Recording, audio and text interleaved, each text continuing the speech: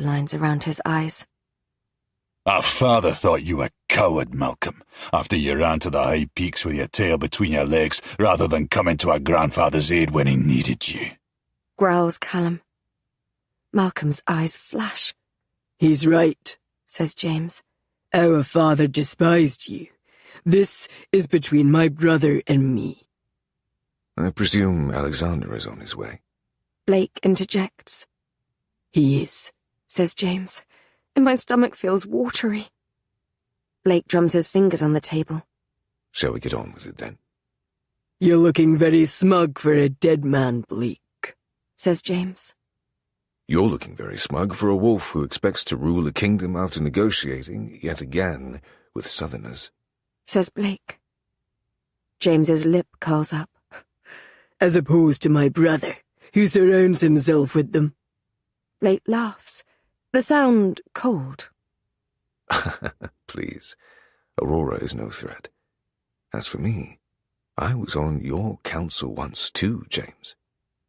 James clenches his fist on the table. And look how that worked out, you untrustworthy bastard. He shakes his head. You're both a threat to this kingdom, and my brother needs to see it. Rory is not a threat, growls Callum. He's right, says Blake. She's not. James, you're getting paranoid, just like your father did before his end. He said some interesting things about you, you know? A muscle feathers in James's jaw, and Malcolm narrows his eyes. If you'd let Callum keep his pet, we'd not be in this mess now, would we? James laughs. The sound gruff and humorless. She's Callum's pet, is she? Whose else would she be? Says Blake. I try to contain my indignation for the sake of self-preservation, but I can't. I'm no one's pet, I blurt. I'm the princess of the bloody Southlands. Duncan presses his blade into my skin, and I tense. Probably not the best idea to remind everyone of that right now. A few men jeer, and Callum growls to silence them. What do you want, James? You're my brother. We grew up together. We hunted in the forests round Highfell and picked flowers for our mother. When I broke my leg, you carried me up Glengallach on your back. You taught me to wield a sword, and I have supported you, loyally, always. I could have challenged you 1,000 times, but I pledged myself to you. His expression hardens. You have insulted me. You have harmed the lass I care about above all others. You hold her now against her will. You knew how I felt about her, and you asked for her hand in marriage anyway. You have dishonoured yourself and brought shame to our family, to our mother. What's more, you're keeping Fee, one of mine, hostage. My honour will not let you walk away from this unscathed. You know that. Aye. James rests his arms on the table. I know at the moment you feel that way. I only wish to show you something before you make any choices that cannot be reversed. Alexander's men will be here within the hour. If you allow me one small demonstration, a demonstration that will cause the lass no harm, I'll let her go, and you can decide whether you want a head start and take her away before Alexander gets here, or whether you leave her with me so I can get Claire, one of our own, back from the borderlands. Callum releases a humorless laugh. Ha! What is it you wish to show me, brother? James runs a hand across his jaw. I want to make a request of Blake. A simple task. If he completes it, you can go. I want you to pay very close attention to his reaction when I ask him this. Blake's eyes glint in the slither of moonlight that creeps through the arched windows, as if he's intrigued. My chest tightens, though, and I feel his pulse of wariness. Callum turns his head, and Blake shrugs, one arm over the back of his chair. Go on, then, says Callum. James turns his attention to the Alpha of Lowfell. You thought you were so fucking clever, didn't you, Blake? You turned Callum, my own blood, against me. You talked me into asking for her hand in marriage. You thought if I knew Callum wanted her, I would want her more. Did you really think that taking something from my brother would please me? He shakes his head. No, I decided I wanted her in spite of that. Do you want to know what it was that actually pushed me into asking her to marry me? I'm sure you're going to tell me, says Blake. It was you, Blake. He huffs a dark laugh. I've never seen you take interest in anyone in the whole time I've known you. Then I hear that you gave a Southlands lass your collar, while Callum was assisting me in battle. Probably one of his games, I thought, until I saw you dance with her on the night of the feast. You couldn't take your eyes off her, could you? I thought, what is it about this lass that has captured the attention of the elusive Blake? And she has caught your attention, hasn't she? I tried to wrench my wrists apart, and the rope chafes. I've had enough of this. It needs to stop. A dimple creases Blake's cheek. She's the daughter of the Southlands king. Fuck off, Blake. That's not why. I had your chambers searched when you left. I found a very interesting book hidden away in there.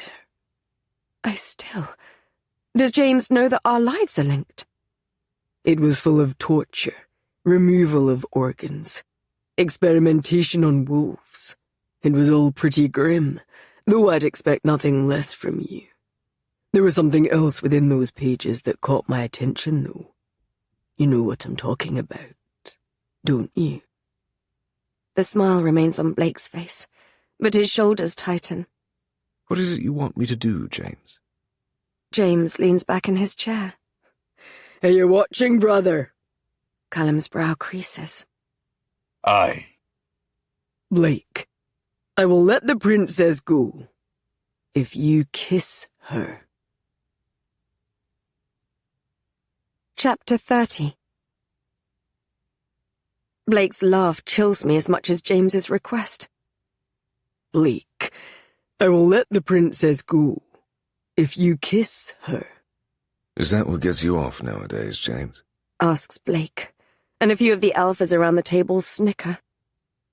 My blood roars in my ears. I can't understand why he's asking Blake to do this. Logically, it's a small ask in exchange for my freedom. That is, if we can trust that James will keep his word. Yet my entire soul protests. I can't quite understand the force of my protest. Blake kissed me before, once, when Callum was dosed with wolfsbane, and he was trying to provoke Callum's wolf. It bothered me then, but it didn't make my soul feel as if it were aflame. Perhaps it's because I know this time how much it will provoke Callum. I know Blake holds an inkling of attraction toward me, even if he pretends he does not. James must be trying to cause a rift between the two alphas, using me to do so, because they make a powerful alliance. Or perhaps my feelings have nothing to do with Blake, and everything to do with James taking away my autonomy. He already forced me to be a wolf, and now he has me tied to a stone column, and expects me to kiss a man against my will. I'm not kissing anyone. I try to pull apart the rope that binds my wrists, and it pinches my skin. Duncan presses the point of his dagger into my chin. Settle down, he says. Everyone stares at me. 8 men, 6 of whom will probably revel in my humiliation. Callum looks like a statue carved of mountain stone. He's pulled back his emotions, the way he does when he's under threat. I can't tell what he's thinking. Well, says James. No. Blake smiles, but his eyes are hard. I'm not kissing Callum's pet. James leans forward. Why not? You're not a strategist, James. If you mean to create a rift between Callum and me, it won't work. You won't kiss the lass, but you were happy enough to mark her and claim her as yours on the night of Oicha Ata. So it seems. James addresses Callum. His reluctance is interesting, isn't it, brother? It's just a kiss. It's not like I'm asking him to fuck her. He knows as well as I do that you'd get over it, given the circumstance. particularly as it will likely save her life. What is it that he does not want us to see, I wonder? James gets up and strolls toward me. The marks I gave him are healing already, and the 3 lines on both of his cheeks look like faint scratches. Duncan pulls away the dagger and steps back. Don't you think she's bonny? James grabs my chin, and his scent of bracken and steel assaults me. He turns my face toward Blake. Blake's jawline tightens. I try to pull away, but James's grip becomes painful. Blake straightens, ever so slightly, in his seat. He doesn't like that, does he, brother? He releases me, and I edge away until my hips bang against the stone column. Chuckling, James strides back to his seat and drops into it. I turn to Callum, sure he's going to challenge James and put a stop to this. There's a crease between his eyebrows, and he stares at Blake. Do as he says. Callum's low growl is barely audible, but it nearly deafens me. My inside's hollow, and darkness fills me. I thought he would protect me. I thought he would save me from this humiliation.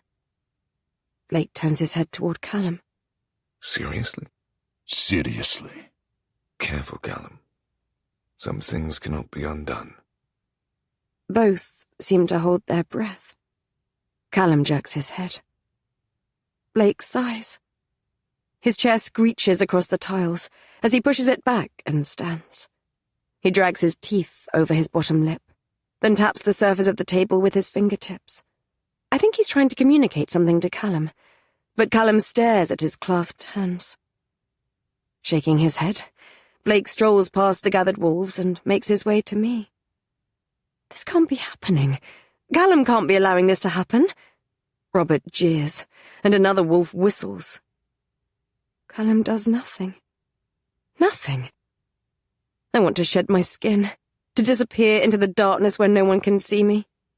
The noise muffles around me as I struggle against my bindings. For a second, I'm back in the Church of Light and Sun, held by the Sisters of the Sun, while the High Priest prowls toward me. Helplessness crashes through me. Like then, no one intervenes. Callum doesn't intervene. Blake's body heat and scent wash over me, and he stands so I can no longer see the men who jeer and laugh. His expression is solemn. Even though he's holding back his emotion from me, I sense his reluctance. I shake my head. Don't! He touches my bicep. He runs his hand down my arm to my wrist, and slides his thumb between my skin and the rope. I hold my breath, because it seems like he's testing how tightly I'm bound. As always with him, I'm unsure if he's going to help me or make things worse. I know he doesn't want to kiss me. He cups my face with both hands, and his touch is gentle yet firm. His mouth is a breath away from mine. I'm sorry about this, Aurora, darling. He brushes his lips against mine. His mouth is hard and unrelenting for a second. Then he softens. His darkness floods me. His pine scent coils around me like a deadly serpent and refuses to let go. His heartbeat thunders in my ears, loud and unsteady. Feelings that are not my own, feelings I cannot decipher, tangle with my fear and my anger, and I cannot breathe. A word rumbles in my head, intangible. The wildness inside me raises its head. My blood howls. My canines ache. Everything aches. I'm nothing but this dark, endless, aching void that needs to be filled. I'm an infinite scream, growing, raging, entombed in stone. I cannot bear it. I part my lips, and he slides his tongue against mine. His grip on my face tightens. I jerk back, and Blake stills. The wolf blazes in his eyes. His pupils are blown, and his iris is flecked with the same molten gold that courses through my veins. Jeers fill the air. Blake takes a deep breath. Movement catches my eye beyond him. Callum's breathing is fast. His nostrils are flared. He wears his emotion for all to see, and the anguish in his eyes is disproportionate to what happened when he could have stopped it. Blake looks over his shoulder. Something seems to pass between the two men, and Callum pulls back his pain. He inclines his head. Callum kicks Kenneth's chair, and Blake grabs Duncan. A second later, Kenneth and Duncan are both on the floor, and Blake holds Duncan's dagger. Blake slices the blade through my bindings, while Callum throws a chair through the air toward James. James dodges aside with a roar. I stagger back as the rope falls onto the ground. Blake hooks an arm around my waist and pulls me flush against him. He moves us both to the other side of the column, to block the sword of one of the men in green kilts. The ring of steel against stone echoes in my ears. Blake pushes me back, twists, and knees the male in the crotch, then slides the blade across his throat. Callum pushes aside another chair, punches Kenneth in the face, and strides toward James. Brother, I challenge you for the wolf throne. Face me now, or... The arched stained glass window on one side of the ballroom shatters. He and James both raise their elbows over their faces to protect themselves from the shards of glass. Blake spins away from another male, his dagger even bloodier, as his victim crumples to the ground. A rock rolls into the middle of the space. Seconds later, men pour into the room from outside. Their shouts fill the space. Glass crunches beneath their boots. They're wearing the star sigil of the Borderlands on their chests. The Alphas draw their swords, turning to greet them in battle. Alexander has clearly sent them to attack, not to negotiate a trade. More of James's wolves spill through the double doors to join the fight. James's eyes find mine. I need the lass! Someone get the lass! He strides in my direction. Callum charges at him, grabs him around his waist, and tackles him. They hit the floor tiles with a thud that rattles the chandelier. Get her out of here! He roars at Blake. Blake grabs my wrist. Time to go, little... He pulls me into his chest and turns us both around as a loud crack reverberates through the ballroom. White-hot pain bursts across my shoulder, and both Blake and I grunt. There's another crack, and I feel it again, slightly lower. My legs buckle. Fuck! Blake hisses into the crook of my neck. He holds me tightly. My pain dissipates, but Blake's breathing is ragged. On the other side of the room, one of Alexander's men holds a musket. Adrenaline crashes through me. Blake has been shot. Twice! The man turns and aims his weapon at another one of the Alphas. I grip Blake's back under his arm and try to keep him upright. Blake, are you... My words catch in my throat. A tall male, packed with muscle, strolls through the space where one of the walls once was. His hair is black and shaved close to his skull. Even though he's human and the wind is cold, he wears only a thin black coat over his breeches, expensive and embroidered. It's at odds with the brutality of his appearance. The moonlight highlights a mad glint in his eye, and the scar that cuts through his eyebrow. Alexander, I breathe. He is even more fearsome now than he was in the finery of the palace. There are no rules here, no etiquette, no one to stop him from taking what he wants. He grins and flashes perfect white teeth as he strides toward us. Hello, love. His voice carries over the chaos. It's been a while. I've been looking for you. Chapter 31. Alexander strides toward us. Blake, we need to go, I whisper. Now! Blake's legs buckle, and we almost fall. He buries his face in my neck and groans. A familiar scent hits me. A scent that reminds me of my mother's bedchambers when I was a child. Herbal and sickly. My skin turns to ice. The bullets were doused in wolfsbane. Men and wolves are fighting all around us.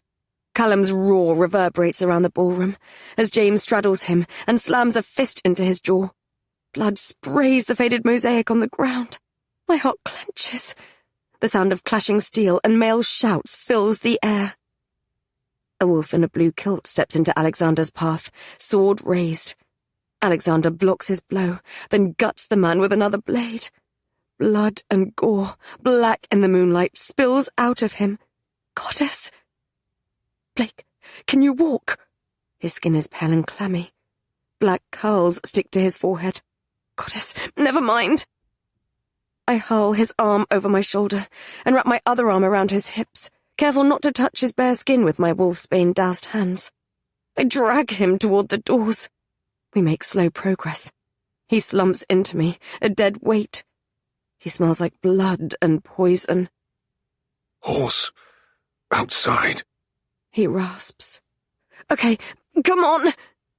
He's heavy, and I'm once again reminded that he's packed with muscle beneath his clothes. He's cold, too cold for a wolf. His shirt is sopping wet, and I try not to think about whether it's with sweat or blood. Behind us, Alexander pushes one of his own men aside. He blocks Kenneth's blow and shoves the red-haired alpha aside. Where are you going, love?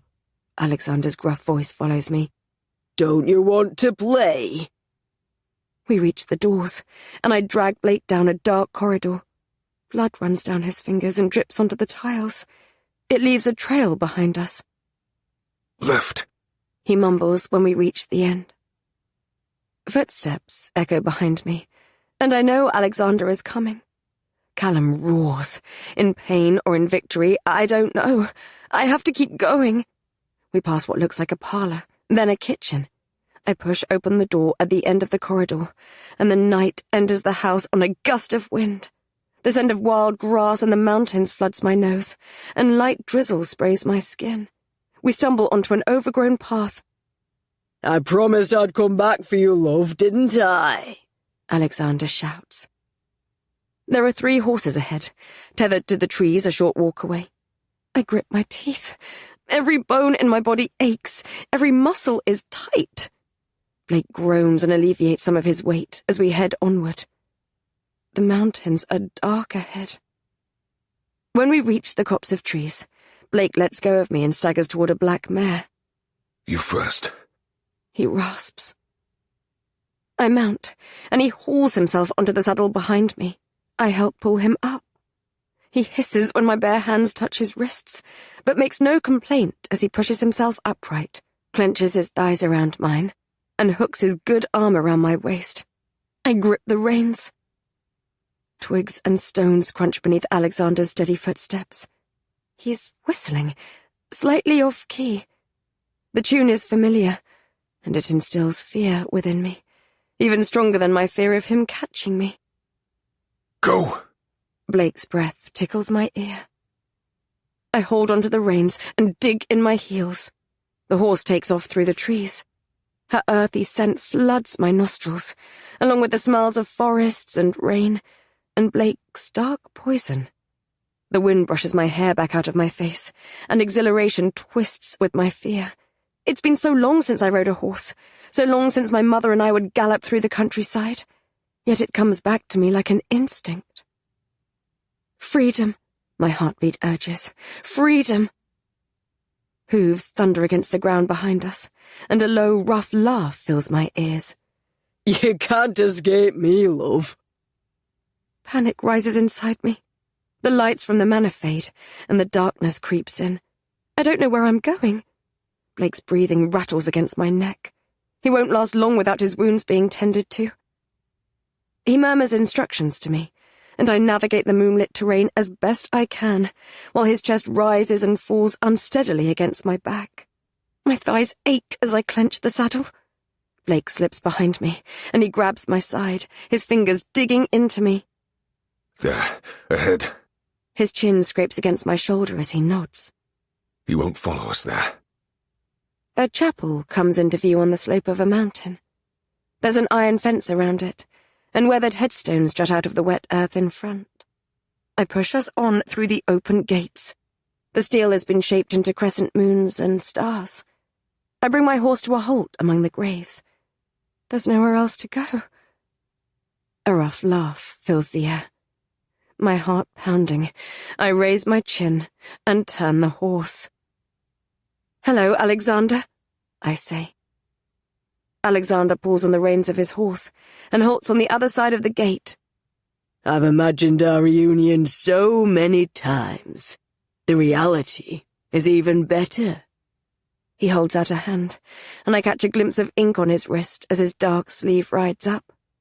Come with me, love. I'll take you home. I shake my head. This is my home now, and if you think you can use me to get my father to pardon you, you're mistaken. Alexander tips back his head and laughs. Your father? Do you think I want the favour of that old fool? No. My plans for you are much sweeter, love. Come to me. I will give you glory. Why don't you come and get her, Alex? Blake's voice is smooth, but he grips my waist tightly beneath my cloak, like he's afraid he's going to fall. Alexander's grin widens. Well, if it isn't the king's favourite pup. I missed you, Blake. I miss the sound of your screams. I dream of them sometimes. Do you dream of me? My eyebrows lift. They know one another. Sometimes, says Blake. Alexander gestures his head at me. We can share her, if you like. Blake laughs. No. Alexander runs his hand over his shaved dark hair, then shrugs. Fine. Another time. Bring her to the Grey Keep, if you want to have some fun. I've got one of our old friends there that I'd like her to meet. Before she fulfills her purpose, of course. He turns his horse and looks over his shoulder at me. I'll be seeing you again very soon, love. In the meantime, I'm sending someone to visit you at Madoc Alley. I've grown very close to him over the past weeks. Make him feel welcome, won't you? He rides away. Blake slumps against me. Chapter 32. I've got one of our old friends there that I'd like her to meet. Before she fulfills her purpose, of course. I shiver. The trees in the churchyard sway in the wind. The graves around us jut from the earth like crooked teeth. It feels as if we are miles from anywhere. Blake grunts behind me. My mind reels with questions about Alexander and his link to Blake. I have to help him first. Do as he says. I push away the memories of Callum's command. Are you conscious? I whisper. He mumbles. His arm is like a block of ice against my torso. If I can't heal him, we're both going to die. I steady my racing heart. I assume you have the antidote in your pack? He grunts, which I take for a yes. Okay. I lead the horse toward the chapel and stop by the arched door. There are more stars and crescent moons carved into the stone around it. This is one of Night's chapels. Blake's arm is heavy as I move it to his side. He slumps as I slide onto the path. My knees buckle, and I put my hand on the side of the horse to right myself. My shoulder brushes Blake's leg. I take a deep breath. Come on, I say. I hold out my hand, but he manages to slide down without my assistance. Dry leaves crunch beneath his boots as he lands. Fuck. I feel like shit. He knocks into my shoulder as he stumbles. He puts a palm on the chapel wall and bends forward. Dark strands of hair cling to his forehead, and his skin is as pale as moonlight. I hurry to the saddle and root around in his pack. I pull out the black case I've seen him use to heal people. I turn back to him. He leans against the chapel wall with a hand clumped over his shoulder. His head is arched back against the stone, exposing his throat. Blood spills between his fingers and pours on the flagstones at his feet. I've never seen him so vulnerable before. I approach him, and he slings his arm over my shoulder. My hand around his waist, I nudge open the door and lead him inside. It closes behind us. Inside, a few rows of pews lead to a stone altar. Above it, a stained glass window depicts a key with crescent moons in the bow. Silver moonlight shines through it and creates a puddle of faint light on the flagstones. The air is thick with must. Wash your hands. Blake nods at a stone font by the entrance. I wash my hands thoroughly in the cold water, while he makes his way down the aisle. I shake off the water, then hurry after him, and hook an arm around his waist as he starts to stumble. Here. I put my hands on his hips, and turn him so he's facing me. I nudge him back against the altar. My knuckles brush against his chest, then torso, as I unfasten his buttons. His chin dips, and I feel his gaze on my face. How did you know where I was? I ask. I have a source, Amada Ali. Magnus? I can't stop my mouth from pinching in disapproval. The corner of his lip lifts slightly. You've been talking to Elsie. I undo the last button, and his shirt hangs open. Pale lines mark his chest, and there's a long curved scar near the sharp V of his right hip. A line of dark hair leads down into his breeches. Whenever you're done admiring me, Mumbles Blake. I fight my flush as I help him slide his good arm out of his sleeve. I peel the blood-soaked fabric off his injured shoulder, then drop it onto the altar. He peers down at the 2 holes in his upper arm, both pumping out hot blood. exit wounds. The bullets aren't inside me, at least. There's a tourniquet and syringe with the antidote in it in my pack, he says, and I nod. I shuffle past him and unfasten his case. It folds out, and there are a range of scalpels, small vials, and a syringe arranged on one side. A leather strap, a roll of gauze, and a needle and thread are stored in the other. I pull out the strap, the gauze, and the syringe. It's filled with transparent liquid. Good, He says. Find a vein. He offers me his good arm. I wrap the strip of fabric around his bicep and try not to think about how hard it is as my fingers brush against the muscle. As I tighten the tourniquet, veins bulge down the length of his forearm. I grab the syringe and slide the needle into one of them. I push the plunger, and Blake makes a low noise and tips back his head as the antidote enters his system. I pull it out and place it on the altar beside him. There, I say, I'll bandage. A low, feral growl vibrates in his chest. It echoes around the darkness and stirs the shadows. His face transforms and becomes cold. The wolf blazes in his eyes. My left arm drops, useless, to my side. White, hot, phantom pain spreads from my shoulder, and I feel blood that is not there pumping out of invisible wounds. A soft breath escapes my lips. As he loses his grip on the bond, his senses flood me. His emotions no longer make sense. They're pure animal. A word vibrates along the thread between us like a growl. Hunt. I stagger back. It's the antidote that is working, provoking his wolf, but I hadn't expected him to react like this. Callum didn't when he took the antidote. I feel as if I'm facing a wounded animal, not a man. Blake, don't. He clenches one of his fists, and his knuckles whiten. He closes his eyes. When he opens them again, the wolf is stronger than ever. A slow, feral grin spreads across his lips. Run. Adrenaline surges through me. No!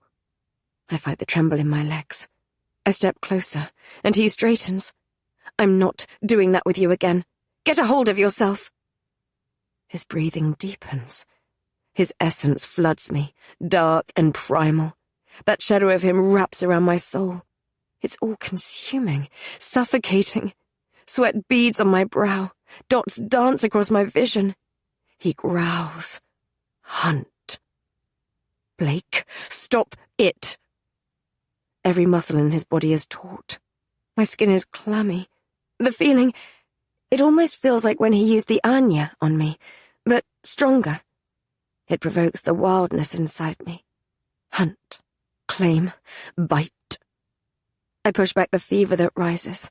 I stand on tiptoes and grab his face with both hands. He snarls, and his breath mingles with mine. Hunt. Get a hold of yourself. A scream builds inside me. I need to be free. I feel like the moment before a storm breaks. I shove him through the bond. I can't explain how I do it, but I take that shadowy part of him and push it back. His eyes flicker. The shadow inside me loosens its grip. A crease forms between his eyebrows. I feel his emotions start to settle. A low, rough noise escapes him as he turns away from me. He bites his arm. "Blake, what are you—" His relief crashes through me with such ferocity that I barely notice the sensation of teeth sinking into my flesh. He releases a soft moan that courses through me. Wolves like to bite, Callum had told me. He takes a couple of deep breaths. He raises his head. His own blood stains his lips. He blinks, and his eyes shift back to normal. We're both breathing hard. He glances at the open case on the altar. He nods at the roll of gauze. Would you mind? His voice is rougher than usual. Shaken, I head to the case and take the roll of gauze. I stand on my tiptoes and brush the tops of his shoulders. I won't be able to do it properly unless you kneel down. You're too tall. Slowly, he lowers himself to his knees, covered in blood, and breathing hard in front of the altar. He looks like a fallen god begging for repentance. I touch one of his shoulders and feel his muscle knotted beneath. I wind the fabric around his upper arm and shoulder. A heavy, smothering silence falls upon us. It's weighted, uncomfortable. His breathing is still fast. Blood spreads across the gauze, though it's already slowing. It's as black as ink in the darkness. Finally, I tuck in the end of the gauze. Done. Thank you. He clears his throat, then stands. The door bursts open. Blake's hand moves to his stolen dagger, and I spin around. Duncan stands in the doorway, breathless. His cheeks are flushed, and his shirt is stained with blood. "I've come with a message from the king."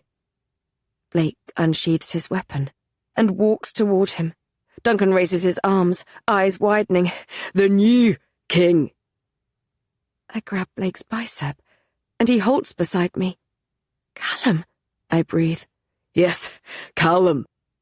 He looks between Blake and me warily. "Callum is king. He is on his way to Madoc Ali to join Lachlan and his army. He says you're to come, immediately." Chapter 33. Duncan stands in the doorway. The wind blows his blue kilt against his thighs, and the night spills onto the flagstones before him. His shirt is bloody, and some of his blonde hair has escaped its knot. There's a bruise forming over his eye, and I wonder if Blake gave it to him, or one of Alexander's men. Callum is king. Relief bursts in my chest, but it's quickly stifled. Duncan was my prison warden when I was kept in a cell. He held a blade to my throat. He could be lying. It's hard to believe Callum would send Duncan to find me, rather than come and get me himself. "Do as he says." I push back Callum's voice, and the feelings those words provoke. Beside me, Blake's hand is curled around the hilt of his dagger. His arm is pressed against mine. He's still shirtless. His skin is pale and clammy, and we're both covered in blood. Duncan looks between us warily. "I'm not lying," he says. "Callum sent me." The Borderlands men. Asks Blake. "They rode away after Alexander left." Blake uncurls his fingers from his weapon. We'll meet you outside. Duncan nods, then heads out of the chapel. The door swings shut behind him. When I take a deep breath, the scent of blood fills my lungs and reminds me that Blake's not yet at full health. He might be lying, I say. He's not. Says Blake. Or at least I don't think he is. Why didn't Callum come after me himself? He sighs heavily. Because you're with me. My eyebrows knit together, because this seems to exasperate him. He runs his good hand over the back of his neck. Or perhaps this is a trap, little rabbit. Shall we find out? Blake grabs his bloody shirt. He struggles to slip it on, and I help him fasten up the buttons. We walk down the aisle and head outside. Duncan is already on his horse by the chapel gates. The mountains loom behind him. Blake walks to the horse we rode here on and pats her on the side. I halt and stiffen.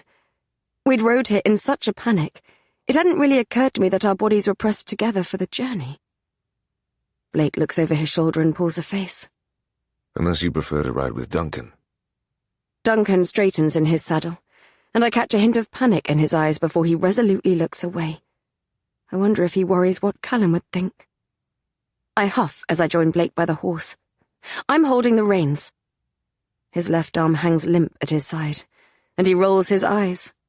Obviously. When I'm seated in the saddle, Blake hauls himself up behind me. His chest presses against my back, and every muscle in my body tightens. He grabs the saddle, rather than curling his arms around my waist. It satisfies me that, no longer on the brink of death, he's uncomfortable with this too. Duncan rides through the gates. Still marginally concerned about where he might be leading us, I grip the reins and follow him. The trees rustle around us as we trot down a dark mountain pass. The peaks are hidden by darkness.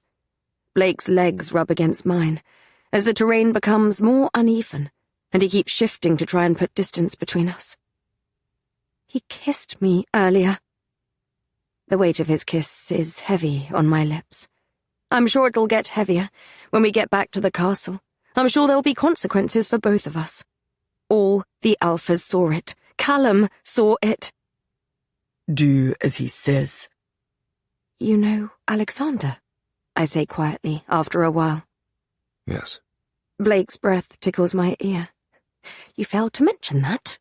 I didn't realize I had to inform you of all my acquaintances. The horse stumbles on a rock, and his chest bumps into my back. I can provide you with a list if you wish. Don't be obtuse. You knew Alexander was coming after me, and you knew our history. It was pertinent information you should have shared. Why? You seem to think we are enemies. And you told me we were friends. How do you know him? Blake's sighs warm against my cheek. I was imprisoned a while back. I met him during my time of captivity. Why were you imprisoned? For being a wolf. My retort for how it was good he got some form of comeuppance for his behavior dies in my throat. Oh, sorry. There's running water by our side, though it's too dark to determine if it's a brook or a river. The sound is peaceful. How did you know Alexander wouldn't follow us into the chapel? Did you see the mark on his wrist? I glimpsed a tattoo in the same spot as Elsie's, and I guessed at the symbol that might be inked there. He worships night, doesn't he? We were in one of Night's chapels. Why would he fear it? It's said that places of worship bring us closer to the gods and goddesses. Alexander isn't a true supporter. He tried to trick the god of night into giving him power, or so I heard. Now he fears retribution. He wouldn't dare set foot in a place like that. What do you think he wants with me? He shakes his head. Let us hope we don't find out. Dawn approaches when we reach the hill overlooking Madoc Alley. Birdsong fills the sky as it lightens over the castle. An angular building made of dark stone. An army of about 300 surrounds the outer walls, and their kilts and sashes add a burst of yellow to the shadow-painted landscape. Morning mist coats the loch behind them. Lachlan's army. I can't determine where the Alpha is himself, but I'm surprised and delighted to see that there are women warriors on horseback among the men. Did Callum and Lachlan free Alexander's prisoner? I ask. Yes, Says Blake. although, based on what Alexander said to us, I'm starting to wonder if it's a trap. It seemed a little too easy. He said he was sending someone to us. Exactly. He shifts back on the saddle. They're not going to bite, Duncan. Let's go. Duncan throws Blake an unpleasant look, then digs his heels into the horse. We should go too, little rabbit. I'm sure Callum is overreacting because you're not there yet. Do as he says. I push Callum's voice out of my mind. I lead the horse down the grassy hill. We make our way back to Castle Madoc Alley. The castle courtyard is full of noise when we ride through the gates. Morning mist coats the cobblestones. There must be 30 or so wolves congregated in small groups, and the conversation is agitated. Some carry dead game, or buckets filled with chicken feed. Others have halted with bundles of hay in their arms. I catch Mrs. MacDonald, the formidable cook, gossiping with Kaylee, the kitchen maid, by the water pump, both rosy-cheeked and wide-eyed. People look out of the narrow windows looking onto the yard. 3 women wearing blue tartan dresses swarm Duncan's horse to ask him for news. Isla, the woman from Highfell who was hostile to me, and clearly had feelings for Callum, flicks her mousy brown hair over her shoulder. She whispers something behind her hand to her friend. I catch snippets of their conversations. Among the chatter, a phrase is repeated. Callum is king. Some wolves sound curious, others hostile. Yet relief floods me that this is not a trap. Callum is here, and he won. As we head further into the courtyard, the wolves around us quieten. I'm reminded of the morning I first arrived here in the Northlands with Callum. People had been wary of the human woman with wild red hair, dressed in nothing but a nightgown, who rode on a horse with the Alpha of Highfell. I was frightened then. I'm not now, even if it's even tenser. People stop what they're doing and straighten. A woman pulls a freckled boy behind her. A couple of the men put their hands on their swords. Wolves have always feared Blake, but their fear seems to extend to me, too. I'm not sure what they're most wary about. My wild appearance, having been held prisoner by James, Blake's equal dishevelment and his blood-stained clothing, or our affiliation with their new king. Perhaps it's because we're both Southerners, or perhaps they heard what happened at the manor house. James forced Blake to kiss me. Do as he says. Blake pays the onlookers no heed. When I bring the horse to a halt, he presses against me as he slides his leg over the horse, then dismounts. He looks significantly better than he did when we set off a couple of hours ago. Some of the colour has come back to his cheeks, and though his dark hair is messy, it no longer sticks to his skin. He could pass for his usual self. Are you coming? His eyes glint in the grey light. I slide off the horse and land close enough to him that his body heat sears into me. Ahead, Duncan strolls through the oak doors of the castle. Blake snaps his fingers. Kaylee, can you take Nell to the stables, please? Across the courtyard, Kaylee's face pales. When I worked with her in the kitchens, she seemed terrified of Blake. She looks as if she's contemplating bolting, but Mrs. MacDonald gives her a shove. The two approach, and, her hand trembling slightly, Kaylee takes the reins of the horse and leads it away. Well, if it isn't Her Royal Highness here to grace us with her presence once more, should I curtsy? Mrs. MacDonald's greying hair is frizzy around her flushed face, and her apron is dirty. She was probably preparing breakfast when Lachlan's army arrived. No wonder you were so terrible at cooking. I offer her an appeasing smile. Despite her hostility, I always liked the way she spoke to me, as if I was no different to anyone else. It's nice to see you again, Mrs. MacDonald. I nod at the archway that Kaylee walked Blake's horse through. The stables are in that direction, and it was someone different who came to greet us when Callum and I arrived. Is Fiona? The lass is fine. I'm sure she's on the warpath currently, but she's unharmed. I made sure she was fed. Callum freed her as soon as he arrived. He was in an awful mood. You might be able to settle him. She shakes her head. 2 brothers, fighting over what their father worked so hard to achieve. It's a shame. The matters of the heart are rarely simple. She looks Blake up and down and clucks her tongue. As for you, I see you've been getting yourself into trouble again. She licks her thumb, leans forward and wipes a smudge of blood from his cheek. He stiffens slightly, but makes no remark. You're needed in the infirmary. Callum's waiting for you. My heart plummets. Is he hurt? He's seen better days, but he's fine. It's the prisoner that needs attention. Kai, the prisoner Lachlan and Callum freed. who Blake thinks was sent to us as part of a trap by Alexander. Blake's jaw locks, but he nods. "Come find me when you've seen to him," she says. "I'll make you that soup you like."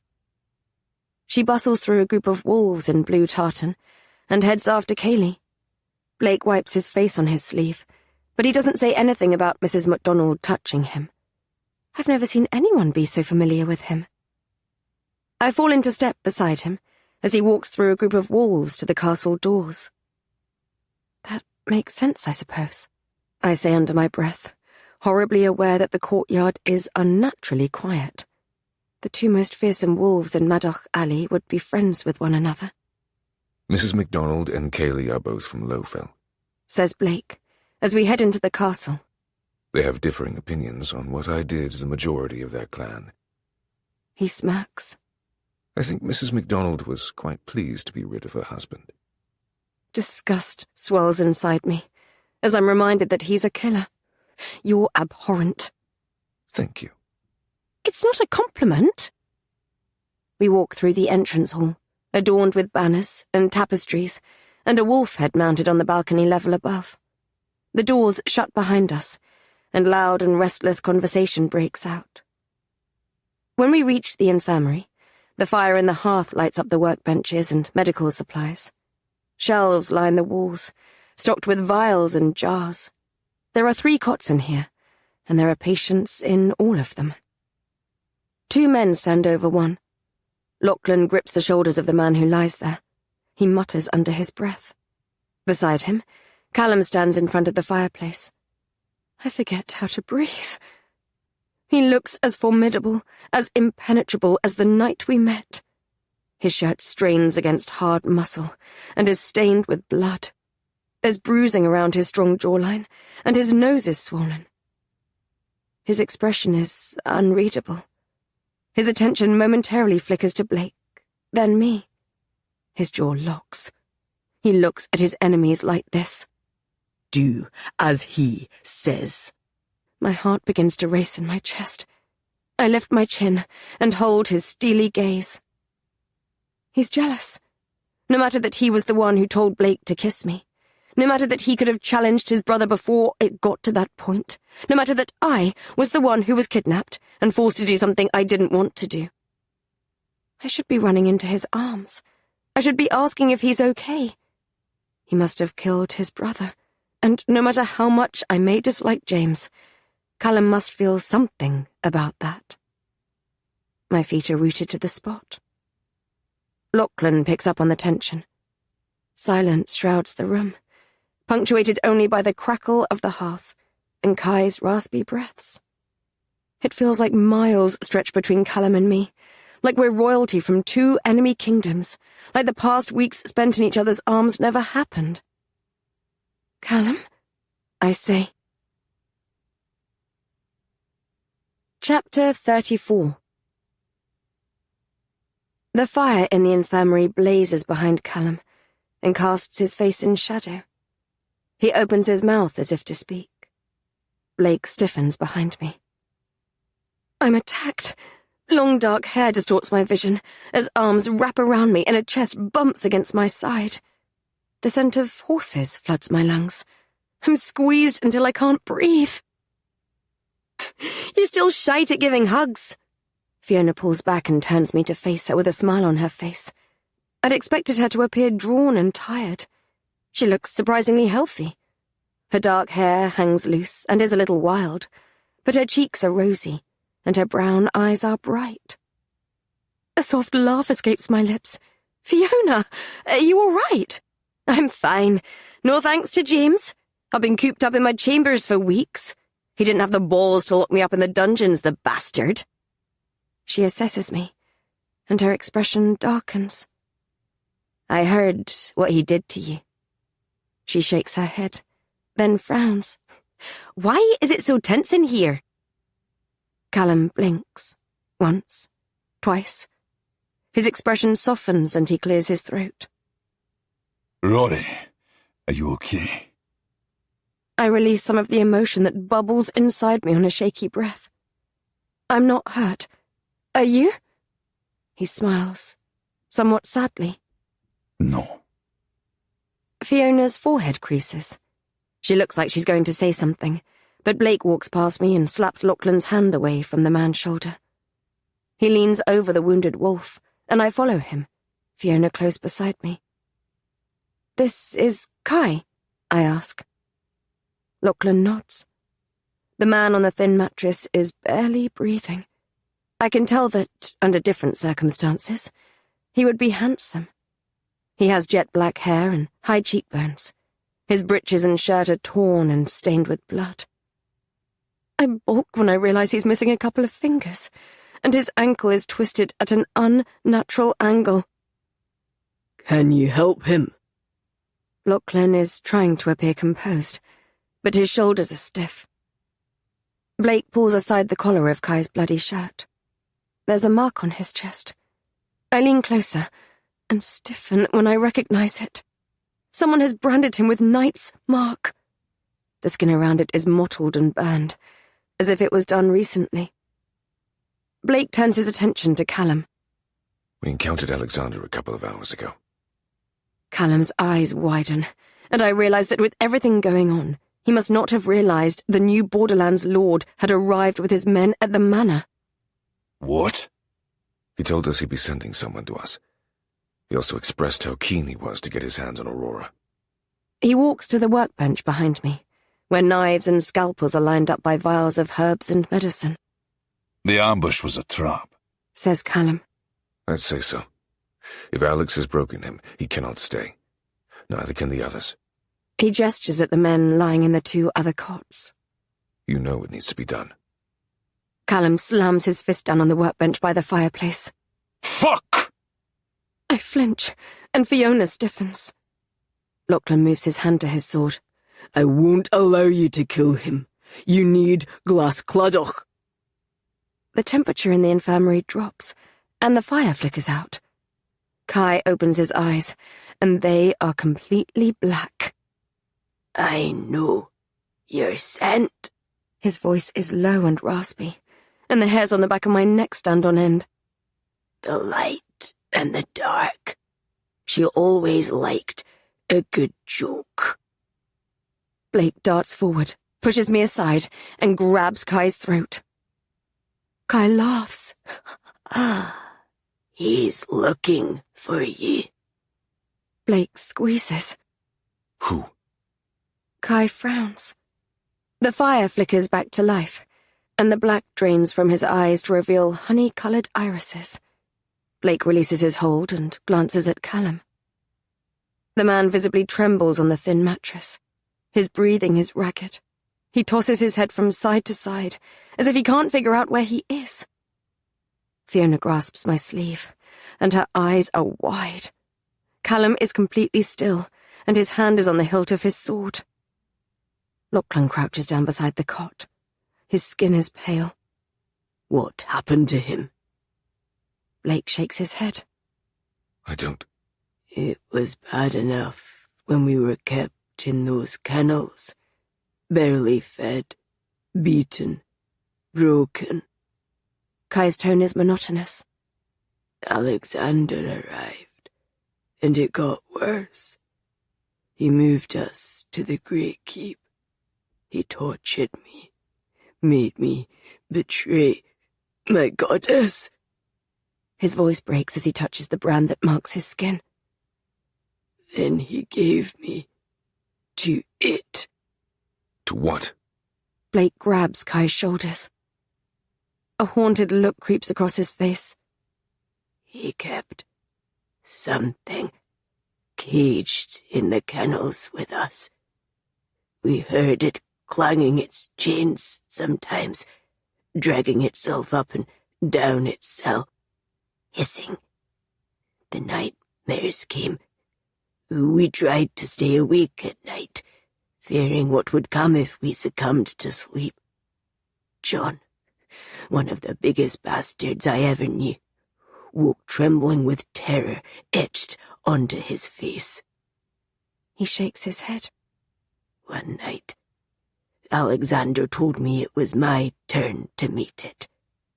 He threw me to it. He shakes his head. All I remember is darkness, so thick I lost all of my senses. I wondered if I was dead, if this was what the afterlife was for those who had turned away from the moonlight. There was movement above me, and I saw deep obsidian eyes coming toward me. Then nothing. It's the last thing I remember. Blake leans closer. Do you know what it was? The other prisoners called it the Dark Beast. There were rumors it was one of Knight's prisoners, escaped from his prison. Alexander said he was breaking it in for when his special guest arrived. Callum's brow creases. His special guest? He sent me here with a message. The Wolf King is to prepare for a battle, the likes of which the North has never seen. Remorse flickers across his face. Or he can send him a gift, and Alexander will call off the attack. Nausea rolls inside me, because I think I already know the answer to my question. What gift? Kai's honey-coloured eyes meet mine. You. Chapter 35. A thick silence fills the infirmary. This conversation doesn't leave this room, Says Callum. Blake. Blake nods. Lachlan's eyes widen, and he starts to rise, hand on the hilt of his weapon. Callum curls his arm around Lachlan's neck and pulls him back. I breathe in sharply as Blake grabs something from the workbench and plunges it into Kai's neck. Lachlan roars, face red, as he thrashes against Callum. Relax, Says Blake. Kai's eyes shut, and his body softens. Blake pulls out the needle. It's a sedative. I'll need to interrogate him later. Callum releases Lachlan, then walks past Fiona and me as if he doesn't see the wolf that blazes in Lachlan's eyes. A word, please, Princess. I exchange a worried smile with Fiona, then head after him, my heart beating fast. Callum's pace is brisk as he strides through the castle. I half run to keep up with him. We pass armed soldiers wearing Lachlan's colours stationed in the corridors. Raised voices come from the great hall. Tension crackles between us. I presume Callum is leading us to his old bedchambers so we can talk in private, but he turns in the opposite direction. I walk with him down a long corridor with narrow windows that let in the morning light. He opens a door at the end, and we enter a vast room. A bed with ornate carved posts, red velvet curtains, and a pile of furs on the quilt dominates the space. There are paintings and weapons mounted all over the walls, and the red tartan banner of Highfell hangs above the bed. It's cold because there's no fire in the hearth, and the scent of bracken and steel hangs in the air. James's bedchambers, I say softly. Callum swallows. Aye. He scans the room, then strides toward the desk by one of 3 narrow windows, and swipes something off the surface. His back muscles clench beneath the fabric of his shirt. Then he exhales. It's not the heart of the moon. He turns. There's a round white stone in his fist, the stone Sebastian gave James in exchange for me. I was sure it wouldn't be. He would have used it against me if it was. Yet I held a small shred of hope. You're sure? The heart of the moon is an ancient relic, torn from the chest of our sacred goddess. I'd feel something if I encountered it, if I touched it. It would awaken my wolf. I'd feel it press against my skin. He tosses it onto the bed. I feel nothing from this. I offer him a sad smile. I told you he would not trade it for me. Aye, you did. Foolish man. The silence stretches between us. Even across the room, I can smell him. Blood and sweat mingles with his mountain scent. He straightens and clenches his jaw, and my mouth dries. The way he's looking at me. I had almost forgotten how formidable this man, this alpha, no, this king could look. Even my father would cower before him. He's obviously angry, upset by what happened with Blake, even though he was the one who let it happen. I'm angry too. Yet I want his comfort, and I want to comfort him. He just killed his brother, who, up until recently, he served as second in command. He must have complicated feelings about it. I take a tentative step forward. Callum? I'm not sure if it's the uncertainty in my tone, the weakness, but his darkness shatters. He crosses the space between us and falls to his knees before me with a heavy thud. He wraps his arms around my waist and presses his forehead against my stomach, and relief bursts through me. He's still my Callum. His grip is almost too tight, and I want him to hold me tighter. I curl my hands around the back of his head, while he mumbles something against my dress in a language I don't know. Yalla, princess. There's a watery film over his eyes. The blood from his nose adds to Blake's blood already staining my dress. I'm so sorry. I'm so fucking sorry. I should have been there. I should have gotten to you sooner. Do as he says. I blink. I thought you were angry with me. He drags his teeth over his swollen bottom lip. I'm angry. I'm furious. I'm jealous. I want to rip Blake's fucking throat out. And if you were not connected to him as you are, I'd have done it already. And I'm relieved. I'm so relieved that I feel like I'm floating out of my body. I'm so fucking happy to see you, to touch you, to know you're all right. Something hardens inside me, and I force myself to look past the unfairness of his wrath. I brush my fingertips along the back of his neck, and he trembles. How are you feeling about James? I think about my own brother. I despise him, yet I can't imagine how it must feel to take his life. I know that your relationship with him was difficult, but you're allowed to grieve. He's not dead. What? I thought you won the challenge. His shoulders harden, as if I've hit a nerve.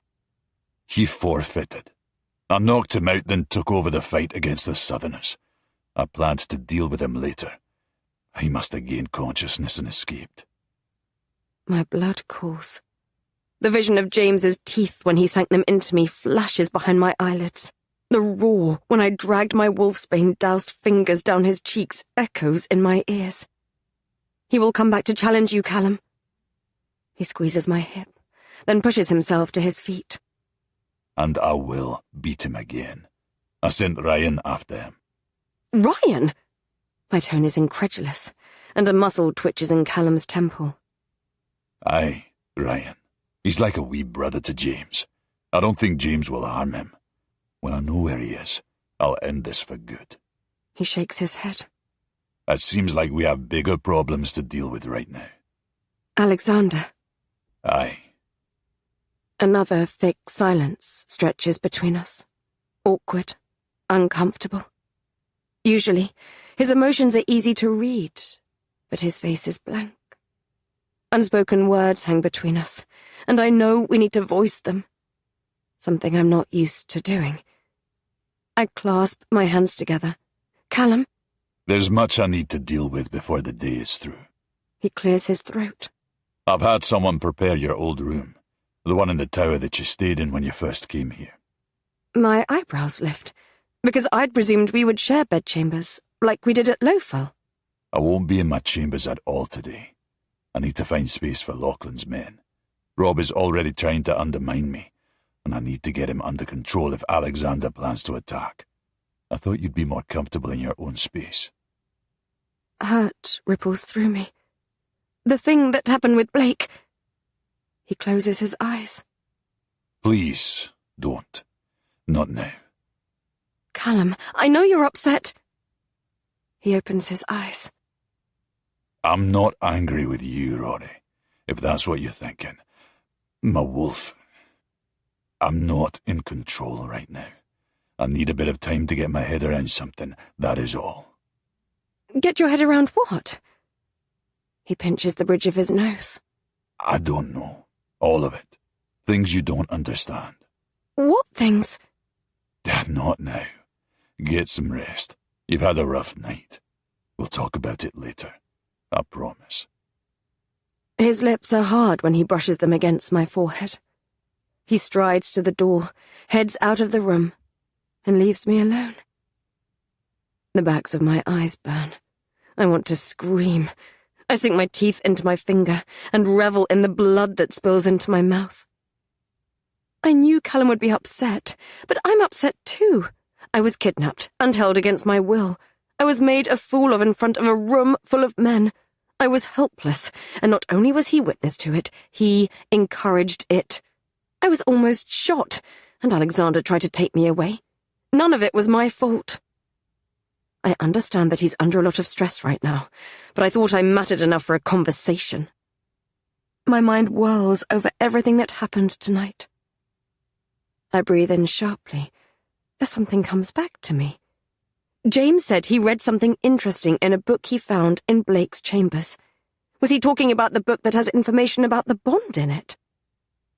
The bond complicates everything. Now Callum has taken the throne. It won't be long before he uses it against us. Everyone is distracted. Blake is in the infirmary. Even though I'm exhausted, I don't think I'll find a better time to take the book. I want to find out exactly what this connection is between us, so I can break it. Chapter 36. I hurry past the stairwell on my way to Blake's bedchambers. Downstairs, people are shouting and hurling insults at one another, but it's quiet up here. I pass Callum's chambers and make my way further along the corridor to Blake's room. This is my best chance at finding the book that should give me some answers. I push open the door. The room has been torn apart. Ripped black curtains hang in shreds off the posts of the bed, and the armchair by the window is turned on its side. The books have been swept off the shelves and are scattered across the floor. Shards of glass glint on the surface of the desk, and the scent of whiskey hangs in the air. It mingles with the smell of bracken and the mountains. James's scent, I think. Blake faces the window and is arranging the littered parchment on his desk. He's wearing a fresh white shirt and breeches. He must have come here to change. My pulse quickens. Can I help you, little rabbit? His tone is like silk. He turns. The fire in the hearth casts soft light onto his face. When he leans back against the desk and supports himself with both hands, I realize he must be mostly healed. He is no longer the wounded animal I helped in the chapel. I came to check that you were all right, I say. My gaze snags on a book that sits on the desk. It's the only tome that is not on the floor, and the way Blake leans, it seems as if he's trying to block it from view. I lock a cage around my emotions, so he can't feel the anticipation that buzzes beneath my skin. Blake smiles. I'm well now, thank you. He cocks his head. Are you? You feel nervous? I step into his room, and the door clicks shut behind me. It has been a long night, that's all. It has. Are your wounds healing? Well enough. He steps closer to the tome on the desk and brushes the smashed bottom of a bottle aside with a movement. Let me check. I step closer. So concerned for my well-being, little rabbit. Your well-being is my well-being. A dimple punctures his cheek. True. He unfastens the top buttons of his shirt and slides the material off his shoulder. I walk toward him. The book is so close. I could almost reach out and grab it. It's blue, and I have the strangest feeling I've seen it before. Turn around, I say. His dark eyelashes fan against his cheeks. He turns. My heart is in my throat. The muscles in Blake's back tense. I lurch toward the book. Blake reaches for it at the same time, grabs it, and turns. He holds it before me. Looking for something, little... I slam my right hand down on the broken bottle. I cry out as shards of glass sink into my skin, and blood pumps from the wound. Blake makes a soft sound as he feels it, and the book slips out of his grip. It thumps onto the floor, and I grab it. I half stumble, half run to the door. Blake grabs my wrist and tugs me back. I wrench away from him and clutch the book to my chest. My entire body stiffens. A snarl vibrates in my chest. Mine. This is mine. Blake laughs, and I want to bite him. I'm going to bite him. It's all I can think about. My teeth ache. Everything aches. Settle down, little wolf. I'm not going to take it from you. He lets me feel him. The shadows that coil around my soul feel soft, non-threatening. I taste moonlit forests and hear ducks in a river. The wild thing inside me settles, and I breathe out slowly. My cheeks heat. Wolves guard things that are of high value to them. He inclines his head at the book. Keep it. I don't need it anymore. I sense no threat from him. Perhaps this is the wrong book. Perhaps this is another of his games. I relax slightly, and pain flares in my hand. I'm bleeding onto the cover of the book. Blake pulls his shirt back over his shoulder. He drags out the wooden chair that's tucked beneath the desk and pats it. Sit. When I stand there, breathing hard, my grip tight on the book, he arches his eyebrows. You're hurt. Sit down. I'm fine. You're in enemy territory, surrounded by wolves who will not hesitate to kill you or hand you over to Alexander, and I'm the best healer in the Northlands. Sit down. I eye him warily. I'm not going to hurt you. I'm not going to take the book. Come on. I let out a shaky breath. I put the book on his bed, far enough away from him that he can't snatch it from my grip.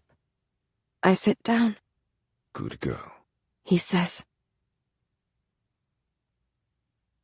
Chapter 37. I lift my hand. Hot blood pours down my wrist. There are shards of glass protruding from my palm. From the ease in which Blake gave the book to me, I'm starting to think my means of acquiring it were unnecessary. Beside me, Blake pulls a leather pack from one of his drawers and unfolds it on the surface of the desk.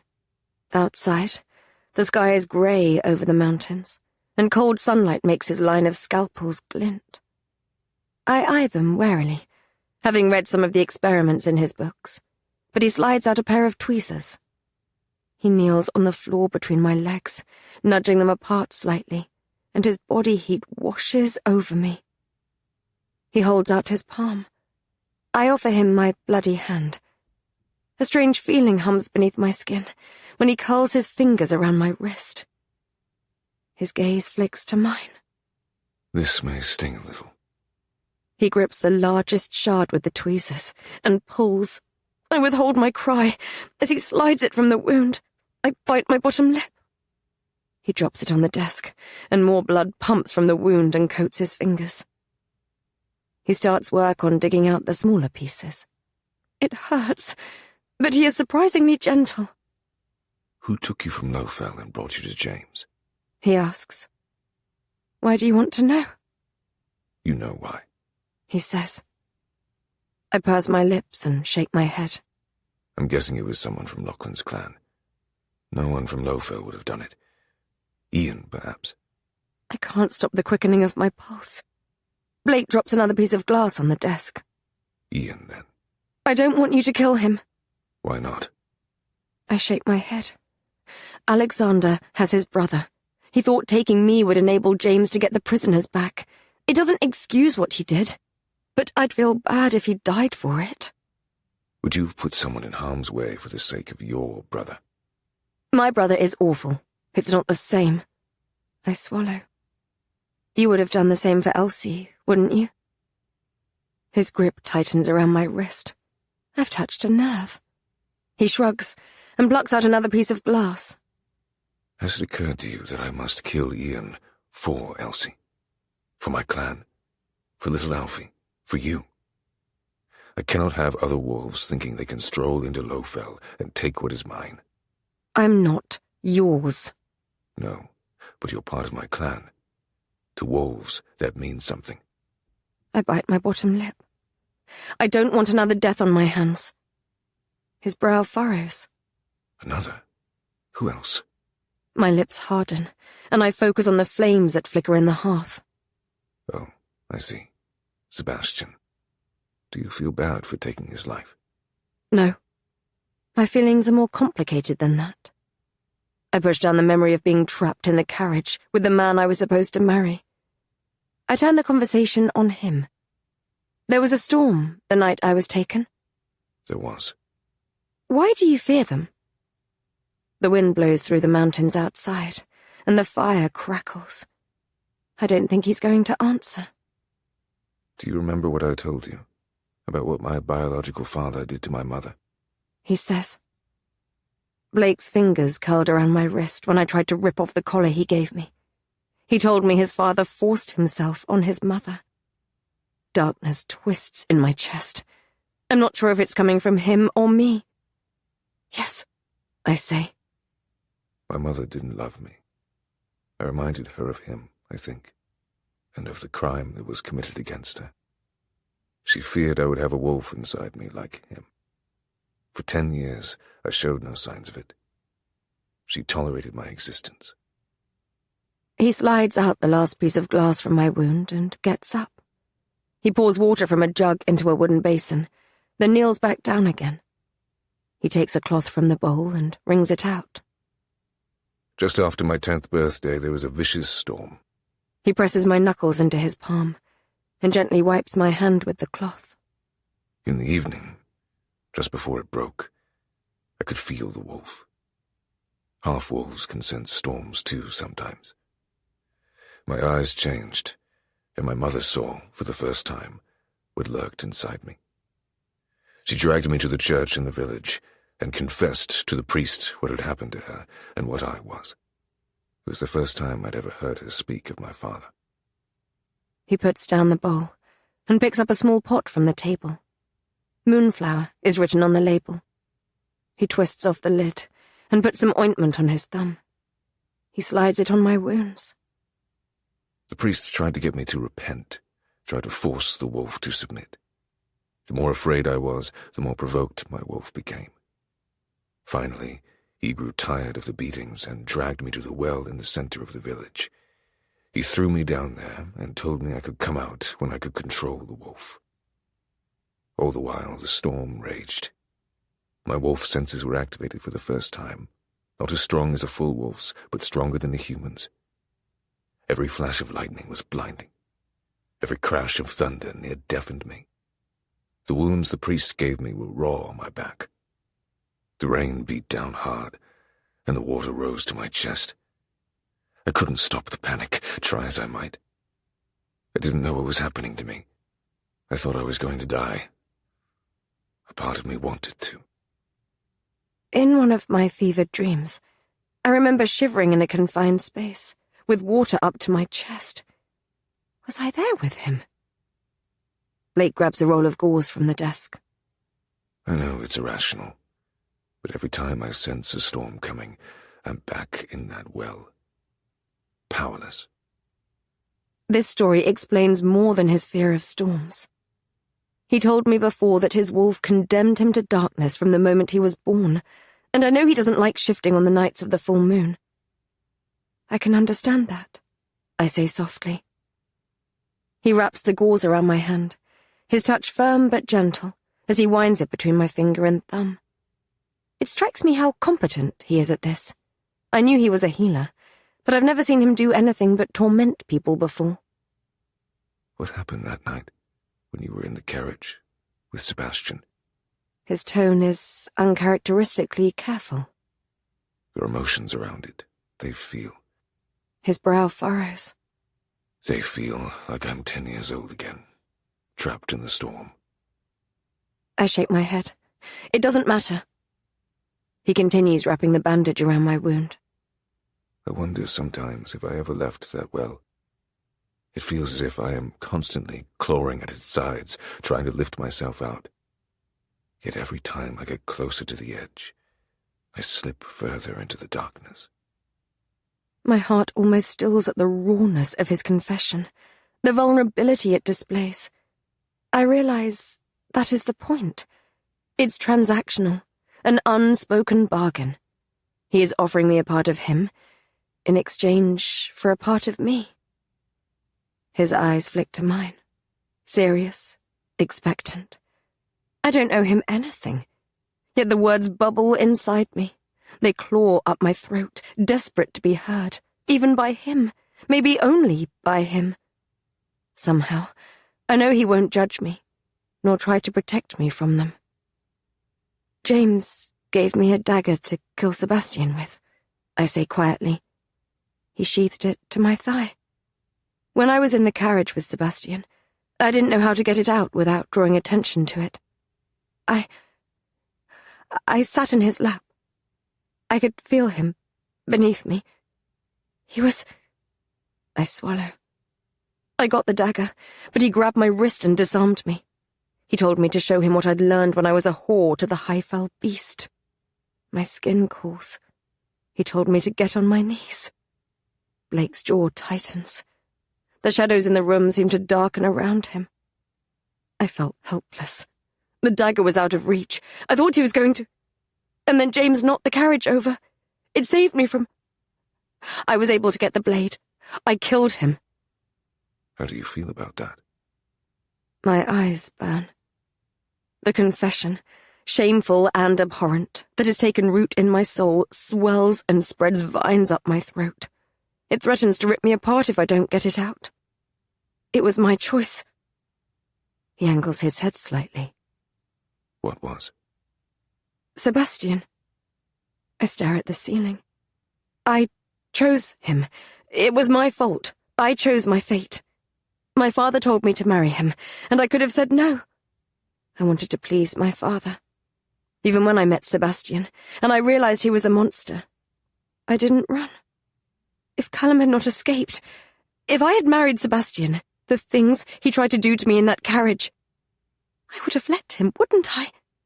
I would have pretended it was my choice, because he was my husband, and I would have let him. Blake's expression is unreadable. Coercion and consent are not the same thing, and you do not deserve to be treated cruelly, regardless of what choices you make. I'm embarrassed when a watery film creeps over my eyes. I've not let anyone see me cry since my mother's funeral, and I was scolded for it. I blink it back. I was helpless, I say. I hate myself for it.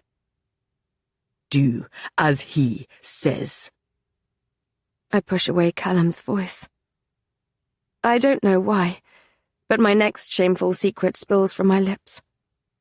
I've started to hate my mother too, because she was helpless as well. How did she not know she was being poisoned? Why did she not try to escape? Blake tucks in the end of the gauze. Wolves guard things that are high value to them. You think she was trying to protect me? Perhaps. I pull my wrist back and study my bandaged palm. It doesn't matter now. It's all in the past. I'm tired, I think. I'm not sure why I said all that. I force a smile. Ignore me. No. Amid the darkness, a spark flickers. What do you mean? I cannot ignore you. Those that taught you to act small were fools. You don't need to do that with me. I let out a bitter laugh. We are not friends, Blake. You made sure of that when you linked our lives and decided you would plot to kill Callum. No. We're enemies, aren't we? His gold-flecked eyes glint in the firelight. And one day we will face one another as such. When the time comes, I want all of you. I want you to throw everything you have at me. I want a glorious defeat. A glorious defeat? I shake my head, because I know he's mocking me. You're one to speak, Blake. What do you mean? You say I act small, but what of you? You told me once that you were always pretending. You're hiding something. When the time comes, little rabbit, I will give you everything I have.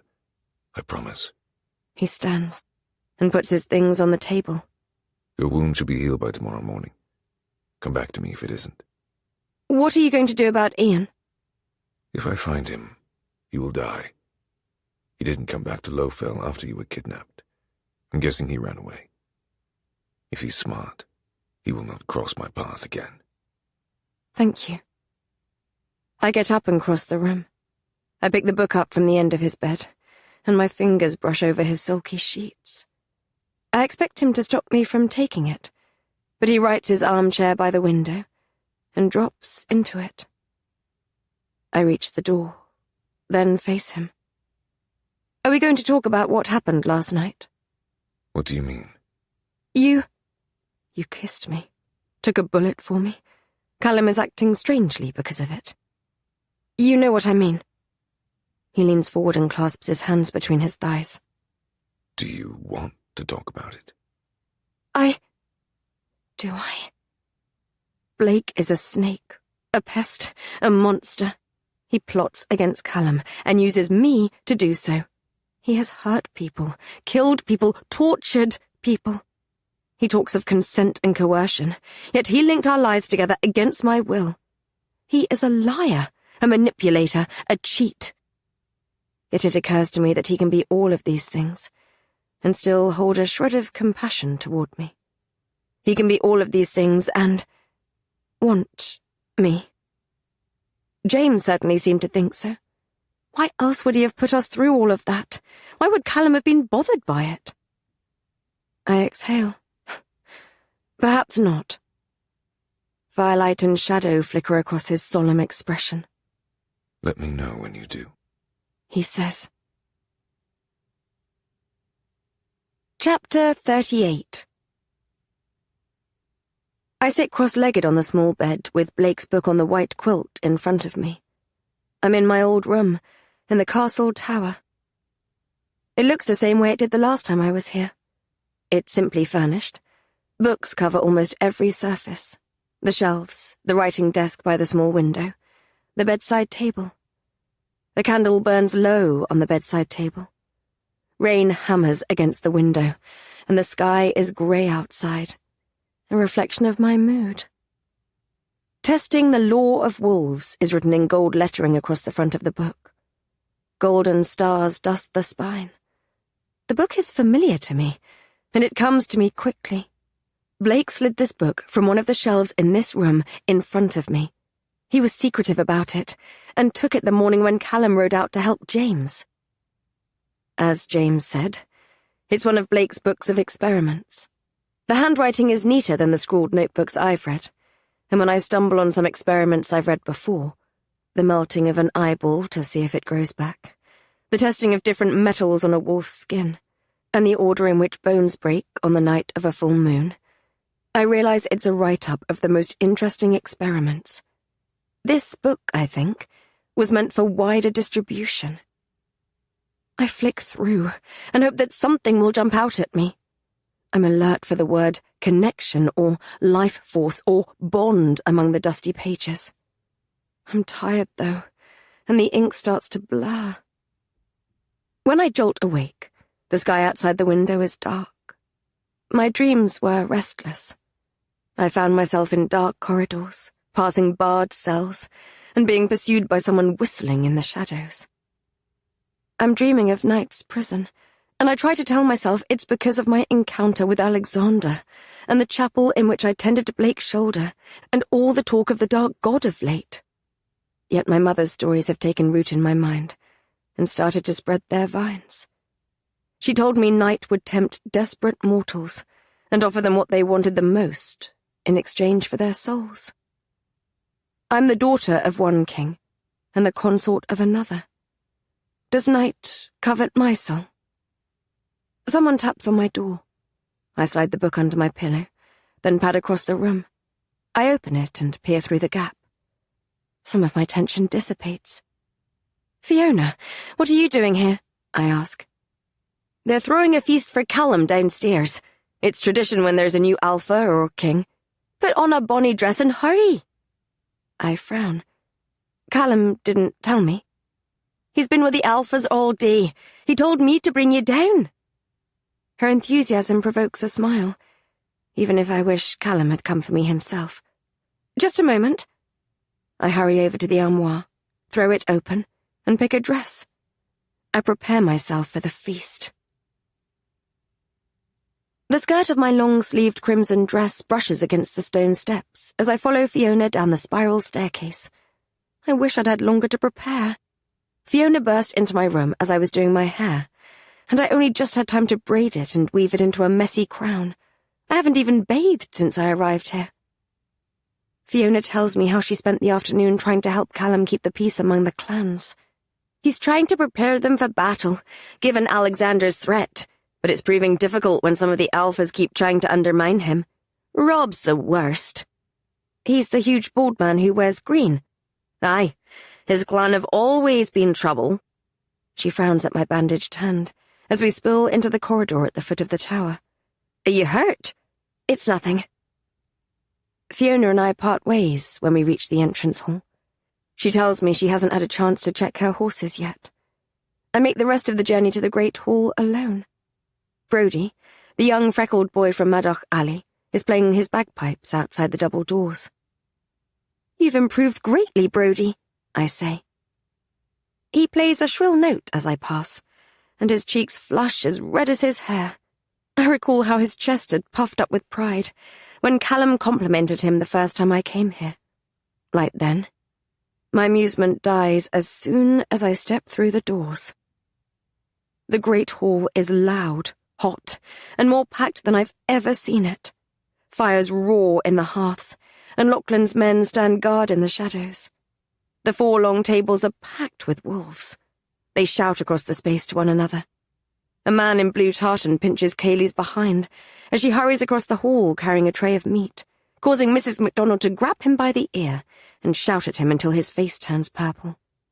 When a brawl breaks out between 2 of the benches and blood sprays across the flagstones, 2 of Lachlan's men stride over and break it up. Callum sits on the wooden throne in the centre of the alpha table. A tapestry of the moon giving the elder wolf her heart adorns the wall behind him. He looks like a king. His hair is brushed back from his face, emphasizing his strong jaw and his bright eyes. He wears a brown coat across his broad shoulders, with a red tartan sash across it. It must have belonged to James, because it has all the clan colours in it, except for the yellow of Lachlan's clan. I imagine that will soon be weaved into the pattern. Lachlan sits beside Callum, but his body is slightly turned away.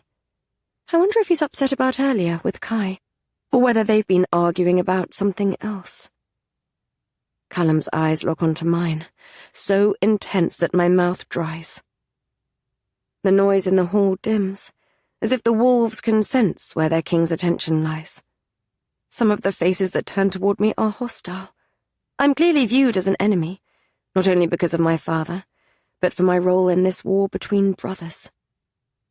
Perhaps I should have stayed in my chambers. No, I will not cower. I take a deep breath, smooth down my skirt, then walk between 2 of the long benches toward Callum. I catch whispered snippets of conversation. She caused all of this. Southern whore. Did you hear? I feel the press of attention on my skin. Blake leans against the wall. A group of men wearing green kilts surround him. There's a strange look in Blake's eyes as he takes in my dress and the braided crown of hair on my head. A tall, wiry blonde wolf leans closer to him, and I hear them speak as I pass. Is it true you took a bullet for the lass? Yes. The corner of his mouth tips up. I'd hoped she would thank me for it. The men laugh. Did she? Blake's gaze doesn't move from mine. Not yet. The men gathered around him jeer. I felt like we had formed some sort of truce between us, but it shatters. He is blatantly trying to disrespect Callum in front of the wolves in the clan who accept him the least. I turn my head away and keep walking. I block it all out. Callum's expression is dark, but it softens as I approach. He gestures at the seat next to him, and I walk around the table, passing the alphas who witnessed my humiliation in the manor house. Do as he says. You look bonny, princess, says Callum quietly. Thank you. He frowns. You've hurt your hand. It's nothing. Lachlan offers me a smile as I sit down, but it doesn't quite reach his eyes. The roast venison and potatoes that laid in the table should make my mouth water, but Callum feels as if he's far away. We've still not talked, not properly, and we can't have a conversation in front of the wolves. We make uncomfortable small talk about the food and Brody's progressing music skills. I ask about the well-being of Kai, and whether anything else has been discovered about what happened to him when he was a prisoner. He's alive, Lachlan interjects. which is more than I can say for some other members of my clan who seem to have mysteriously gone missing. He throws a dark look at Callum, who growls. For the last time, I have not killed Ian or any of the others. Make no mistake, if I ever see them again, they are dead. They were responsible for Rory. A murmur fills the hall, and there's a clatter as people put down their crockery. Fiona has a man in a headlock and hauls him between the tables toward us. She throws him onto the floor in front of our table, and he lands on his hands and knees, laughing.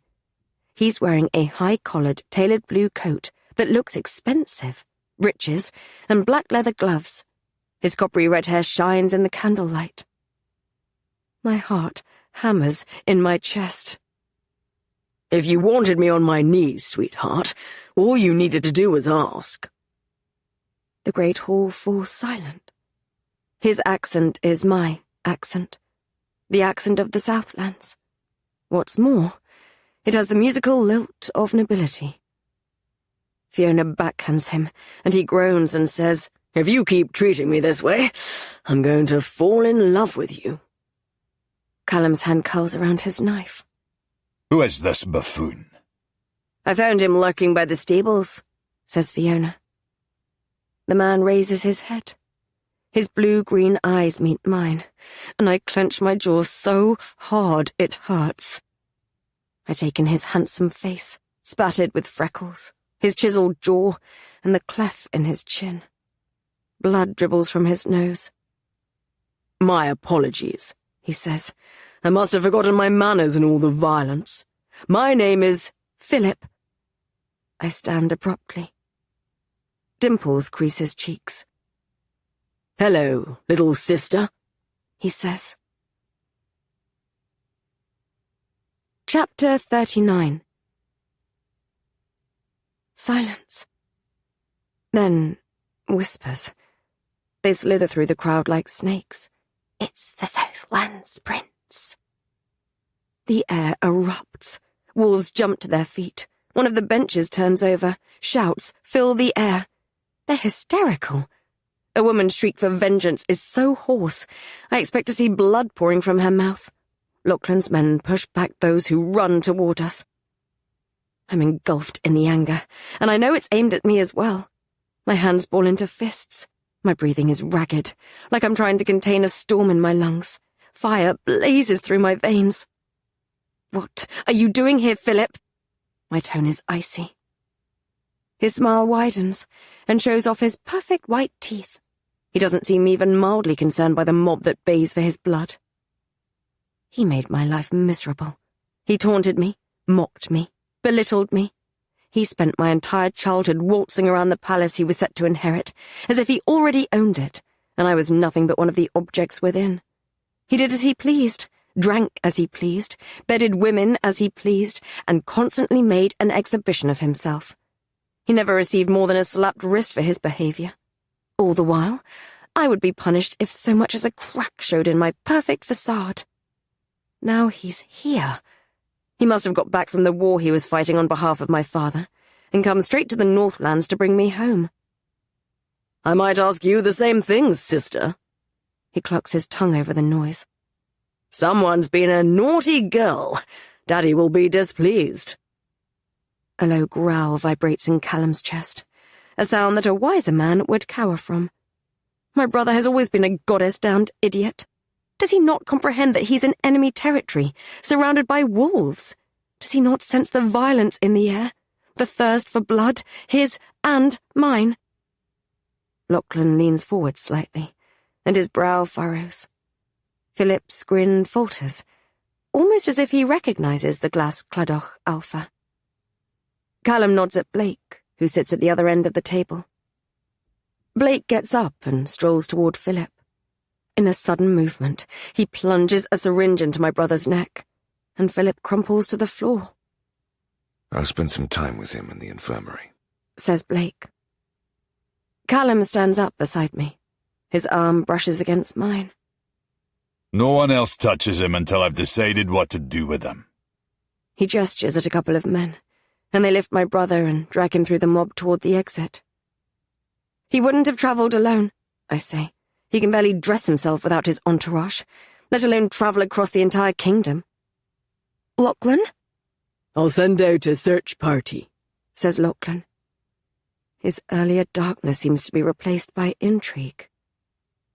Callum whispers something to Fiona. Then he and I follow Blake out of the great hall.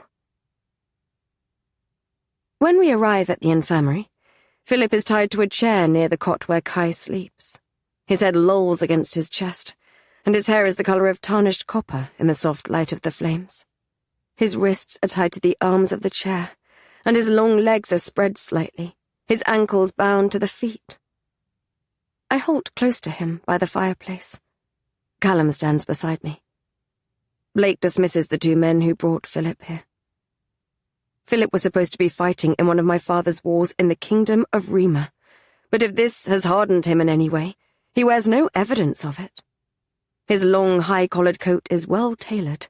He's as well-groomed as always, and his face, the only bit of his skin that is showing, is flushed with the flames, but not tanned by the warmer weather overseas. I can imagine him sitting in one of his big, elaborate tents, drinking and eating, and ordering others to do his and my father's dirty work. Blake uncorks a vial and puts it beneath Philip's nose. My brother stirs, then groans. Blake walks to the workbench behind him and pulls a leather pack from one of the drawers. He flicks it open to reveal metal blades and scalpels. My insides tighten. I loathe my brother. Still, after reading about some of Blake's experiments, I don't think I've the stomach for whatever Blake is planning.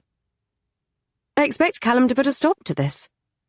Blake pulls out a small blade, and Callum's face is expressionless. Callum has always been so gentle with me that I forget that first impression I had of him. I'd thought him a bloodthirsty monster, as wild and untamed as the mountains he came from. He's not a monster. He is a fierce warrior, an alpha, and now, a king. Philip being here is a threat to both me and his kingdom. Philip tries to move his arms. There's a squeak as he grips the arms of the chair with his leather-gloved hands. I'm convinced now he will start to panic. My brother has not endured a single hardship in all of his life. I'm not going to let Blake hurt him, but I can still enjoy his fear. Philip peers up at Blake. Bondage? You're not my usual type, but you're pretty enough, I suppose. Blake leans against the workbench, and the small knife in his hand gleams. He flashes Philip a smile that most would cower from. My brother smiles back. Is your brother in Egypt? Callum's tone is a mixture of irritation and genuine curiosity. He's not a wise man, I say. Philip stares down his nose at Callum, as if he's sitting on a throne rather than bound to a chair. Perhaps you and I should speak in private, one future king to another. Anger erupts inside me.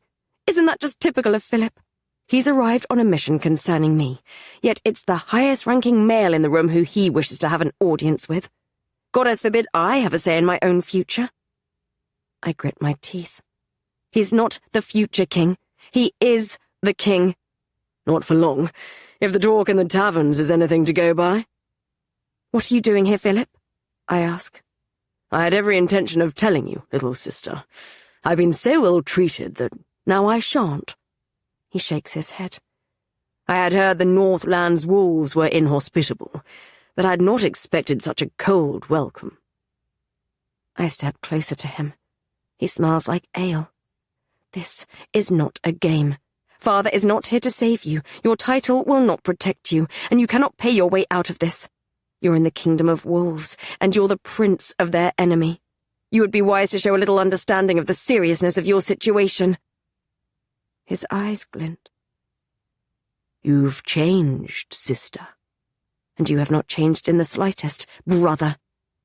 You might be surprised.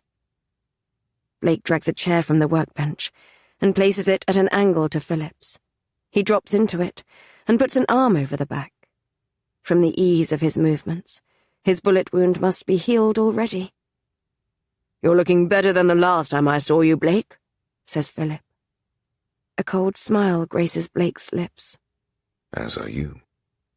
I shouldn't be surprised they know one another. Blake was part of the King's Guard, so it's probable they would have encountered one another. Where have you been? Asks Blake. I don't see why I should tell you. Blake rests his ankle on his thigh. He absently twirls a small blade in his hand. Do you think Aurora will save you? I think that you answer to her, don't you? Blake's smile becomes feral. If that were true, I'd be very worried about your current situation. Philip meets my eye. She does this, you know. Bats her eyelids and wraps powerful men around her fingers. Plays the innocent princess to get them to give her whatever she wants.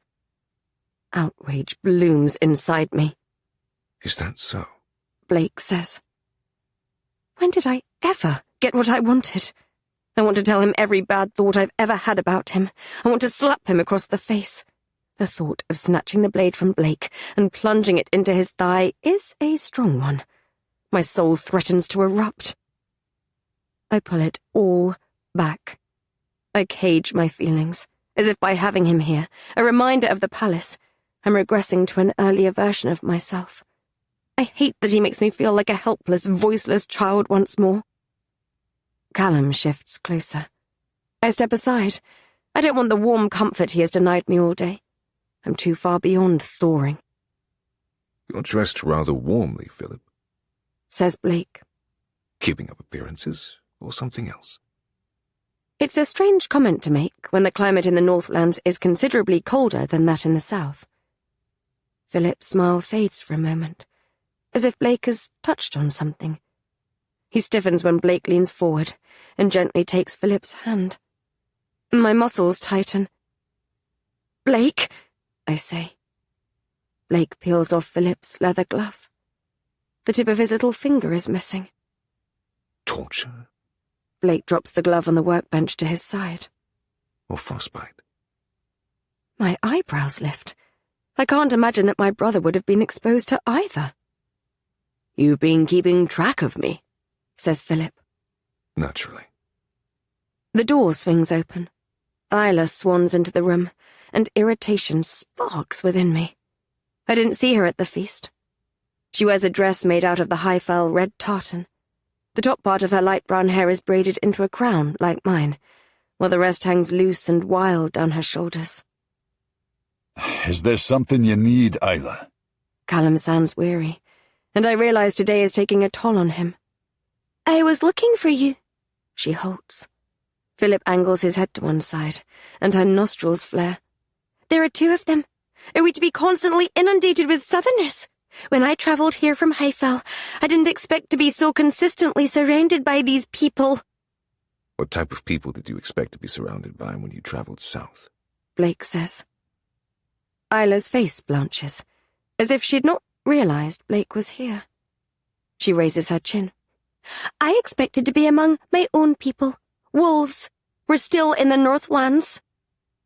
If you're looking for oil of evening primrose, I believe it's over there. Philip arches back his head and indicates one of the shelves. My eyebrows raise at his audacity, while Callum looks confused. Evening primrose oil was the remedy the palace healer would give me for easing the symptoms of my monthly bleed. Isla's eyes become icy. She stalks toward Philip. She grips the back of the chair on either side of him and brings her face close to his. Brave words, princeling. But you forget, you're among wolves now. Your heartbeat is racing, and your scent. You smell of fear behind your rich perfumes and your pretty clothes. You're nothing but a spoiled little boy, acting as if you're not afraid, wishing you were back home among your silk and jewels. She bares her teeth. You're a long way from home now. Philip leans forward against his restraints, their faces even closer. And what of you, Isla. His voice is low, almost a whisper. Your perfume, rose petals, lemon, and a hint of rosemary. I met a woman at a market once who swore those were the ingredients for a love potion. Your dress, tightly fitting, and the red tartan of your clan. It's the colour of Highfell, a territory far from here, isn't it? You're a long way from home, too, despite your apparent disdain for your surroundings. Then there's the striking features of your face, made more feminine with powder and rouge, as if you wished to seem more demure and delicate than you are, perhaps to appeal to a figure of authority, an alpha, a king, perhaps. Yet he has eyes only for my sister, doesn't he? Don't worry, Isla. I see you. Her knuckles are white as her grip tightens. Now, whose heart is beating fast? His nostrils flare. And is that another scent I detect? Have I caught your interest, little wolf? Dimples crease his cheeks as he lowers his voice. If ever you'd like to play with someone who can bite as hard as you can, let me know. His eyes shift. His pupils dilate, and threads of silver glint among the blue-green of his irises. I inhale sharply. Isla's breath hitches. My brother doesn't have the eyes of a man. He has the eyes of a wolf. Chapter 40. Philip, the Prince of the Southlands and heir to the throne, is a wolf. Callum steps closer to me, as if, for the first time, he perceives my brother as a threat. His mountain scent curls protectively around me, as his muscles harden. I'm foolish to be shocked, but with everything going on, I'd not given much thought to my brother. If our mother was a wolf, of course Philip would be a half-wolf like me, though his eyes changed at will.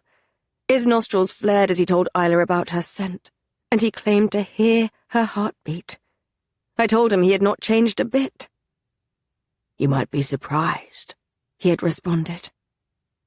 He has made the change. He was bitten and was strong enough to survive. He is more of a wolf than I am. It's typical of him to succeed where I failed. Panic flares inside me. Philip's eyes confirm that I'm a wolf. Why didn't I shift? Isla steps back. Her cheeks are flushed, and I can tell she's caught off guard. She huffs. It doesn't matter if you have some wolf in your blood. You'll never be one of us, princeling. She nods at Blake's small blade. Besides, I don't play with broken toys. She flicks her hair over her shoulder, throws me a dirty look, then swans out of the room. Philip sighs dramatically. I think I'm in love. You'll be dead soon if you don't start minding your manners. Callum's knuckles crack as he clenches his fist. Did you know he was a wolf? I open my mouth to respond. He's staring at Blake. It was hardly a stretch of logic, with your pet being the way she is. Blake says. Plus, I know the wolf who bit him. My insides turn to ice. What? You knew about this and you didn't say anything. Blake rolls his eyes. Not all this time. I presume the palace healer had stopped the wolf venom from killing him. When he supposedly left for the war, I wondered if the bite killed him and your father covered it up. It wasn't until I met you, little rabbit, that I started to suspect differently. I sent Jack, recently, to try and find him. The rumor was that no sooner had Philip arrived overseas, he abandoned the war camp and slipped off to somewhere slightly colder, never to be heard from again. Tell me, Philip, how did you enjoy the Snowlands? My head snaps toward Philip, and for the first time, curiosity outweighs my ill feeling. You went to the Snowlands? Yes, says Philip. And as for how I found it... He wiggles his tipless finger. It was rather cold. I got frostbite within days. What? Why? I splutter. Philip rolls his eyes. Why do you think, little sister? To find out more about our mother. Perhaps we should save the family catch-up for later. He nods at the bindings around his wrists and ankles. After my needless torture. Tell us what you're doing here, and you won't be harmed, says Callum. Release me, and I shall, says Philip. A look passes between Callum and Blake. We know why he's here, I say. He's come to take me back to my father. Not everything is about you, darling sister. I didn't come for you. I only found out you were here a few days ago. Why are you here, then? I ask. He nods at Callum. I came for him. Callum laughs. Arms folded. He looks Philip up and down. You came for me. Not to kill you. Goodness, must it always amount to violence among your people? I was sent by Ingrid Eriksson, Alpha of the Iceborne tribe, Queen of the Snowlands. She believes an agent of the God of Night wishes to release the Dark God from his prison. An army will be needed to push him and his followers back. She has a message for the Wolf King. Callum frowns. What's the message? She wants to make an alliance to unite the two Wolf Kingdoms, says Philip. She wishes to ask for your hand in marriage. Chapter 41. Marriage? Callum's eyebrows raise. Shock hardens my body. Philip has come with a betrothal request for Callum from the Queen of the Snowlands. Of all the reasons I could have theorized for his presence in the Northlands, I would never have imagined it would be this. I would rather he had come for me. I see I've touched a nerve, little sister. Sorry about that, says Philip. Explain yourself, says Callum. When I need him to just say no. Around 30 years ago, our mother was sent to the Southlands by our grandmother, says Philip. The Snowlands was being ravaged by a pack who were deeply devoted to the God of Night. They were led by someone called the Shadow Wolf, I say. I read about it in one of Blake's books at Lowfell. Yes, says Philip. I don't know the exact terms of the agreement, but our mother married father because he agreed to help the wolves fight this Shadow Wolf. They were defeated, but lately there has been a resurgence in this pack. They're stronger than before, more determined. They seem to think they have a chance of actually freeing the God of Night this time. There are rumors that the key to his prison is in the Northlands, and a wolf they're calling the Night Prince is looking for it. Soon, you'll face the same threat we have been dealing with. We need to unite. Callum runs a hand along his jaw, and I wonder if he's thinking about all the strange things that have been happening in the Northlands lately. Knight's Chapel springing back into use, Claire's desperation for an alliance because of strange murders happening in the north, and Kai's claim that he faced one of Knight's prisoners. Philip nods at me. My father will never agree to a match between the two of you, so you have no chance of an alliance with the Southlands. What I'm presenting, it's a sensible match. You've not seen the things I have seen. Callum opens his mouth, and Philip raises his fingers to stop him from speaking. You don't need to answer now. Think on it. I will stay for a while. Callum's expression is stony. When I marry, it will be for love, not for politics. Then perhaps you're not ready to become king, says Philip. That's rich, coming from you, I say. He shrugs. It's different. I'm heir to the throne. One day, the Southlands will be mine, whether I'm ready to be king or not. Obnoxious, arrogant fool. I bet he would let our kingdom fall into ruins rather than perform his duty as king. I was drinking in a tavern close to here, continues Philip. Word is, not all support your claim to the throne. They think you're a southern sympathizer. It won't be long before you're challenged, and then what? Constant war among your people, when a bigger war is coming. An alliance with another wolf kingdom would be wise. He shrugs.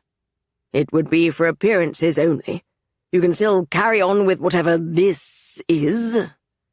He waves his gloved hand between us, and his wrist strains against his constraints. Callum's low growl rumbles through the infirmary. Do not question my honor. My answer is no. When I marry a lass, she will have all of me, heart, body, and soul. I will expect the same from her. I will settle for no less. Why not offer yourself to Ingrid as a marriage prospect? Blake asks Philip. I feel a thrum of curiosity that doesn't belong to me. The last time my kingdom made an alliance with the Snowlands, it didn't end well for them. A shadow dulls Philip's eyes. With the seriousness of his freckled face and his hard lips, he looks like the prince he's supposed to be, rather than the waste of space I know that he is. Ingrid won't marry me. Questions bubble inside me. There's so much I want to know. I wonder what he found out in the Snowlands, and whether he knows Mother was a wolf. We will talk about this later, Philip, I say. You were always insufferably bossy, little sister. I narrow my eyes. And you were always insufferable. The door to the infirmary swings open. Lachlan and Jack enter. Philip falls quiet as Jack strolls toward him. Is this the heir to the Southland's throne? For the first time, Philip seems uncomfortable. Jack grabs his hand, the one with the finger missing, and clucks his tongue. Oh dear, what happened here? I'm more interested in this. Lachlan approaches, grabs the high collar of my brother's coat, and tugs it to one side. Ink curls up Philip's collarbone and creeps down his shoulder. The tattoo must be new. He didn't have it when we lived in the Southlands. I've heard that deadly warriors in the Snowlands bear these kinds of marks. Philip shifts in the chair to cover it back up, and my scoff dies in my throat. His face is hard. There's an iciness in his eyes that I've not seen before. His face, the way he's looking at Lachlan. For the first time in his life, he looks dangerous. Until he blinks, and a grin broadens across his face. The outcome of a night of debauchery and too much ale at the King's City docks. Callum exhales. If Alexandra is planning an attack, I don't have time to look after a spoiled prince. Blake, find out what you can, then get rid of him. He tracks Lachlan's movements as the Alpha pulls a chair toward Kai's cot and drops into it. Has anything changed? No, says Blake. Philip straightens. I'm not leaving, not until you've agreed to speak with Ingrid. Callum shrugs. I've given you your answer. I won't force you to leave, but my people will tear you apart if you stay. I won't protect you. He walks toward the infirmary doors. Princess, let me escort you to your chambers. The desire to know more about what Philip has been doing, and my need to have a conversation with Callum, war inside me. My aching heart wins, and I follow Callum into the corridor. I feel both Blake and my brother's eyes on me as I walk away. Chapter 42. We make the journey through the castle in silence. Callum follows me up the spiral staircase, then leans over me to push the door open. His chest momentarily presses against my back. Do as he says. Inside, the candles are unlit, and the darkness lies heavily atop the many books and trinkets within the room. The door clicks shut, and the room feels too small to breathe. Callum strolls toward the window and looks out onto the shadow-drenched mountains. You. Why? We both speak at the same time. I shut my mouth and allow him to continue. Can we trust your brother? He clasps his hands together, and I get the impression that wasn't what he was going to say. No, he's rotten, but everything he said about the god of night. Kai has Night's mark on his chest, and it seems like Alexander worships the god of night. I think something is going on. What if Alexander is the Night Prince? Callum's jaw hardens. It doesn't matter who he worships. If he means to attack my kingdom, if he means to take you, he'll face my wrath. He runs a hand over his mouth. When he sets his eyes on me, there's such pain in them that I almost stagger back. I sigh. Talk to me, Callum. He walks to the edge of my bed and sits down. The small frame creaks beneath his weight. I cannot get it out of my head. He says. Even with everything going on, it gnaws through my skull. There's no respite. I close my eyes, and I see him with you. My pulse quickens at the rawness of his confession. I want to be relieved that he's finally opening up to me, but it feels unfair. I cannot get it out of my mind either. He makes a low sound in his throat. Not in the way you're thinking, I say. I can't get it out of my head because of you. Why? Why? Callum, you told him to do it. Callum opens his mouth, but I'm not finished yet. Your brother took me prisoner. He bound me and humiliated me in front of a room full of men who would gladly kill me. You could have done something to help me. You sat there, and you watched, and you told Blake to do it. His jaw hardens. I told Blake to do it because it was the only way one of us could get to you, to free you. There is something defiant in his tone, and he glances at the armoire in the corner of the room, as if he can't quite meet my eye. I think back to the moment in the manor house. Blake tapped the table before he approached me, signalling something to Callum. He slid his fingers into my bindings, as if to test their strength. Callum, though, it seemed like he was listening to what James was saying, the way he looked at Blake with suspicion, when Blake was visibly annoyed that James touched me. Do as he says. I don't believe you, I say. I think, perhaps, Blake went through with it because he was trying to free me, but it seemed like you had another reason. Callum releases a bitter laugh. Oh, you think that's why he kissed you? Enough! Enough with this jealousy! You act as if you suffer, yet it's suffering of your own devising. You could have challenged James the moment I was brought into that room, but you didn't. You chose to do nothing. You chose to let it happen. Why? Tell me the truth. I had to know. Know what? He puts his head in his hands. I started to suspect, long before that night, that I had been cursed to want something that could never truly be mine. What are you talking about? He drags his fingers down his face. Do you have feelings for him? What? No! Now who is not being honest? You expect me to tell you the truth when you're concealing it from me? I'm not lying to you. I'm a wolf, Rory.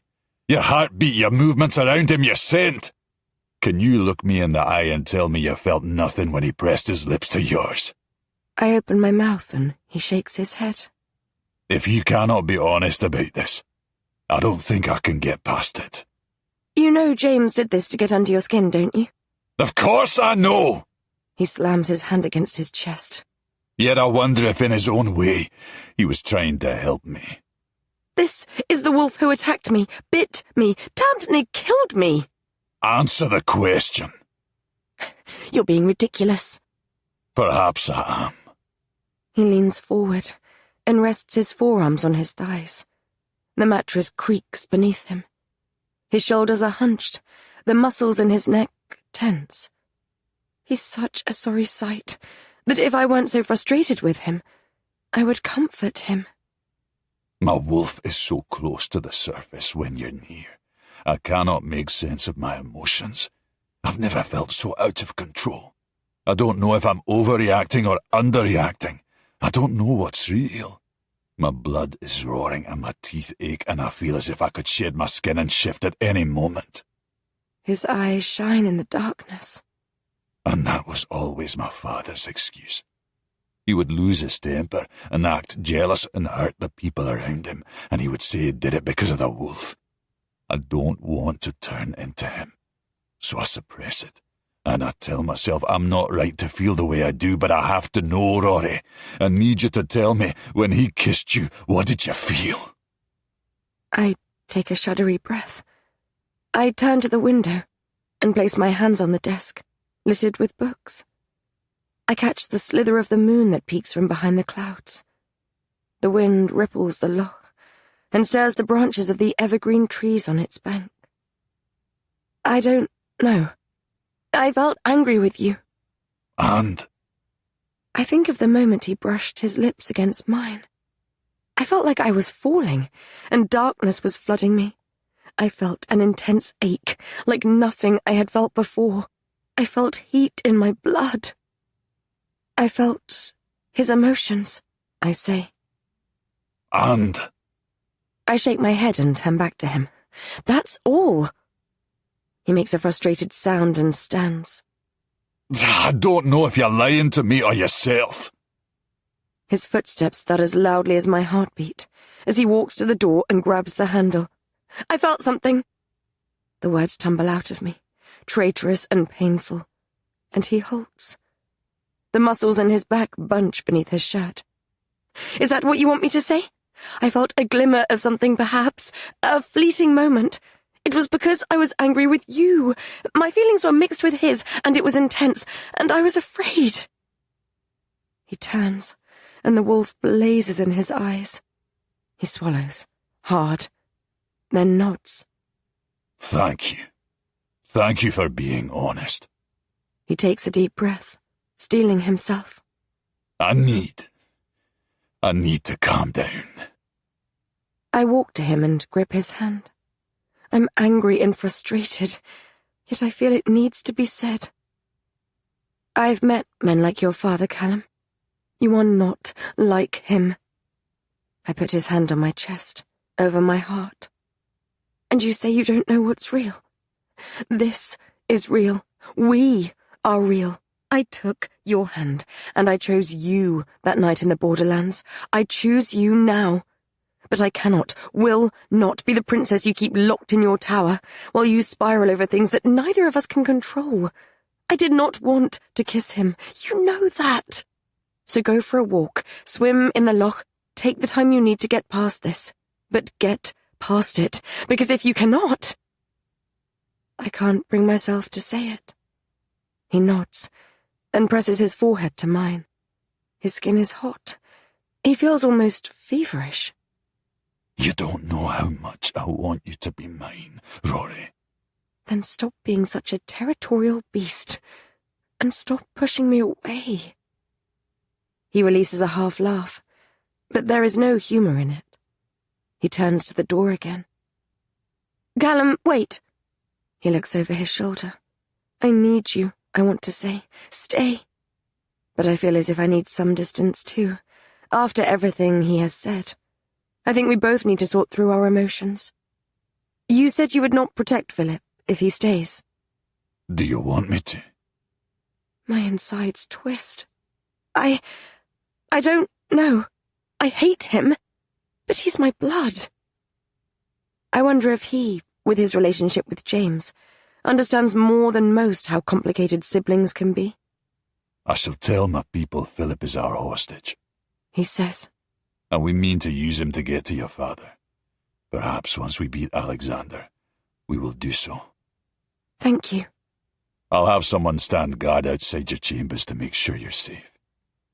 I can't help but think that one time he would have guarded my chambers himself, all night, if he needed to. He opens the door and strides down the staircase, leaving me alone. Chapter 43. Darkness trickles over my skin. I try to make sense of my surroundings. I think I'm in Knight's prison. The hairs on my arms stand on end. The air feels colder, and it seems to move around me when in other dreams it felt stagnant. I extend my arms and expect to touch the walls. There is nothing on either side of me. I gasp, and it echoes, as if I'm in a cavernous space. Fear prickles down my spine. I inch forward, searching for a wall to edge along so I can find the door. There's a scrape behind me, and my heart stops. Hello, little rabbit. A whisper like silk, calm and smooth. I turn. I release a breath as my eyes adjust. Blake strolls along the length of a wall I couldn't see before. He seems to be inspecting something. I swallow. We're in Knight's prison, aren't we? Even though I keep my voice soft, it echoes around us. Yes, I walk toward him. "What are you doing?" Look. He whispers. He pats the wall, and as I get closer, I see what he's looking at. There's a hole in the black stone, big enough that either of us could walk through it. A current of cold air trickles through. Something has escaped. It shouldn't be possible. Only Yalok's power could have caused this. "Does someone have the heart of the moon?" I ask. My blood turns colder. Doubtful. This doesn't look like it was done intentionally. The moon shone brightly on the night you killed Sebastian. I'd warrant it happened then.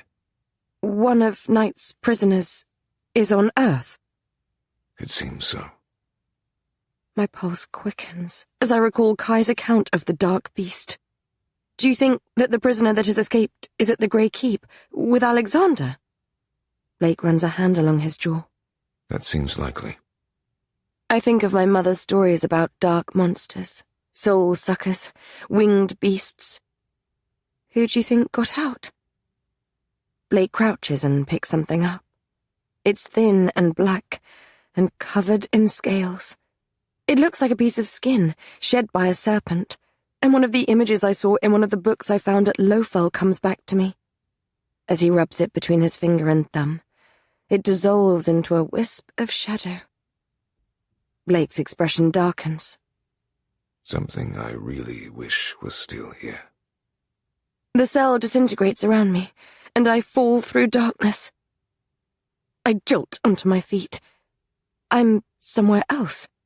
Pain screams through my body. My skin pulls taut on my arms, and there are hundreds of hooks piercing my skin and holding me upright. They're in my legs, my feet, my shoulders. There are translucent strings attached to them that extend into a cloud of darkness above me. My lips are sewn shut, so my scream cannot escape. Tears well in my eyes. I've been here before. It's my nightmare. I'm a marionette, controlled by an invisible hand in the palace's moonlit throne room. Around me, courtiers dance. They don't notice my anguish. They don't notice my silent scream. My father's gold-adorned throne sits on the dais ahead. It's embellished with suns that glint in the moonlight. Its shadow swallows me. Music and merriment floods the space. My invisible puppeteer moves the control handle, and I start to spin. I try to free myself, but I'm trapped. I'm jerked to a halt. The music stops. The courtiers are frozen in time. My heart clenches, because this is new, and I don't know what happens next. Loud footsteps click against the flagstones. The air stirs as Blake walks past me, up the steps to the dais, and he drops onto the throne as if it were made for him. He leans back and props an elbow on the arm. Isn't this horrifying? He says. Moonlight illuminates one side of his face. The other is cast in darkness. I try to speak, and I taste my own blood. I wouldn't do that if I were you. His gaze travels up the strings to the control bar, which is cloaked in shadow. Who controls you? Who would I find if I climbed to the top, I wonder? Your father, brother, Callum, me. Perhaps your mother, or something more abstract, like duty or honor. Has it ever occurred to you that you are the one pulling the strings? That you are binding yourself? That you could break free if you wished it? He drums his fingers along the arm of the throne. Probably not. I try to pull against the hooks, and warm blood dribbles down my arms. You looked like a queen tonight. He muses. You could be one if you wished it. Philip sleeps in my infirmary. You could creep down there while the castle sleeps. There's a beaker of water on the table beside him. A few drops of wolfsbane would do the trick. I would do it for you if you asked me. Your father is old. He will die eventually. And when he does, the throne would be yours. He stands and straightens his coat. He strolls down the dais and stops in front of me. It pains me to see you like this, darling. I'm not sure if he's telling the truth. Think about what I said. He slips his hands into his pockets and walks away. His footsteps fade. The floor opens up. I'm falling through endless darkness once more. I jolt upright in my bed. My skin is clammy, and the sheets stick to me. I can't control my wild pulse. The night is still dark, but I can't go back to sleep. I was dreaming of Knight's prison. I was dreaming of Blake. With shaky fingers, I light the candle beside the bed. I pull the book that has answers about our bond from beneath my pillow. I start to read. The light of dawn is straining through my window when my eyes snag on a particular page in the book. Realization slams into me with brutal force. An emotion I can't understand threatens to tear me apart. I dress hurriedly. I grab the tome and earmark it at the appropriate page. I hurry out of my room, almost tripping over the male who sleeps against the wall. He has a bushy red beard and a blue kilt. I recognize him from when Callum first took me from the borderlands. Fergus, I think his name is.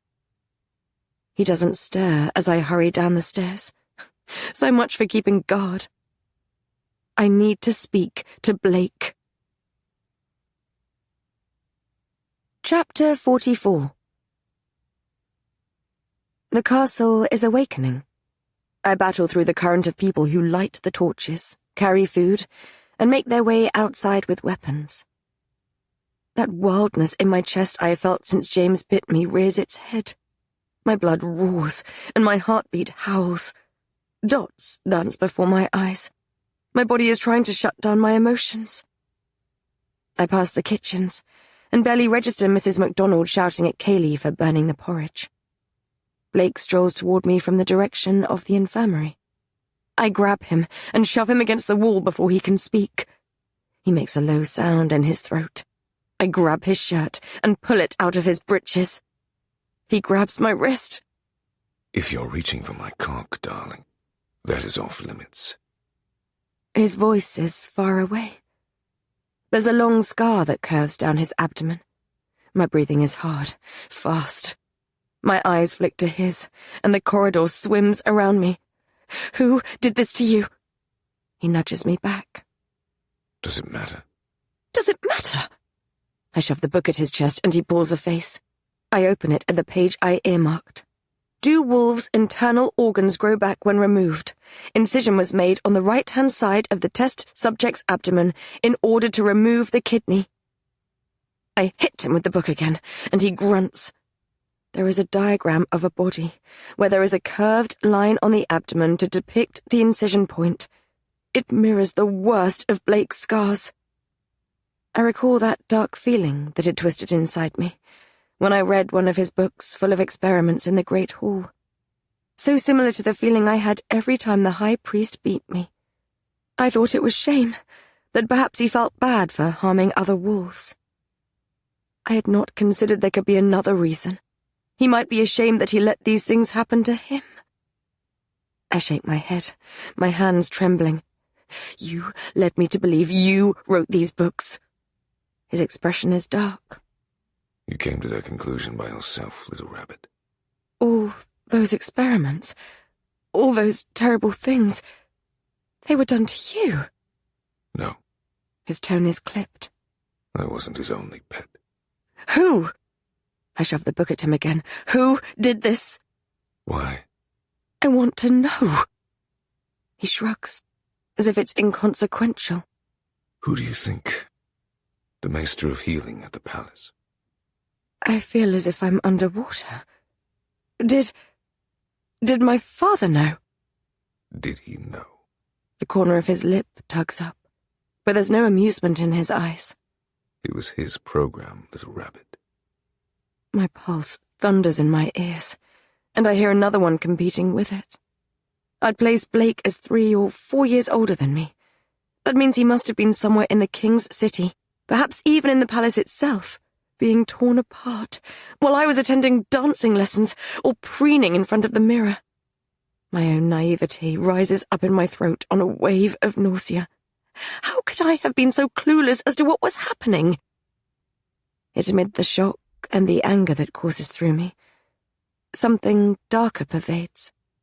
That wildness stills. My skin prickles, and the hairs on the back of my neck stand on end. Any empathy is replaced by something cold and wary. I step away, and my back bumps into the wall on the other side of the corridor. All this time, I had thought I was a pawn in his game with Callum. He told me he hated the wolves, and that he wanted to rule them. It occurs to me now that he has just as much reason to hate humans. My father may be a far bigger foe to him than Callum, or James, or any of the wolves. Perhaps taking the wolf throne is part of a bigger game, and my role in it won't be over if he defeats Callum. Perhaps he has something even bigger in store for me. Last night, in my dream, he tried to persuade me to kill Philip. Perhaps he wants the whole world to burn. Are you going to hurt me? I ask. A tense silence stretches between us. My skin hums. He drags his teeth over his bottom lip. No. I try to feel him through the bond, but everything feels dark. Are you going to hurt my brother? Only if you ask me to. What about Callum? Will you kill him? Do I get a choice in that? He runs a hand over the sharp edge of his jaw. If he forfeits when I challenge him, I will let him go. And me? Will you let me go? I haven't decided yet. My skin prickles. He's lying. His choice seems to pulse in the air between us, dark and certain, and a word vibrates along the thread that links us. No. I steady my breathing. What happened to the maester? Did you kill him? That is not the right question, little rabbit. What is the right question? If you ask it, I shall tell you. He tucks in his shirt. But no, the maester still lives. He walks away, in the direction of the great hall, and the tension is broken. Blake! He halts. Yes. Last night, the dream. It was real, wasn't it? He inclines his head. Coldness fills me. Alexander truly has one of Knight's prisoners, I say. It looks that way. What does he want with me? Blake shakes his head. I hope we don't find out. Callum spends the day in meetings with Blake and the other alphas, talking strategy for the impending battle with Alexander. Other than a few exchanged pleasantries over dinner that night, he doesn't speak to me. The next morning, I get tired of waiting for him and knock on the door of his bedchambers. He's already gone, so I spend the morning tailing Philip after he's released from the infirmary. After being shown to his bedchambers on the first floor of the castle, he heads outside. He stops Kaylee on her way inside from the kitchen gardens and, after flirting with her, asks her if it's true that the Heart of the Moon is here. He does the same thing to a couple more women, before he sits on the shore of the loch and looks out onto the mountains across the water. I watch him from a spot by the castle walls. He's clearly looking for the Heart of the Moon. Is that the real reason he has come to the Northlands? Philip gets up and wanders back to his bedchambers. When he doesn't emerge, I visit Fiona in the stables, share some bread and cheese with her on her break, then head back to the castle. Back in my chambers, I pore over Testing the Law of Wolves. The experiments seem even more horrible. Now I know they may have been done to Blake. The sky darkens. The ink blurs. Frustration wells inside me, because I've scoured this book and can find no mention of a bond. I wonder if I'm wasting my time. My heart jolts, and I slam my hand down onto the book. There! The numbers change from page 77 to 83. I run my finger down the spine. There's a tear. Pages have been removed from the tome. I curse myself. I should have trusted my instincts. I knew he gave me it too easily. If these pages weren't important, he wouldn't have removed them. If I'm lucky, the alphas will still be in their meeting. Blake will still be in the meeting. I slide out of bed. I head out of my room. and down the spiral staircase. I make my way to Blake's bedchambers. Chapter 45. Shouting and bagpipe music from the great hall filters up the stairwell as I pass it. When I reach his chambers, I press my ear to the door. There is no sound within. Tentatively, I enter. I release a breath. It's empty. There's a fire burning in the hearth. He has tidied since I last visited. The four-poster bed that dominates the space has been made, and the shredded curtains have been completely removed. The shelves beside it are creaking beneath the weight of his tomes. His scent of dark forests lingers in the room, among the smell of wood smoke and parchment. I step into the room and close the door behind me. It strikes me odd that Blake would leave his chambers unlocked, but I wonder if that is due to the arrogance of alpha wolves. He believes no one would dare to break in. Most would not. I take a deep breath. I must be quick. I don't know how long it will be until he returns. I hurry over to the bookshelf, the floorboards creaking beneath my feet. I run my hands over the tops of the books, hoping I'll find a wedge of parchment stuffed away. Next, I rummage through the desk. There are 2 thin drawers in the dark wood, and I slide the first one open. There's a pile of letters within, crumpled like they've been removed and stuffed back in again. I flick through them. Sebastian seeks the heart of the moon. Sebastian plans to marry the Southland's princess. He will be distracted through the festivities. They are all signed M. These letters depict Blake organizing the siege on the Borderlands castle with his spy. I put them away. I find nothing of interest in the second drawer. A few maps of the Northlands, a list of poisonous flowers, and what looks like one of Elsie's romance novels titled The Alpha's Fate. I can't imagine him reading such tomes for pleasure, so I don't know why it would be here. I shove them all back inside and scan the surface of the desk. My heartbeat quickens when I move a book about knights' acolytes aside and find a piece of parchment, yellow with time. It's not one of the pages I want, but there's a handwritten note at the top. I will not be able to write for a while. This may be of interest in terms of what you seek. I found it in Sebastian's office. M. At first glance, it looks like a spiderweb of lines, but on closer inspection, it's a fading family tree that must stretch back 40 generations or more. The name at the bottom of the diagram makes my heart still. Freya, Moan Freyan. It's the name of my great-grandmother. I trace the lines of the diagram, passing the names of those who must be my ancestors. The 2 names at the top have been scrubbed out. Why would Blake be looking into my ancestry? Why would Sebastian? Does this have something to do with the heart of the moon, and Lachlan's theory that my mother had it? I fold the parchment and put it into my pocket, so I can study it more closely later. It's not what I'm looking for, but it feels important, especially as I've started to suspect that Blake wants something more than just the wolf throne. I check the armoire in the corner, sliding my hands through the fabric of his clothing and releasing his scent into the air. Then I check beneath the black sheepskin rug in front of the fireplace. There are men talking outside the room. I throw myself behind the bed just as the door clicks open. Because I'm concerned about you.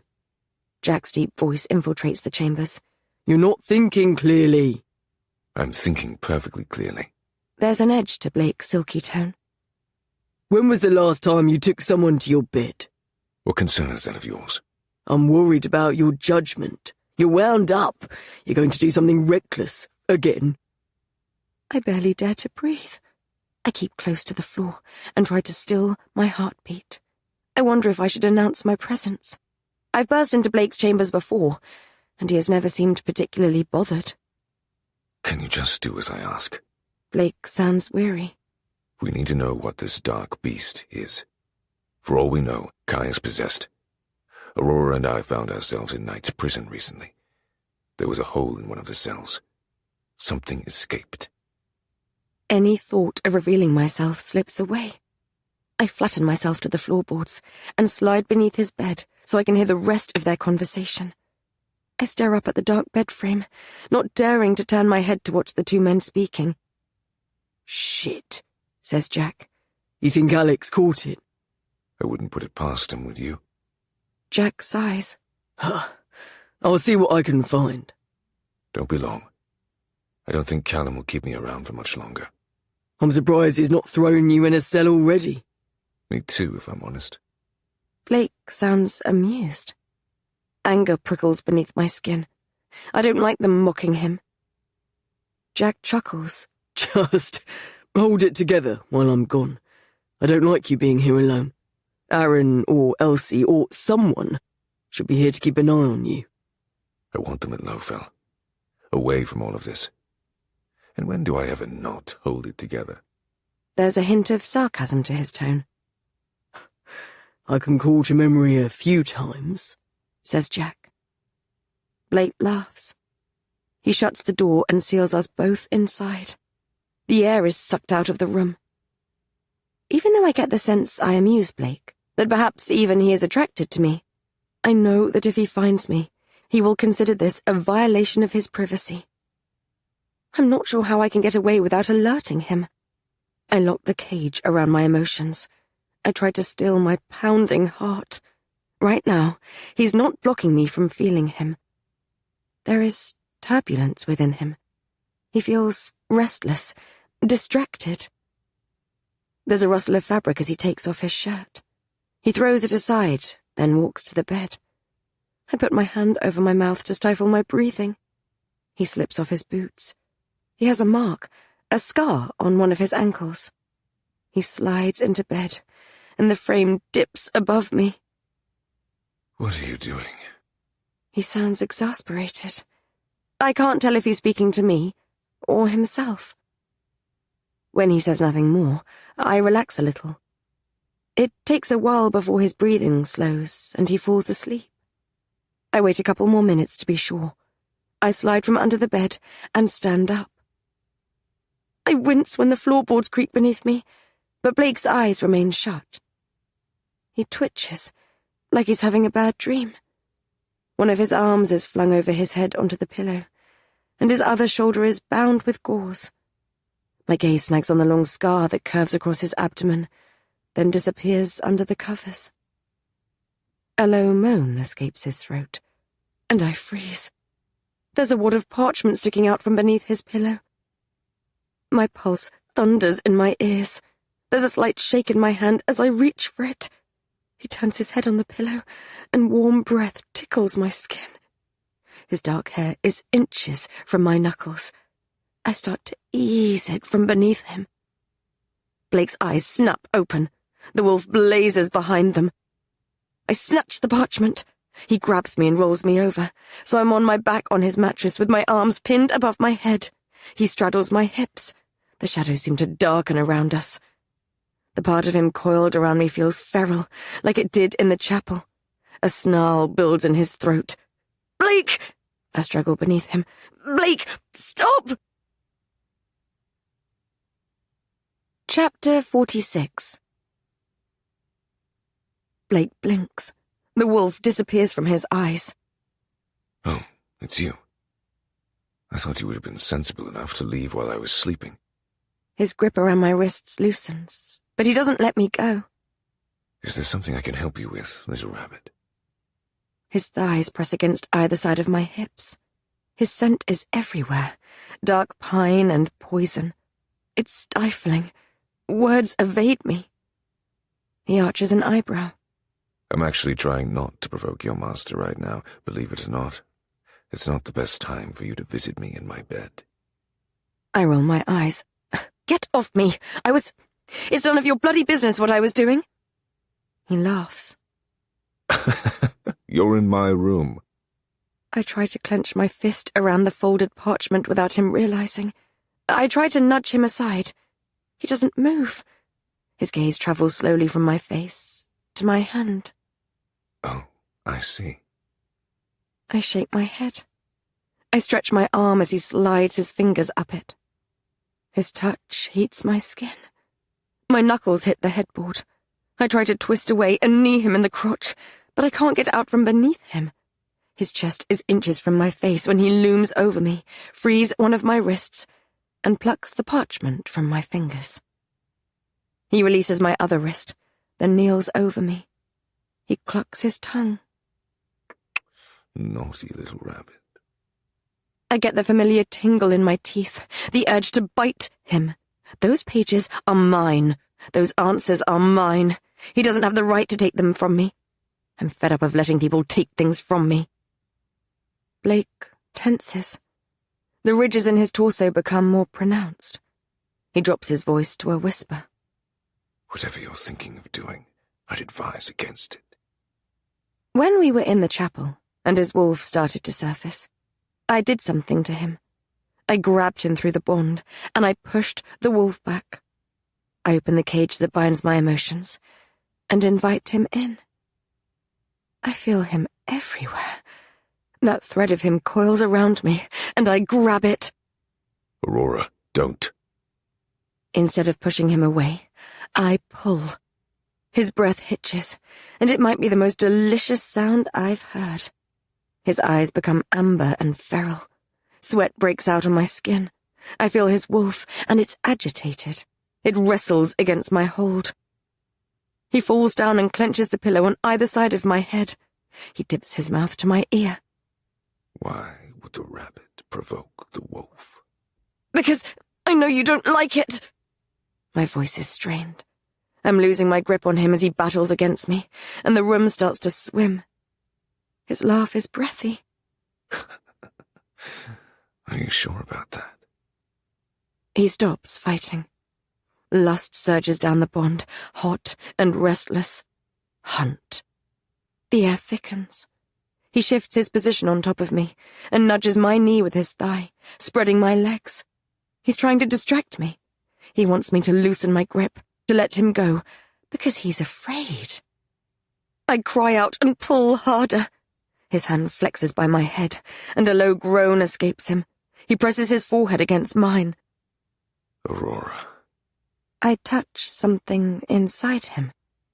A hollow, endless ache fills me.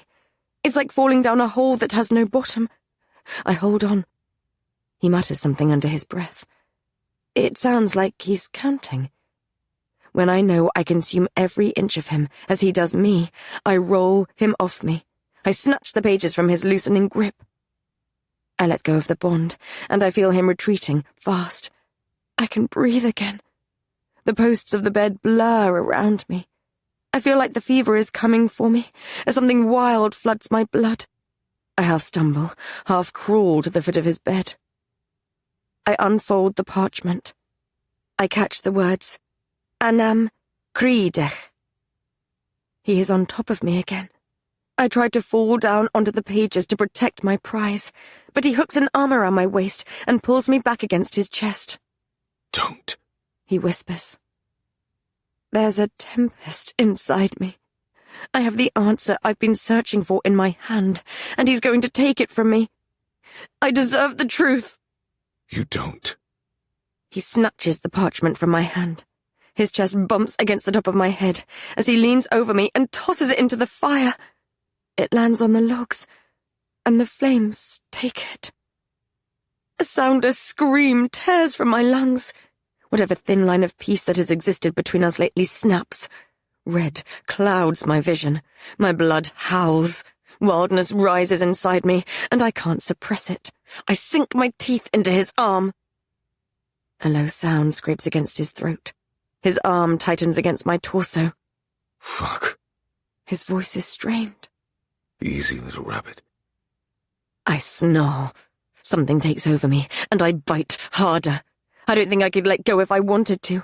I want him to hurt like I hurt. I want to make him bleed. Aurora. I try to stop, but there's something rabid inside me, and it won't let go. His breathing is ragged. His heartbeat thunders unsteadily in my ears. His knuckles brush my torso as he clenches his fist. He groans. If you break the skin, you'll mark me. You don't want to do that. I don't know what he's talking about, but panic floods me. This is not me. I'm not in control of myself. I can't stop. I moan against his arm. Okay, I've got you. He sends his emotions through the bond, a surge of them that I cannot decipher. They flood me. He's everywhere. His ice cools my fire. My vision blurs, and when darkness rises, I let it take me. I slump onto the bed, and Blake crashes down on top of me. For a moment, I'm falling through darkness. I land in a dimly lit room. There are grates near the ceiling, and moonlight seeps through. A musty scent lingers in the air. I think I'm underground. Someone mutters under their breath behind me. They're counting, I think. I turn. I stumble away and my back hits a workbench. Jars and scalpels rattle. Blake is strapped to a gurney in the middle of the room. He is shirtless and covered in blood. 2, 4, 8, 16, 32, 64. He mutters under his breath. Something lurches inside me. I used to recite my mother's stories when the priest beat me. It took my mind off the pain and stopped me from losing my mind. 2,048, 4,090. Blake? His eyes jolt open. He frowns. You shouldn't be here, little rabbit. He wrenches his arms free. He pulls the strap from his neck, then his ankles. He slides off the gurney and prowls toward me. I've shown you mine. Now you show me yours. He grabs my arms and pushes. The shadows rise and swallow us. We hurtle through the darkness. I land, and I'm somewhere else. My arms feel like they're jerked from their sockets. There's a rattle of chains. Metal bites into my wrists, and my legs are wrapped around something.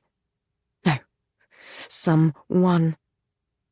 Blake stands before me, and his hands grip my thighs. I'm shackled to the ceiling in the small cell in the manor house. If you kiss me, I will bite off your tongue. The words come from my mouth before I can stop them, as if I'm the puppet in my other nightmare. Panic floods me. This is a memory. Blake smiles, only it's not Blake. He seems different, like he's a puppet too. His eyes are black, and his skin is too smooth.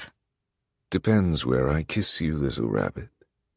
His voice sounds wrong in the darkness. I jerk back as he drops to his knees. No, no, no. The darkness stirs behind him, and the real Blake, covered in blood, slits his throat. The puppet melts into the shadows. Blake cocks his head to one side. My cheeks flame. This is your dream, not mine, I lie. He shakes his head and a dimple punctures the corner of his mouth. He steps closer. His heat and scent ambush me as he wraps my legs around his waist. I don't think so, little rabbit. I stiffen. What are you? He brings his lips to my ear. In my dream, I'm in chains, and you are on your knees. My eyes widen. He grabs the chains and pulls. They dissolve like ink between his fingers. I fall, and my hands land around his neck as the floor disappears. We hurtle through darkness once more. We land in a pile on the floor. Grass tickles my cheek. The scent of summer floods my nose. Flowers and woodlands and baked earth. I clamber from beneath Blake and raise my head. I breathe in sharply. About 100 meters ahead, a woman sits in front of a vast moonlit lake. She has long wavy hair and wears a baggy cream dress. A small girl is curled against her side, and the woman strokes her head. The full moon and infinite stars are reflected in the surface of the water. My heart swells, then tightens. My throat is thick. I don't remember this exact moment, but I know my mother brought me here. Turn around, I will her. Turn around. She's talking, but the words sound muffled. I push myself up and walk toward her. Blake strides past me. I grab his arm, and my fingers curl around his bicep. This isn't his memory to intrude upon. I don't want him here. He shrugs me off and keeps walking. There's something determined in his eyes. The voices get louder, but no less jumbled. I hurtle into his back, and this time I take him to the ground with me. We hit the grass with a loud thud. My mother should be able to hear us. She doesn't turn. Turn around, I will her. Let me see your face. Blake pushes himself to his knees, and I pull him down. I crawl over him to get to her before he does. This is important. The weight of this moment hangs in the air. Blake feels it too. He grabs my ankle and drags me across the earth. Mother! I have no voice. I elbow Blake in the side, and a soundless grunt escapes him. Get off me! What is she saying to you? He looks like he's shouting, but no words come out. What did she say? We're so close now. We should be able to hear her. I can smell the water. I can see the kinks in her red hair and the threads in her cream dress. The ground starts to shake, and a crack appears between us. No! I reach out, and my fingers almost touch her back. She starts to turn. The floor disintegrates, and Blake and I fall through it. I'm too hot. Something hard and heavy pushes me down. My eyes peel open. It takes a moment for my vision to adjust, for my mind to make sense of what is happening. Blake lies on top of me, and his arm is caught beneath my torso. His gentle breaths warm my ear. We're at the foot of his bed. The fire flickers in front of me. The pages Blake stole are nothing but ash. The warmth I felt when I saw my mother cools. There is nothing soft inside me anymore. I slam my elbow into Blake's gut, and he makes a low sound before rolling off me. I fall off the foot of the bed. I land on the sheepskin rug. You snake! You treacherous snake! His legs hang off the end of the bed, and he plants his bare feet onto the floorboards. He stares up at the ceiling. His bare chest moves up and down deeply. I can't tell what he's thinking, but I feel a thread of his frustration wind around my own. I stand up.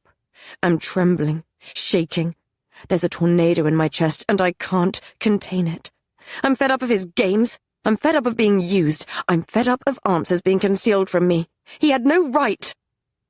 Break the bond, I snarl. He pushes himself upright.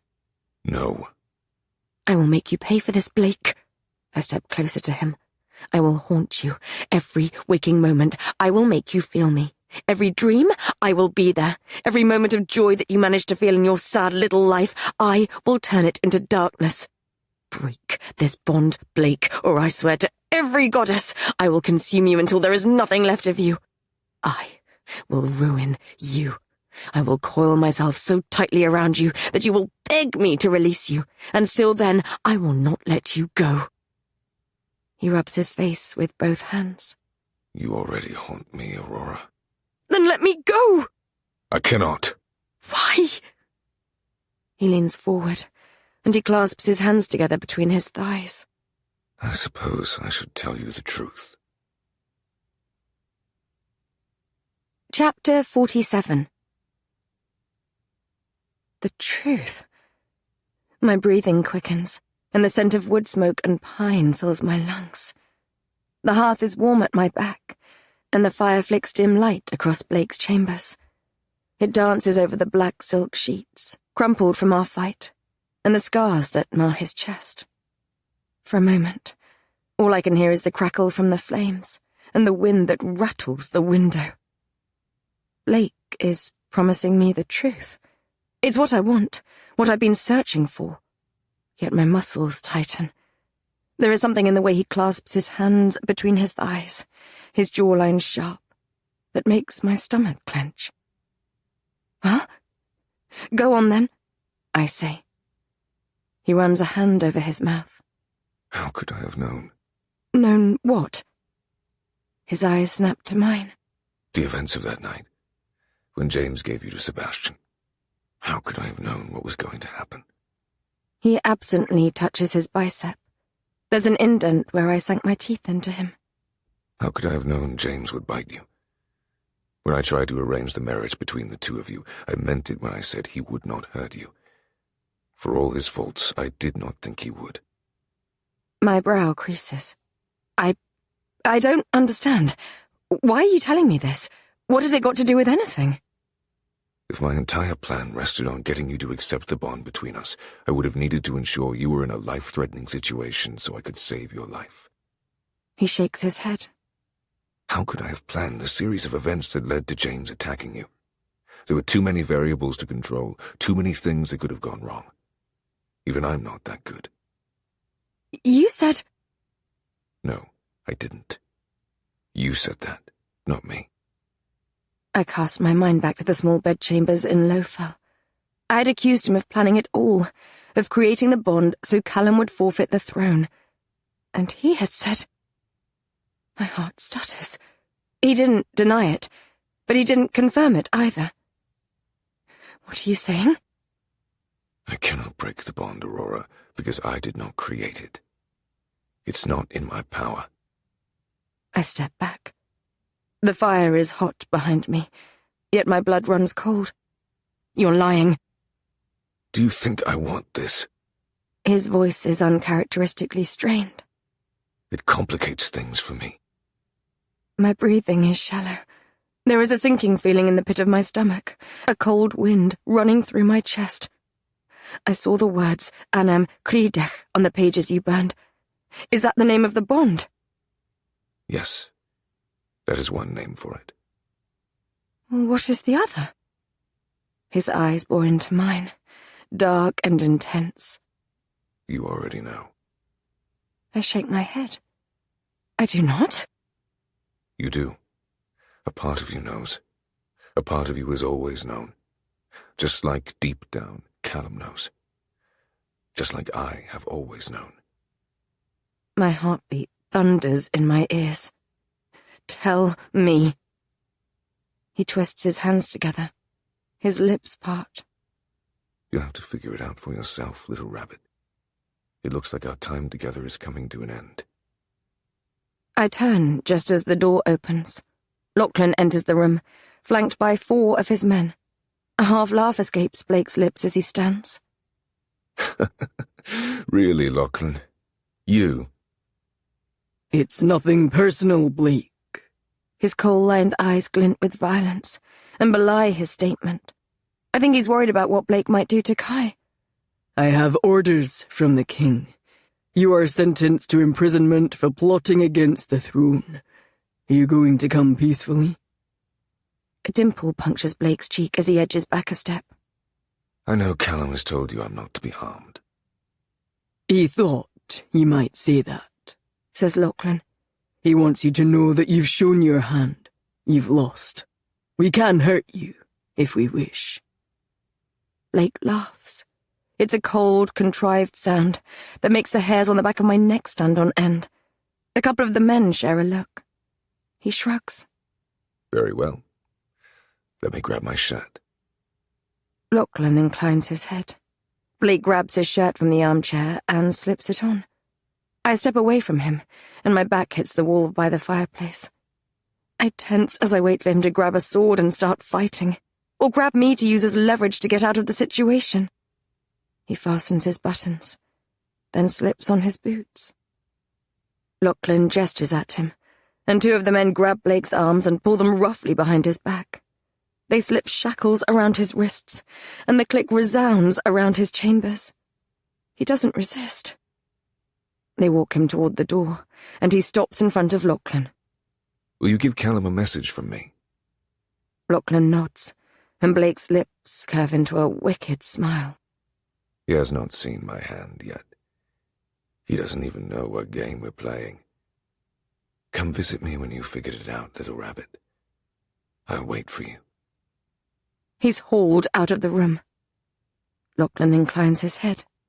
Good evening, Princess. He follows his men and Blake into the corridor. I'm left dumbfounded, staring at the door. Chapter 48. everything is still. Quiet.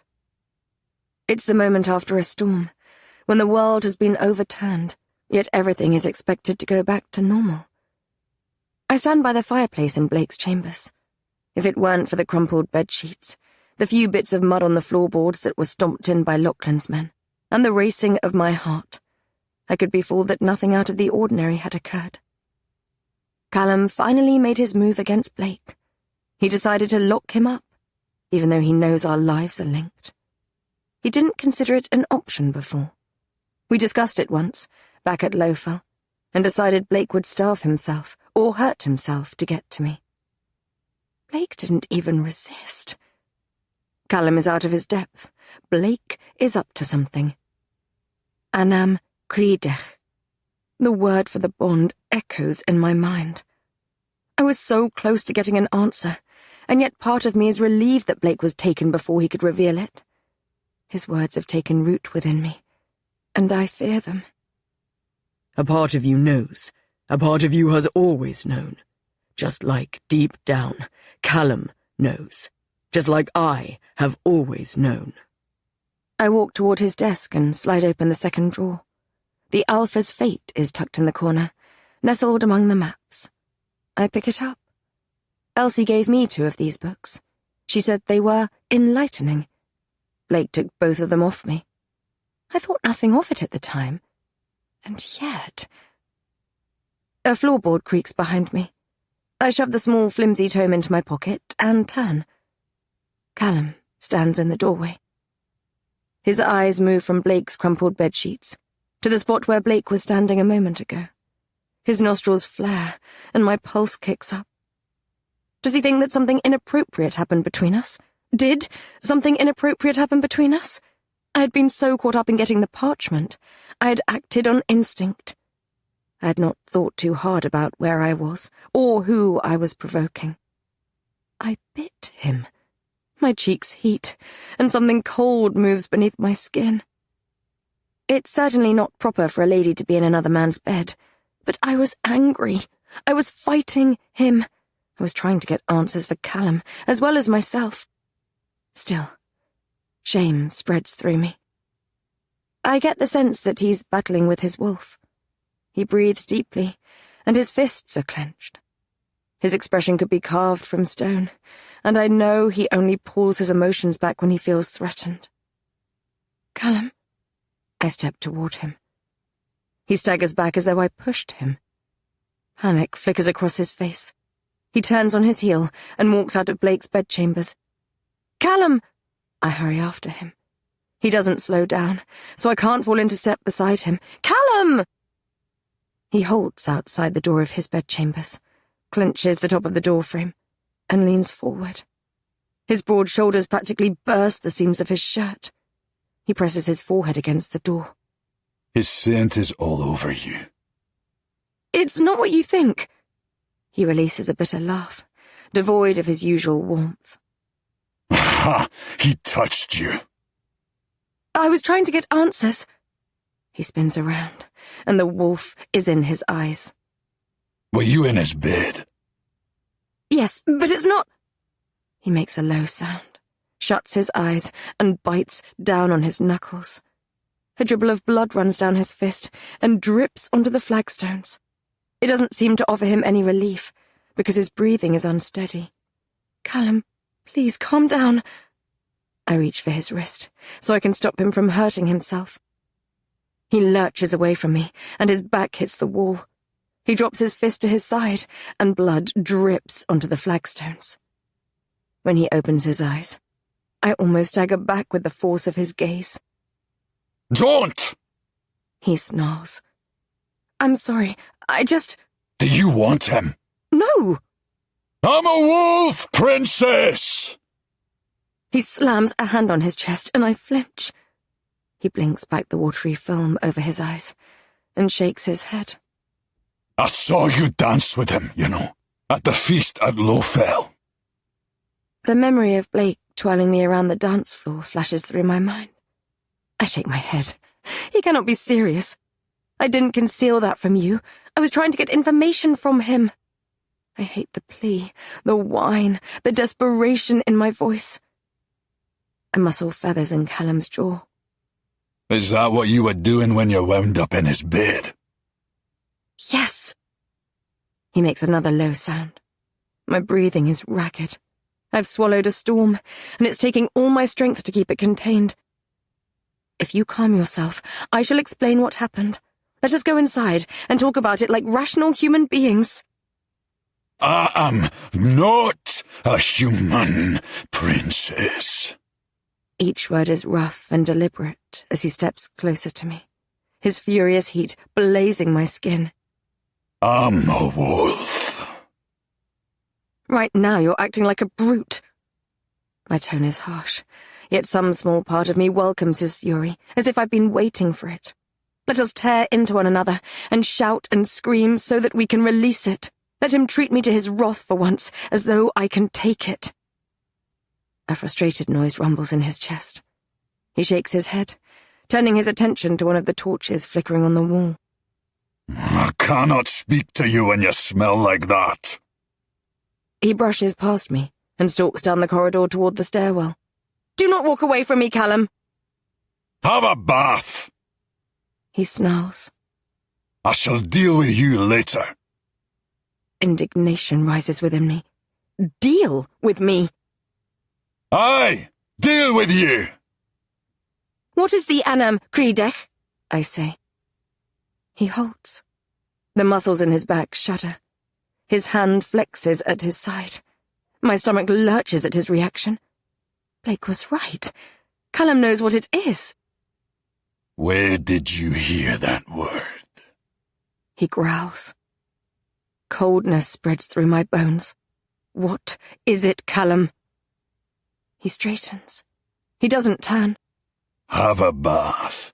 I will talk to you later. No, you will talk to me now. Do not follow me! His words power through me, and I practically stagger back with the force of them. I feel him inside me, the taste of mountain air on the back of my tongue. His command grabs the wild thing in my chest and pushes it down. He is using his alpha voice, his king voice, and trying to force me to submit to him, like when Blake used the Anye. I'm not sure he knows he's doing it. I grab it and push it off me, as easily as I did when Blake tried it. Yet as he storms away, I stand breathless and shaken. I don't follow. Chapter 49. Somewhere beneath the castle, Blake is in the dungeons. I don't know what Callum is doing. Probably strategizing with the Alphas because of Alexander's threat, or cooling down after our fight. I'm angry with them both. Blake burned the pages, and Callum walked away. At least Blake was about to tell me something. I know I won't be able to get to him now. My eyes are heavy as I stare at the paperback I took from Blake's room. I need to read it, but I fear it. Blake's eyes were uncharacteristically sincere as he sat, hunched on the edge of his bed, his hands clasped, the firelight dancing over his scars and muscles. Perhaps I don't want to know what he was about to say. Perhaps a thought has been planted in my soul, an explanation for the bond, for what James was trying to demonstrate and Callum's reaction to it. I want to cull it before its roots grow any deeper. Callum told me about a wolf thing once, when I first arrived here, and he asked me to wear his collar. It sounded like a bond of sorts, though he didn't exactly describe it as such. I glance at the battered paperback book and wonder if I've been searching for answers in the wrong place. Blake has taken 2 of these books from me. This one was hidden in his drawer, as if to keep it out of my reach. I nudge the book away. I drop back onto my pillows and pull my hands through my hair. I tug it, welcoming the sting on my scalp. The wind howls against the stone walls, and my mouth aches, and my skin is tight. I chew my finger. I break the skin and tear some off the side of my nail. I sit up. I pick up the book, my blood seeping into the parchment. I open it and begin to skim the neatly inked words. It's a story about a beastly alpha who lives in a castle, and who, in retaliation for a slight made by an alpha from a nearby clan, takes the alpha's daughter prisoner. Only, as they spend time together, they begin to fall in love. It's not until near the end that I come across it. The two wolves share a bond. It's named Anam Credech. My heart pounds in my ears. The words on the page blur. I slam the book shut. The shadows darken, and I'm underwater, thrashing for air. I kicked for the surface, but something has hold of me, and it's pulling me down. The thought that has taken root grows. I cut it back. I wish I could speak to Elsie, but she's back at Lowfell. I remember something she told me. The old cook here at Lowfell used to pen them. Could it be? I scramble off the bed, put on my slippers, and slide a robe over my nightdress. I grab the small book. It's late, but if I'm in luck, the kitchens will not be empty. I tiptoe around Fergus, who is sleeping again, down the stairs, and make my way to the ground floor of the castle. There's a fire in one of the kitchen hearths when I arrive, and the woman I seek stands with her back to me, washing dishes in a soapy bucket. "You should be in bed at this hour, lassie." Mrs. MacDonald's voice is admonishing. She turns and folds her arms, her soapy hands wetting the sleeves of her brown dress. "And you certainly should not be parading around dressed like that." She clucks her tongue at how the robe, drawn in at the waist, clings to my curves. I raise the tome. "Did you write this?" Her eyes narrow on it. She turns back around. "Aye, I wrote it. A long time ago. I haven't the time for it now. What of it?" Despite the questions that bubble dangerously close to the surface, the corner of my lip twitches. "Who would have thought you were such a romantic, Mrs. MacDonald?" I say. I walk toward her, and stand by the counter on the other side of the bucket she's washing dishes in.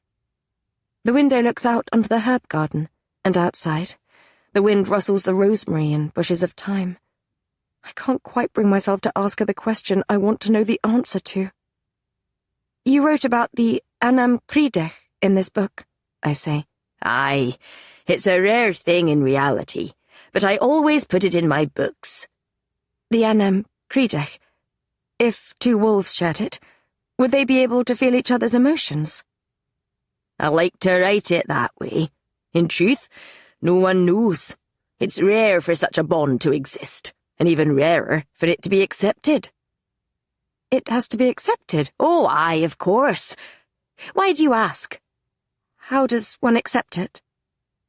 She shrugs. "I don't know. The only wolf I know to have experienced the Anam Credech is James, and he was never forthcoming about the details." My eyebrows lift. "James?" "Aye, with a lassie he used to court, Claire. Or that's the rumour, anyway. People say she refused him, so the bond never solidified." My pulse is hammering. "How can it be broken?" She laughs. "Broken? Once accepted, it cannot be broken. Only the moon goddess would have the power." She goes back to her washing. "No, the Anam Credech is eternal. The bond is thought to surpass even death. Why do you want to know?" I'm already turning on my heel, walking on trembling legs out of the kitchens. I murmur my thanks, I think. My mind, my body feel as if there's someplace else. The corridors blurring around me, I make my way to the stairwell.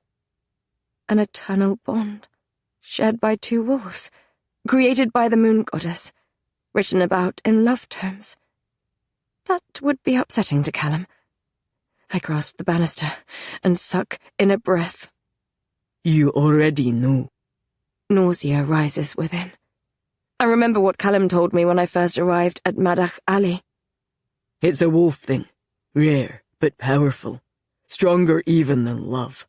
Two souls chosen by the moon goddess." I know what the bond is.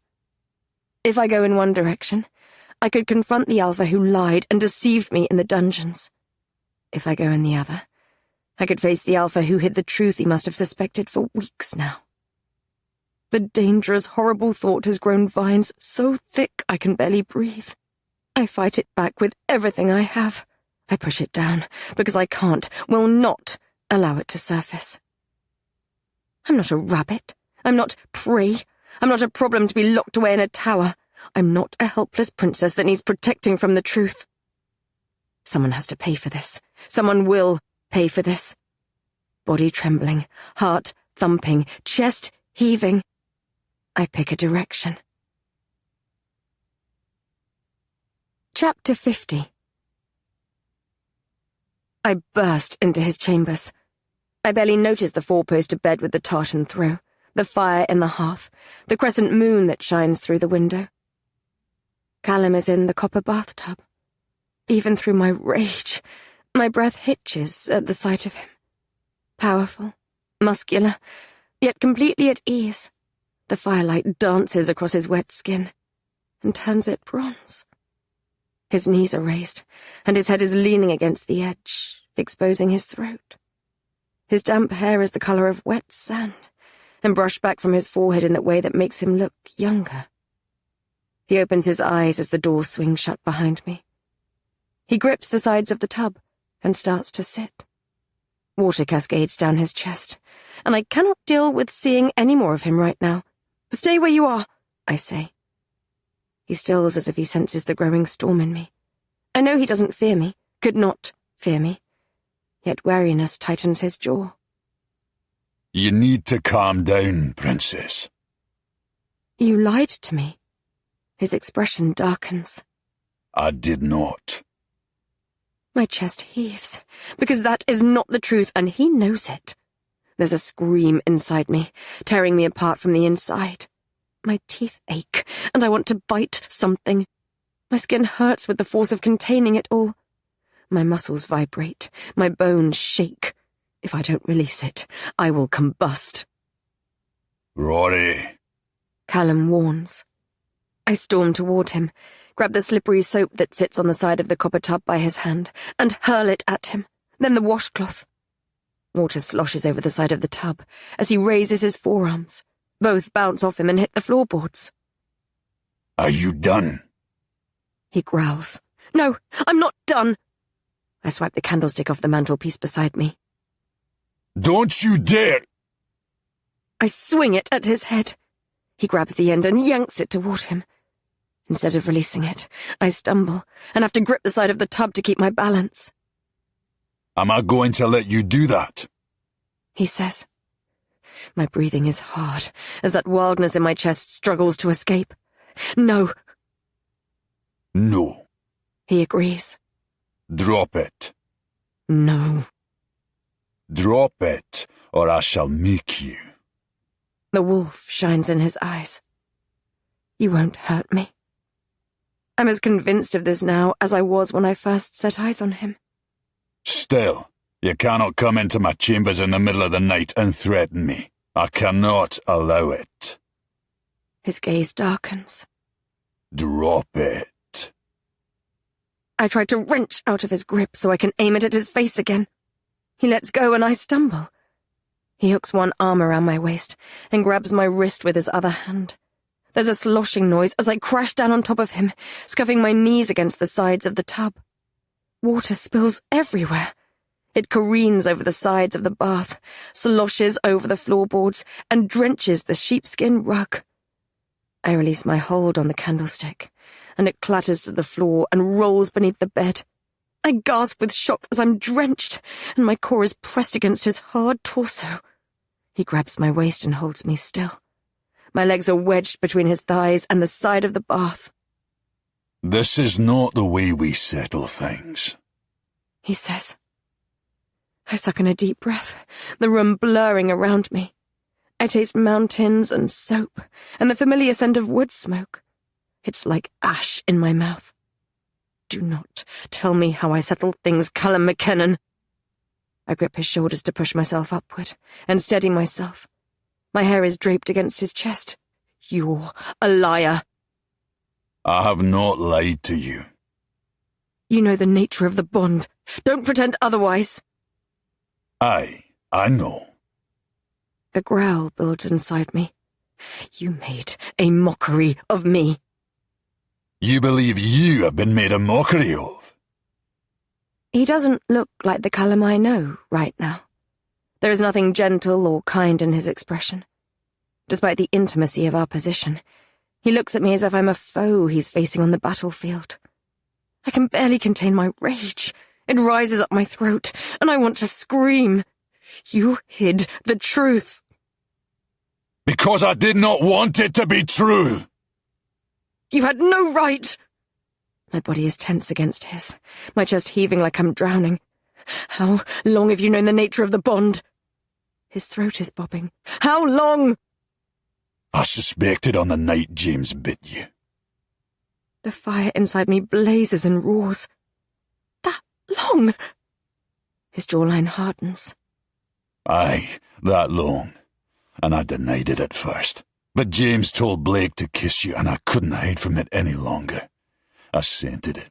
I saw the way he reacted to you, and I tried to tell myself I was mistaken. Until I read the pages in Blake's book the moment I returned to Marrock Alley, and I knew it to be true. His accent gets thicker as he gets more agitated. What am I supposed to do? Give you my blessing? You're his Do not finish that sentence. My nightdress and robe stick to my body. The water is warm and splashes around my stomach.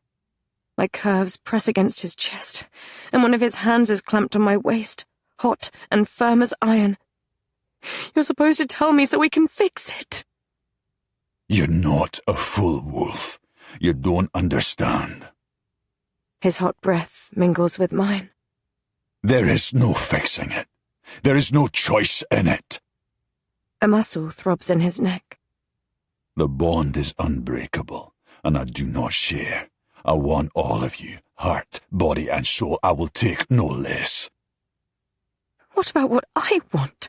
Do you care about that?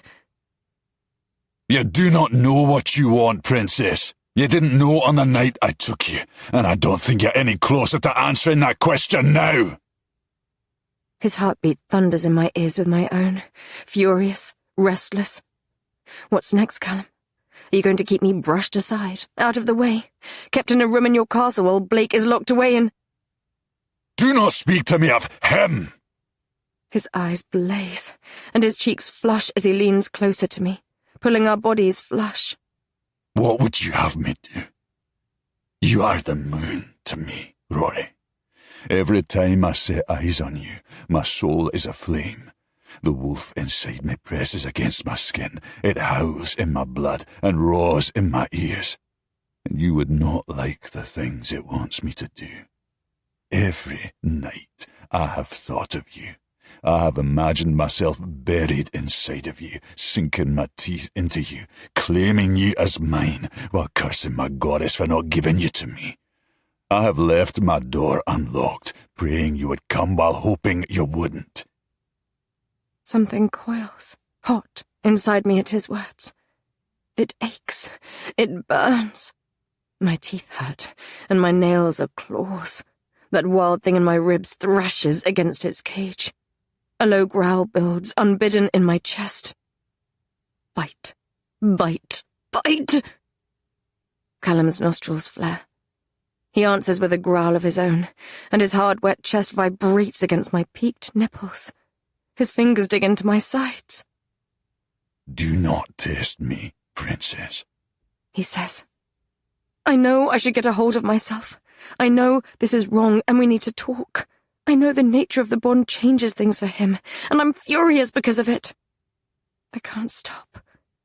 I tremble with the force of containing my emotion. He cups my face with his hands. Princess, I advise you to get out of this tub and walk away. You don't want this. You don't get to tell me what I want. I'm fed up of people telling me what I want. I decide what I want. My chest heaves against his. I want him, right now. I want him buried inside me while I take my pleasure from him. I want him moaning, gasping beneath me. I want him to pay for all of this. I want him at my mercy. His breathing deepens. Conflict flickers across his face as he presses his forehead to mine. Rory, Tell me what you want. Chapter 51. Tell me what you want.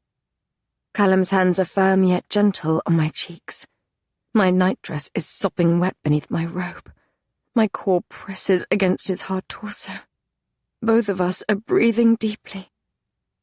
I use his shoulders to push myself upright. The wet tips of my hair touch his shoulders, and his eyes darken on my chest where my nightdress has become translucent. His face is strained, like he's battling with himself. I take his hand and put it on my breast. He makes a low sound. He squeezes, then brushes his thumb over my peaked nipple. My back arches in response. You. I want you. A low guttural growl vibrates in his chest. In a sudden movement, he slides up, grips my thighs, and hoists me up as he stands. Water cascades off both of us as he steps out of the bath. He crouches down to lay me atop the sheepskin rug, between the fire and the copper tub. He hovers over me, his knees between my thighs, and his hands on either side of my waist. My breaths are shaky as he crawls over me and brings his mouth close to mine. I want. I can't express in words what I want, what I need. For once, I want him to stop holding back. I want you to consume me, I breathe. I want you to unleash. I want you to break me so I forget everything other than you. I want you to take me in the way that you want to. He offers me a sad smile as he brushes a strand of wet hair from my cheek. I will worship you. He brushes his lips against my throat. Cherish you. He kisses me. Honor you. He nips my earlobe with his teeth, and I squirm. Tease you. His mouth hovers over mine. But break you? No. You cannot ask that of me. If I'm to take you the way I want, I will have you gently and deeply and slowly. He brushes his lips against mine.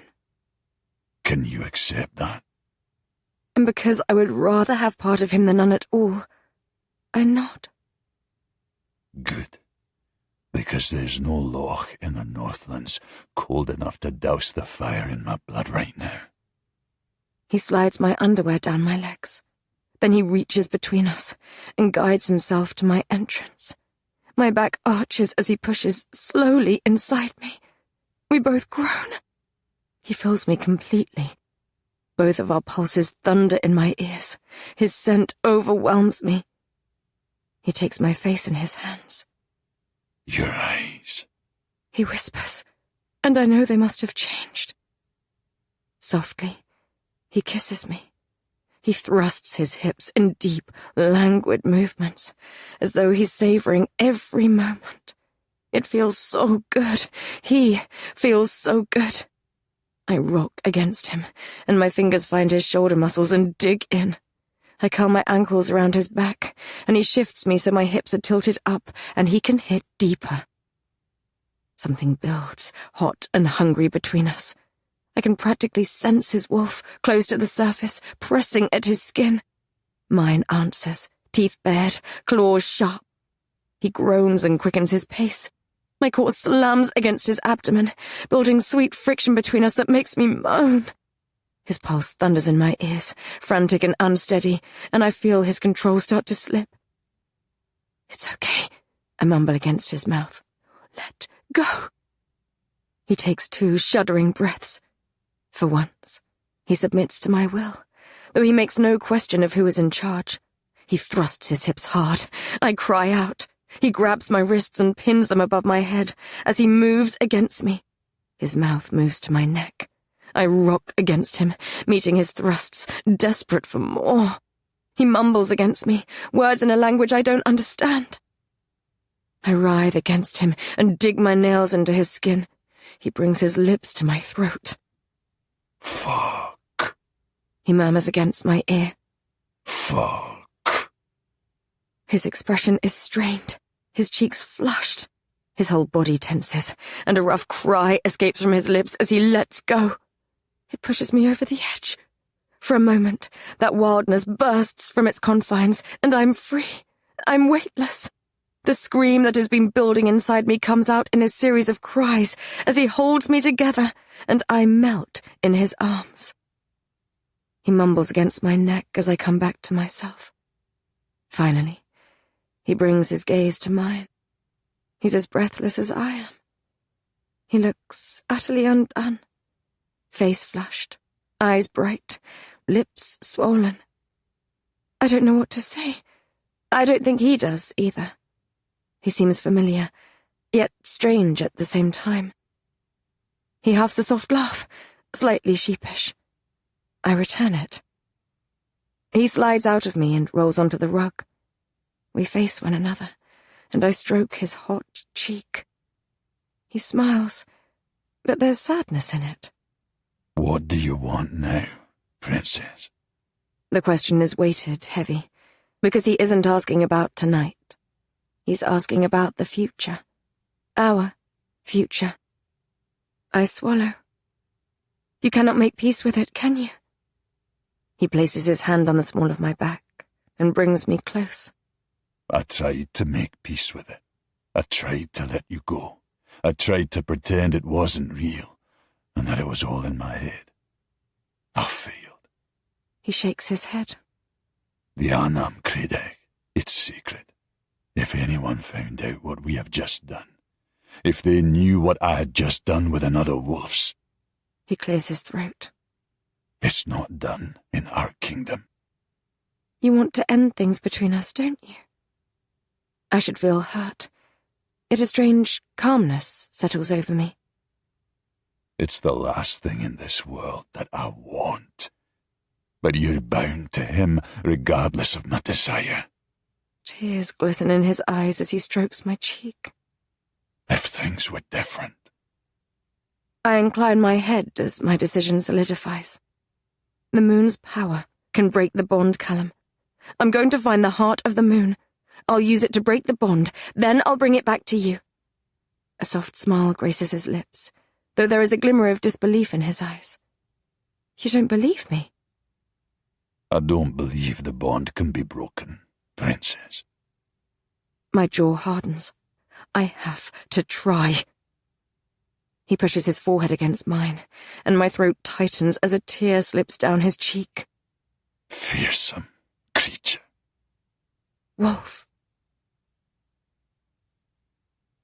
Chapter 52.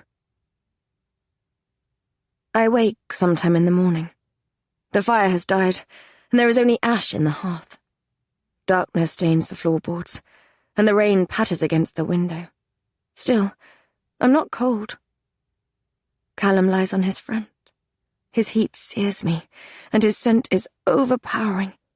I think I must be finally accepting that wolf part of myself, because I smell him all over me. Mountains and the dawn light, a hint of wood smoke.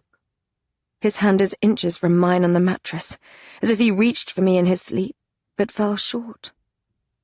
He seems so close, yet further away than ever. I understand now what plagues him. I understand how this bond, this unbreakable bond with Blake tortures him, just like it tortures me. I understand that for him, it changes things. Things have changed, I suppose, for me too, though I like to think that if things were reversed, I would at least fight for him. Perhaps it's because I'm not a wolf, or not a full wolf anyway. I have not grown up in the light of the moon goddess. Breaking a bond she has made doesn't seem like sacrilege to me. In spite of everything, a strange peace settles over me. There's something growing in me that I don't understand. Something awoke within me long before I was bitten by James. The night I took Callum's hand and came with him to the Northlands, it burst into existence, and it has been agitated since. I've struggled to find my place here. I've always been defined by my relationships to other people. Even now, that is the case. The wolves see me as either the daughter of their enemy, or the consort to their king, and, if the truth about the bond comes out, they will define me by my connection to Blake as well. It's stifling, constricting. I wish, for a short time at least, To be free of it all, to find out who I am outside of that cage. Blake was looking into my ancestry. Philip has made a strange allegiance with the Snowland's queen, and my mother. Lachlan thinks she had the heart of the moon at some point. I want to do something for myself for once. I want to learn about where I came from, and what happened to my mother. I want to break this damned bond. I don't want the day to start. I want to stay like this, sore and sated while he sleeps. I want to memorize his face, soft in a way most will never see. I want to trace the muscles in his back, revealed since the covers are bunched at his waist. I want to kiss the bullet scar on his shoulder and run my fingers through his hair, the colour of wet sand. He opens his eyes, as if he senses me watching him. Morning, Princess. Good morning. If he's embarrassed about last night, he doesn't show it. He smiles. It's the first sincere smile he has offered me since we arrived here, and it lights up his face. It makes him seem boyish, mischievous. I can't help the twitch of my own lips. Last night was fun, he says, voice rough with sleep. Visions of him pinning me to the rug as he thrusts inside me flood my mind. Yes, it was. We stare at one another. The light in his eyes dims, and I know he's remembering the conversation we had afterward. The warmth inside me ebbs. I sigh. We need to talk about... Aye. He exhales. Aye, we do. There is something I must do first. He rolls onto his back, then slides out of bed. Naked, he pads across the room, wraps his kilt around his waist, then slips on a shirt. A grim expression is etched onto his face when he throws open the chest at the foot of his bed and pulls out a couple of swords. I jolt upright. Callum, what are you... He strides across his chambers and heads into the corridor. I shall be right back, Princess. I throw myself out of bed. I grab one of my simple dresses that hangs in his armoire and almost fall over as I pull it on. My messy hair gets caught in my mouth. He can't kill Blake without me dying too. He knows this. Callum, wait! He's already rounding the end of the corridor when I stagger out of his bedchambers. I run after him, heartbeat pounding. I presume the dungeons are beneath the castle, but he strides past the stairwell and down another corridor, throwing open a door. I jerk to a halt beside him. Up, now! Callum commands. Philip groans, rolls over, and staggers out of the small bed by the window, arms outstretched. His copper hair is messy, and it glints in the light of the low fire in the hearth. He wears a long-sleeved white cotton top, his tattoos covered. He blinks a couple of times as he turns to face us, as if confused. Yet when Callum tosses him a sword, he catches it with one hand. Philip stares at him as if he is mad. You've overstayed your welcome, says Callum. Outside, with me, now. Philip's eyebrows lift. Callum is already striding away. My heart beats quickly. I'm not sure what he's planning. I hurry after him. I know he's despicable, but you cannot just kill the heir to the Southland's throne, I hiss. Callum looks over his shoulder as he reaches the stairwell. I suppose we'll see, won't we?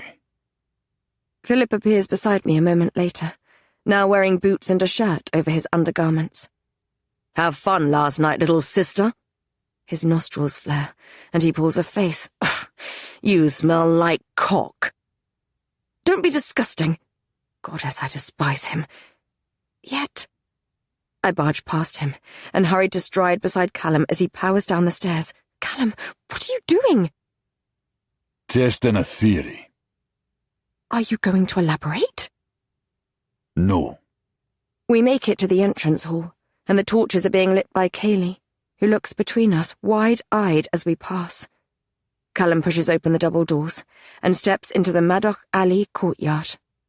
You'll see. The courtyard is quiet. A few wolves mill around, a servant carrying chicken feed, Fiona, who waves a hand before walking through the archway toward the stables, and Lachlan and a few of his men.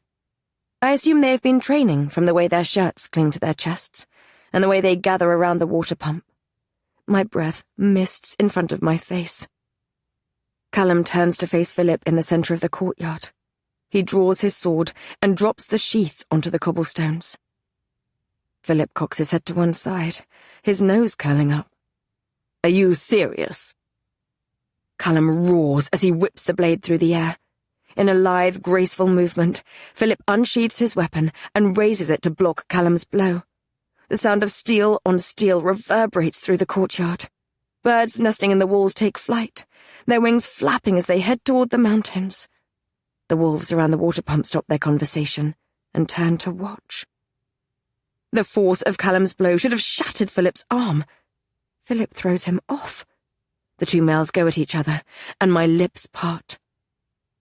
Callum is brutal, every blow deliberate and designed to overpower his opponent. His biceps ripple beneath his sleeves, and he grunts as he brings the sword down upon my brother. Philip blocks and dodges every blow. It's like watching fire battle water. A hammer clashing with steel. He is the opposite of Callum's brutality, yet no less efficient. He moves as if he's dancing. A muttering fills the courtyard, as more people going about their morning chores stop to watch. I'm frozen, my mind not able to make sense of what I'm seeing. Callum is a battle-hardened alpha, while Philip is a spoiled, drunken fool. And they are equally matched. "Is that all you've got, Princeling?" Callum kicks Philip in the torso and sends him staggering back. Philip glances up and smirks. He winks, and when I follow his gaze, I catch Isla scowling through the window above the oak doors. "Not quite." Philip goes on the offensive, and I realize I was wrong. They're not a match. Philip is better. He slices his blade through the air and dances around Callum. His moves are ethereal, yet deadly. There must be 12 wolves out in the yard now. They gather around the two with interest in their eyes. Callum's claim to the throne is already weak, and my brother is beating him. If he were to win, I dread to think of the violence that would befall both them and me. Yet when Callum staggers back, a soft laugh escapes his lips. "Lachlan," he says. He ducks back into the circle of wolves, and Lachlan darts forward to block Philip's next blow. He attacks Philip, and Philip adapts instantly. Lachlan's style is almost as brutal as Callum's, and his steps have some of Philip's grace, yet Philip outmatches him too. The two parry each other's blows, and Philip doesn't seem to tire. This doesn't make sense. This is the male who would drunkenly bellow through the palace halls with a bloodied nose, and the scent of perfume on his collar. My eyes find Callum as he watches. A smile ghosts his lips. "A keg of ale to anyone who can knock this perfumed Princeling on his spoiled southern arse." The wolves watching laugh. Two men dart forward and join the fray. Philip disarms one of them and sends the other reeling back. Another raises his sword. Philip ducks, then swipes out his leg and sends him flying. By the time Philip is holding his own against 5 wolves, his blade a blur in the grey light, my fear ebbs away, and all I can do is stare, dumbfounded. "That's enough," says Callum, amused, when 4 of them are on the floor, and only Lachlan still stands against him, and even he is breathing hard. Lachlan shrugs a shoulder at Callum. Philip glances up at Isla, whose mouth is parted. Slightly breathless, he bows elaborately, and her scowl reappears before she disappears from the window. "You'll do," says Callum. Philip turns on Callum, eyes widening. "Do for what?" Callum strides toward Philip and clasps him on the shoulder. "Pack a bag. I've got a job for you." He heads toward me, his expression softening. Something sad swells inside me when he towers before me. "A word, please, Princess. I think it's time for us to have that conversation." Chapter 53. Callum takes me up a narrow stairway to the top of the castle's curtain wall. He walks to the edge and rests his forearms on the stone wall. I stand beside him, and his body heat stops me from feeling the early morning chill. Mist whispers across the loch far below, and thick clouds hide the peaks of the mountains. The evergreens to the left rustle in the breeze, their pine needles black in the low light. For a moment, we are silent, drinking in the peace. I wonder if, like me, he wonders how long it will last. My father took James and me up here on the first night we arrived at Madach Alley, he says, his voice rough. That way is the enemy, he told us. He gestures south over the forest. And that way is home. He inclines his head toward the mountains in the north. Hi, Fal. Aye. He smiles softly.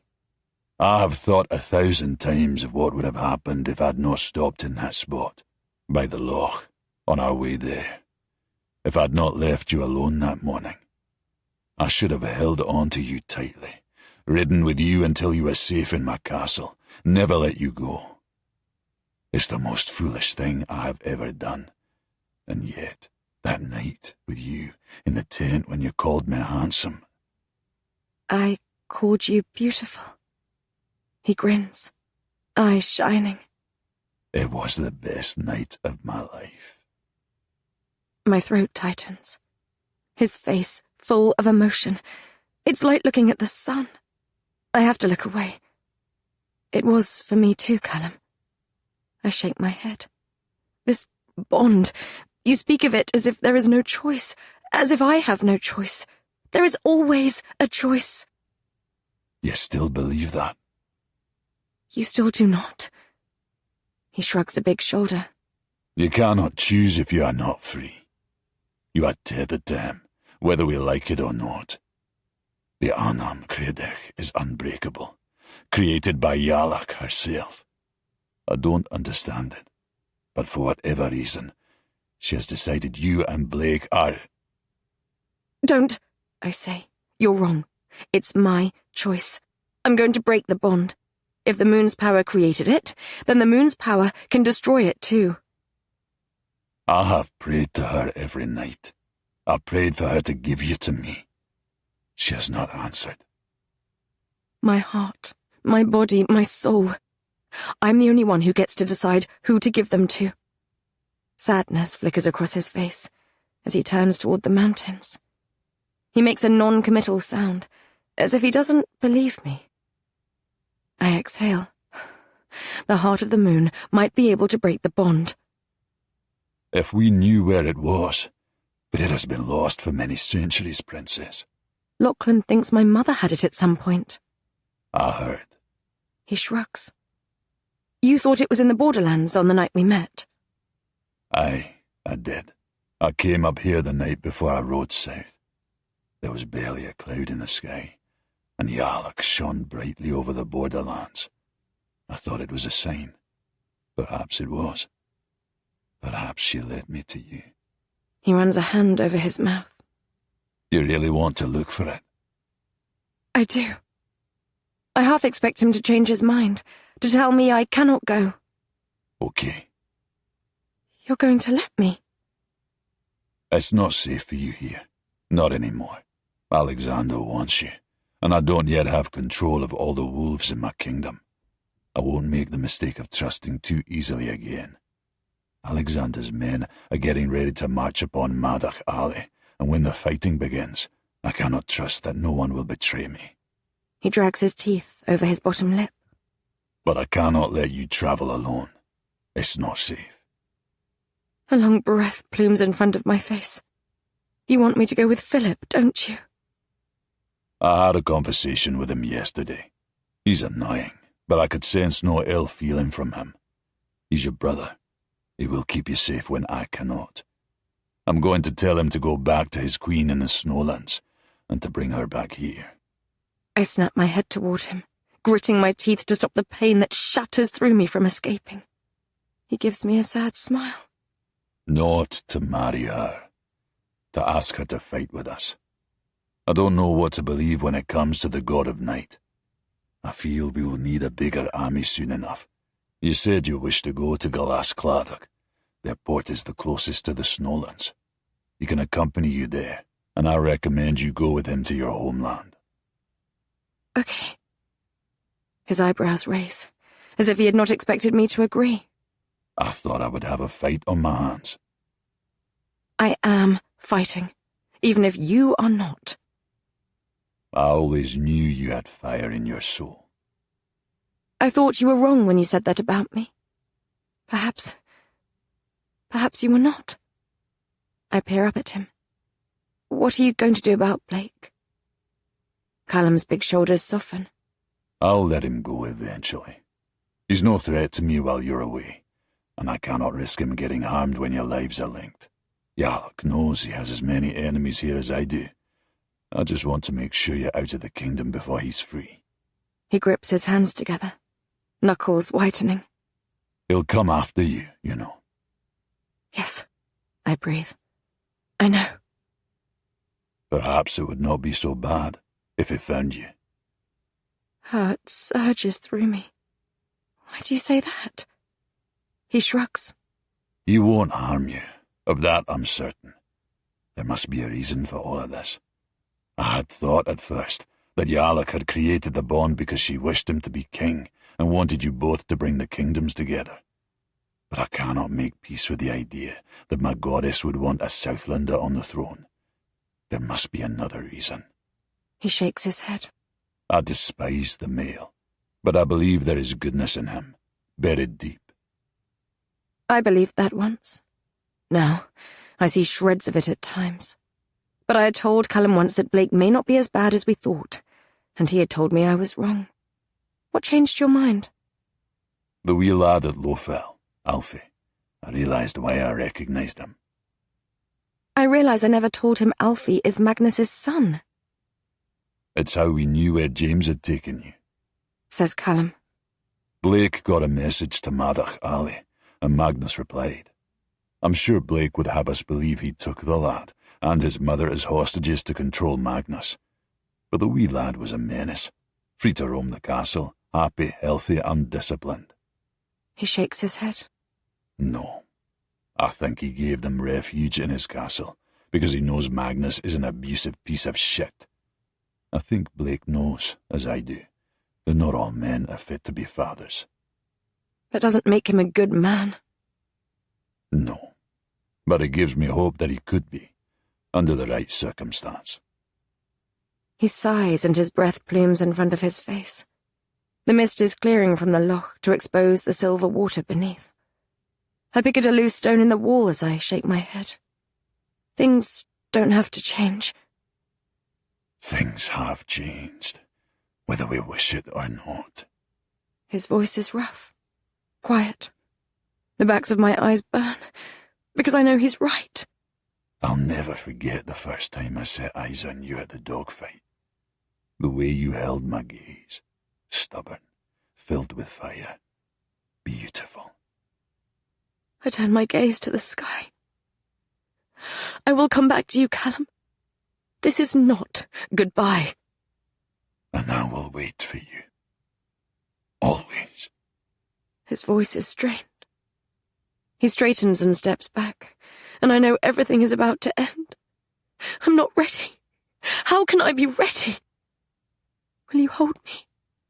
My voice is quiet, unsure. He takes a deep breath. There is an endless chasm between us, and I think he will walk away. His heat surrounds me as he steps behind me. He wraps his arms around me, pulling my back to his chest and placing his chin on my head. Aye. I cocoon myself in his solidity, his safety.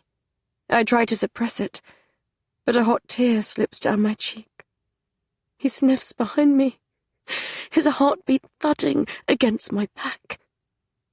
Together, wrapped in each other's arms, we watch the sky over the mountains. Chapter 54. My heart is heavy as Philip and I ride away from Madach Ali. We must go west, to the small seaport at Glas Cladoch. First, on Callum's orders, we take a route through a valley to the north to avoid Alexander's army, who have been spotted riding in our direction. I ride a small chestnut horse named Heather, prepared for me by Fiona, who hugged me tightly before I left, and told me she hoped our paths would cross once more. Mrs. MacDonald packed me a bag of bread, dried meats, and nuts, as well as another of her love stories, which she tucked within the other items with a wink. Callum brushed his lips against my forehead, eyes shining in the cold sun, and gave me the small silver letter opener I took from the borderlands that I once tried to stab him with. Go for the throat, he reminded me, his voice strained. I'll find the heart of the moon, and I'll come back to you, I told him in response. And then, Philip and I were on our way. I didn't say goodbye to Blake, though the bond tugs as the mountains rise up on either side of us. Darkness grows in my chest, and I'm not sure if it's linked to the sadness I feel, or whether I'm feeling his emotion. I think he knows I'm gone. Philip rides ahead, his gait casual, only one gloved hand on the reins of his horse. He's dressed in his long blue coat with a high collar, and the sword Callum gave him is strapped to his back. I know he has daggers attached to his belt, too. Other than grumbling about his slumber being interrupted, and his despair that we left before he could have breakfast, he has had the good sense not to speak. I'm not sure if it's compassion for my situation, or whether, like me, he feels awkward. We are both siblings and strangers. Back home, we played the parts of a prince and a princess who didn't much like each other. So much has happened to both of us since then. It's hard to know what roles we now fit into. When clouds gather in the afternoon and the sky opens up, it does little to heighten my mood. I bring my horse beside Philip, irritated. Are you sure we're going the right way? Yes. How can you bear north when we cannot even see the sun? Callum said we should have reached a forest by now, at which point we are to turn west. I taste the rain, and my cloak is starting to stick to my body. If you wish to take the lead, be my guest, little sister. His red hair is flat, and rain rolls over his mouth. But while I shiver, he seems at ease. I didn't ask to become bodyguard to your spoiled arse. Must you be so constantly unpleasant? Must you? I withhold my snarl, and turn my attention to the towering mountains, and the many shades of green and grey that surround us. Not for the first time since we set off. I wonder if I'm doing the right thing by travelling with him. I can barely stand his company. By nightfall, I'm convinced we're lost, yet Philip seems triumphant when a woodland comes into view. There, see? The forest we were looking for. We'll make camp until dawn, he says, heading into the tall trees. I follow, because it's better than roaming the mountains in the dark, searching for the actual forest we were supposed to turn west at. I'm sure this is not it. The sound of the rain softens when I lead Heather beneath the evergreen canopy, and there is immediate relief from the cold wind. Philip leads us to a clearing. We both dismount, and he orders me to light a fire while he waters the horses at a nearby stream, the sounds of which fill the pine-scented air. I'm sitting on a log, warming my hands by the crackling flames, by the time he returns. He sits on a boulder opposite and clasps his hands between his long legs. I pass him some food. We eat in silence. We finish. He sharpens his sword. I wring out my hair and rebraid it. A stubborn part of me wants to maintain this silence, to suppress all my questions, because I don't want him to get the incorrect impression that I care about anything that happens to him. My curiosity outweighs it. His past is my past. I need to know. Are you going to tell me what happened to you? I ask. That depends. On? Whether or not you ask me nicely. I glower at him over the crackling flames. Oh, please, Philip, please tell me what happened to you, because I really care. Sarcasm is quite unbecoming of you, little sister. He shrugs, then sheathes his sword. He props it against the boulder. What do you want to know? I don't know. Everything. Did you know Mother was a wolf? When did you get bitten? Was it before you left the palace, or after? Before. Shock slams through me, and I tried to pull back my reaction so he can't see my hurt. If it happened before he left, he must have known about Mother, about me, and never told me. I should expect no more from him, yet he's my family. His expression softens. I was not pleasant to you growing up. I know that, he says. In my defense, I didn't like you very much. My hurt turns into irritation, and my fingernails dig into my palms. Oh, well, that's okay then. A thick silence extends between us, and I can't stop the question that has plagued me for years from erupting. Why? I was jealous, I suppose. Jealous? Of what? He sighs dramatically. Oh, I don't know. You spent your days swanning around the palace, dressing in fine clothes, preening, playing music, watching plays, embroidering. All the while, I had to train to go to war. I never wanted to learn to kill humans or wolves.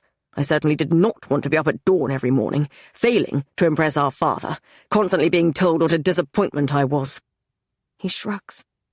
Before she died, you were always Mother's favourite child, and I was Father's. When Father sent me to war, it was to toughen me up, because he believed I was too soft. I didn't see what was wrong with being soft. It always seemed to me that you got the better part of it all. I had never thought of it this way, yet I release a bitter laugh. I didn't, Philip. I was powerless. You have no idea what it was like to be a woman in that situation. I had no voice, whereas you always did. You got to escape it. Do you know what my escape was? I was supposed to marry Sebastian. He looks up at the tree boughs overhead, as if he can't quite meet my gaze. I heard about that. He runs a hand over his mouth. Since I met Ingrid in the Snowlands, I realize some of my perceptions may have been incorrect. I'm just saying, that's how I felt at the time. And alongside my envy, there was a hunger growing within me that I couldn't understand. I tried to drown it out with drink, and fill it with women and men, and appease it by picking fights. Yet I was never sated. You always seemed like you were at peace. It never occurred to me that you may be going through the same thing, and were more adept at hiding it than me. You could sense you were a wolf. I began to suspect it just before Mother died, yet I didn't ask her. I was afraid, I think, of the discovery, of the answers, of her outing me to Father. When she passed, I started looking into wolves. I read everything I could get my hands on in the library. If anyone saw me, I told them I was researching my enemy, so I'd know how to kill them better. One day, one of the guards saw me. He told me there were wolves in the dungeons beneath the palace, if I wanted to see one up close. Something coils, serpent-like, around my insides. Philip cocks his head to one side. What? Is that where you met Blake? I ask. My voice is barely audible over the rain pattering on the evergreen canopy, and the stream nearby. I'd seen him around, but that was the first time we spoke. One night, my curiosity got the better of me. I went to see what lay in the depths of our home. There he was. You're looking better than the last time I saw you. Philip had said that to Blake when we were at Madach Alley. He'd been tortured. Yes. So you can imagine how my fear of discovery grew on finding him and the other prisoners down there. I shake my head, disgust writhing within. You did nothing. Would you have done differently, little sister? I shake my head. I like to think that I would have tried to help. But perhaps that is fanciful thinking. Perhaps I'm as much a coward as my brother. I don't know, Philip. I tried to distance myself from what I'd seen. I tried not to think about it. It haunted me, though. It would be my fate if Father ever discovered what I was. Honestly, it had never occurred to me that you would share the same affliction, the same fate. I was too wrapped up in myself. The only saving grace was that I knew I was a half-wolf, and I had not yet been bitten. What changed? The night of the full moon, I felt restless. I snuck out to the docks and drank so much I could barely stand. When I returned to the palace, He shakes his head. I was overtaken by a sick curiosity. I wanted to know what they looked like when they transformed. You went back to the dungeons? A sorrowful look flickers across his face. There were 5 of them in the cells. I was barely conscious, I was so drunk. I taunted a couple of them through the bars. I was bitten. I deserved it, I suppose. Blake said he knew the wolf who bit you. Yes. He's at Marok Alley now. My eyebrows raise. Who? He snaps his gloved fingers, as if he's searching for the name. The man with the dreadlocks and the southern accent. Jack! Yes, that's right. Jack. Shock blooms inside me. I'd never asked how Blake met his right-hand man, but I didn't expect them to both have been prisoners within my father's palace. Darkness spreads inside me, as something else occurs to me. Jack is part of Blake's clan. That makes Blake your alpha. The thought that Blake is playing a bigger game intensifies. It can't be a coincidence that he has managed to become alpha to both the prince and the princess of the kingdom that entrapped him. As much as I protest that Blake is not my alpha, his bite still marks my shoulder. Philip shrugs. He certainly thinks he is. He tried to use the Anya on me when he had me in the infirmary. It didn't work. He shakes his head. No, although I let him think it did. I did the same thing. A dimple creases his cheek. After that, I realized I had to get out of the kingdom before the following full moon. Shifting in front of father. Can you imagine?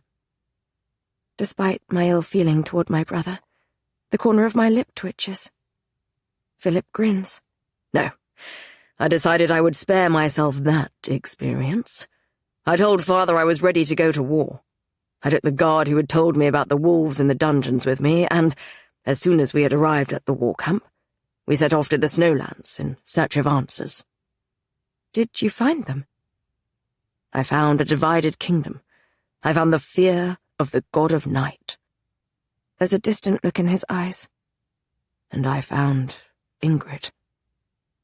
You love her, I say softly. It doesn't matter how I feel about her. It's unrequited, I assure you. I did little to warm her to me when we first met. She is...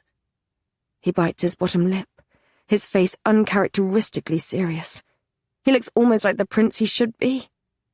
She is quite extraordinary. Is that why you're looking for the heart of the moon? He laughs. Nothing escapes you, sister. He shrugs. Yes, I'm looking for it. It wasn't my primary reason for coming here, but I spoke to a tribe in the snowlands who said it was sent here years ago, although they have a different name for it there. It translates to blood of the moon. I thought Ingrid might forgive me of my sins, if I found it. The blood of the moon? Yes. I bite my bottom lip. And you decided to try and arrange a marriage between this extraordinary woman and the man I am... The words die in my throat, and I shift on the boulder. I'm going to return to Callum, and I'm going to fight for him. But he still wanted to end things between us. The man I was courting. How brotherly of you. A dimple punctures his cheek. What does it matter, little sister? Blake is your... Don't! I push down the rise of panic. How did you know about the bond? He pulls a face. Aside from the fact it's blatantly obvious. He shrugs. Every time you were both in the same room, he couldn't take his eyes off you. Be careful around him, though. He's changed since I met him. Back then there was... He shakes his head. I don't know. There was something off about him. He hides it now. I agree that he's hiding something, yet I feel a little indignant on Blake's behalf. Perhaps that's because you met him when he'd just been tortured, Philip. Perhaps. Philip lowers himself onto the ground by the boulder and puts his pack down beneath him to use as a pillow before lying down. Perhaps not. He closes his eyes. A smile spreads across his lips. What? I say. Father would be so displeased to know what has become of us. I lie down on the pine needles and settle down for sleep. 2 half-wolves, each helping a different enemy kingdom. Yes, he would be, wouldn't he? Philip laughs. Good night, little sister. Good night, Philip. I open my eyes. I'm no longer in the forest. The scent of pine is heady in the air. A fire crackles in a black iron fireplace, adorned with books and a decanter of whiskey. Blake's chambers. The mattress creaks behind me, followed by a muffled moan. I turn and freeze. I'm in Blake's dream. There is a version of me on my knees on his bed, framed by the bedposts and the dark silk curtains. I'm naked, and my skin glows like moonlight. Blake kneels behind me. One of his hands is cupped between my parted thighs. The other roughly squeezes my breast. His teeth are at my throat, and he thrusts his fingers into me. The dream version of me moans and pushes back into him, and he groans. My legs turn to liquid. I feel him. I feel him everywhere. He's not touching the real version of me, yet pressure builds between my legs, and my core aches. I need to get out of here, but I'm transfixed. It's not just the fervent nature of Blake's movements, when he's usually so in control. It's the glow of my skin, almost goddess-like, as if that is how he sees me. He pushes me down onto the mattress, and I snap to my senses. I stagger back. My back hits something solid and warm. I spin around. Blake, the real Blake, stands before me. His gaze is fixed on the bed, and his lips are slightly parted. I grab his shirt and push him against the wall by the fireplace. Stop it! His eyes flit to mine, panicked. I cannot. A female groan, my groan, fills the air, and I can't breathe. The creaking gets louder, faster, drawing Blake's attention. The bond trembles, and I feel the word that builds like a growl. Hunt. I glance over my shoulder, and my breathing almost stops. He has me face down on the mattress, one hand on the nape of my neck to hold me down. The other grips my hip as he thrusts into me. The look on his face. Goddess, the look on his face. My chest is too tight. My blood is molten gold. I swing back toward him. Blake, you can't think of me like this. I feel the moment he changes. He feels like he did in the chapel. Feral, animal, not himself. His eyes shift, then glow. No one would know. What? Almost delicately, he takes a strand of my hair and tucks it behind my ear. The gentleness is at odds with the look in his eye and what is going on behind me. My breath catches. It's just a dream, He says. We don't have to do it my way. I can be gentle, if you like. My mouth dries. Blake. He cups my face in both hands. Let me have you. Just once. Please. My insides combust. He is begging. Blake is begging. And I know he is manipulating me. I know he will do or say anything he needs to in order to get what he wants, because that is how his mind works. Yet my blood heats. I cannot move. I cannot think. He steps closer, and his body is flush to mine.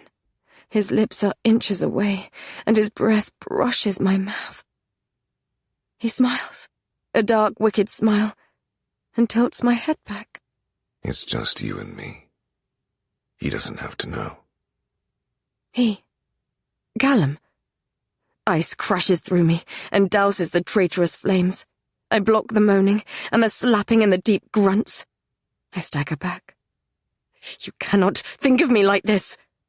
I try to put a command in my tone, but my voice trembles. This will never happen. He has the audacity to look sad. I turn and crash through the door. Chapter 55. Something tugs inside my chest. There's a familiar press of attention on my skin, a whisper of air on my cheek. My pulse kicks up. as if my body senses a threat before my mind has caught it. I open my eyes. The night is thick. I must have turned onto my side, because pine needles dig into my cheek. The fire burns low, and the orange embers glow in the darkness. The trees sway overhead. Philip snores gently, long legs stretched out, though one hand rests on the dagger at his belt. Everything seems normal, yet my blood thrums. I blink a couple of times, then warily push myself upright. I breathe in sharply. Blake watches me from the edge of the clearing. He sits against one of the tree trunks with his knees raised, his hands dangling between them. Hello, little rabbit. My stomach plummets. What are you? My question dies in my throat as my eyes adjust. He is not sitting in the forest a few feet away. He's on a cot, the mattress thin, and there's a dark stone wall behind him. There are books scattered on the bed around him, and his wrists are bound in shackles. His dark hair is messy, as if he's been dragging his fingers through it, and the top buttons of his shirt are undone. Both the forest and the cell have a shimmer to them. It's like I'm seeing everything underwater. The sound of the stream nearby echoes in my ears, and everything feels far away. This is a dream, yet I've no doubt that the wolf before me is really Blake. Panic twinges inside me. It's not just because of the aftermath of our shared dream. I don't want him to know where I am. I believe Callum. Blake will come for me when he gets free. I can't face him. He tilts his head to one side. Weren't you going to say goodbye? I thought it best that I did not. I waited for you. I thought you would come. I shake my head. We're not friends, Blake. Perhaps not. Did you figure out the nature of the bond? Yes. And?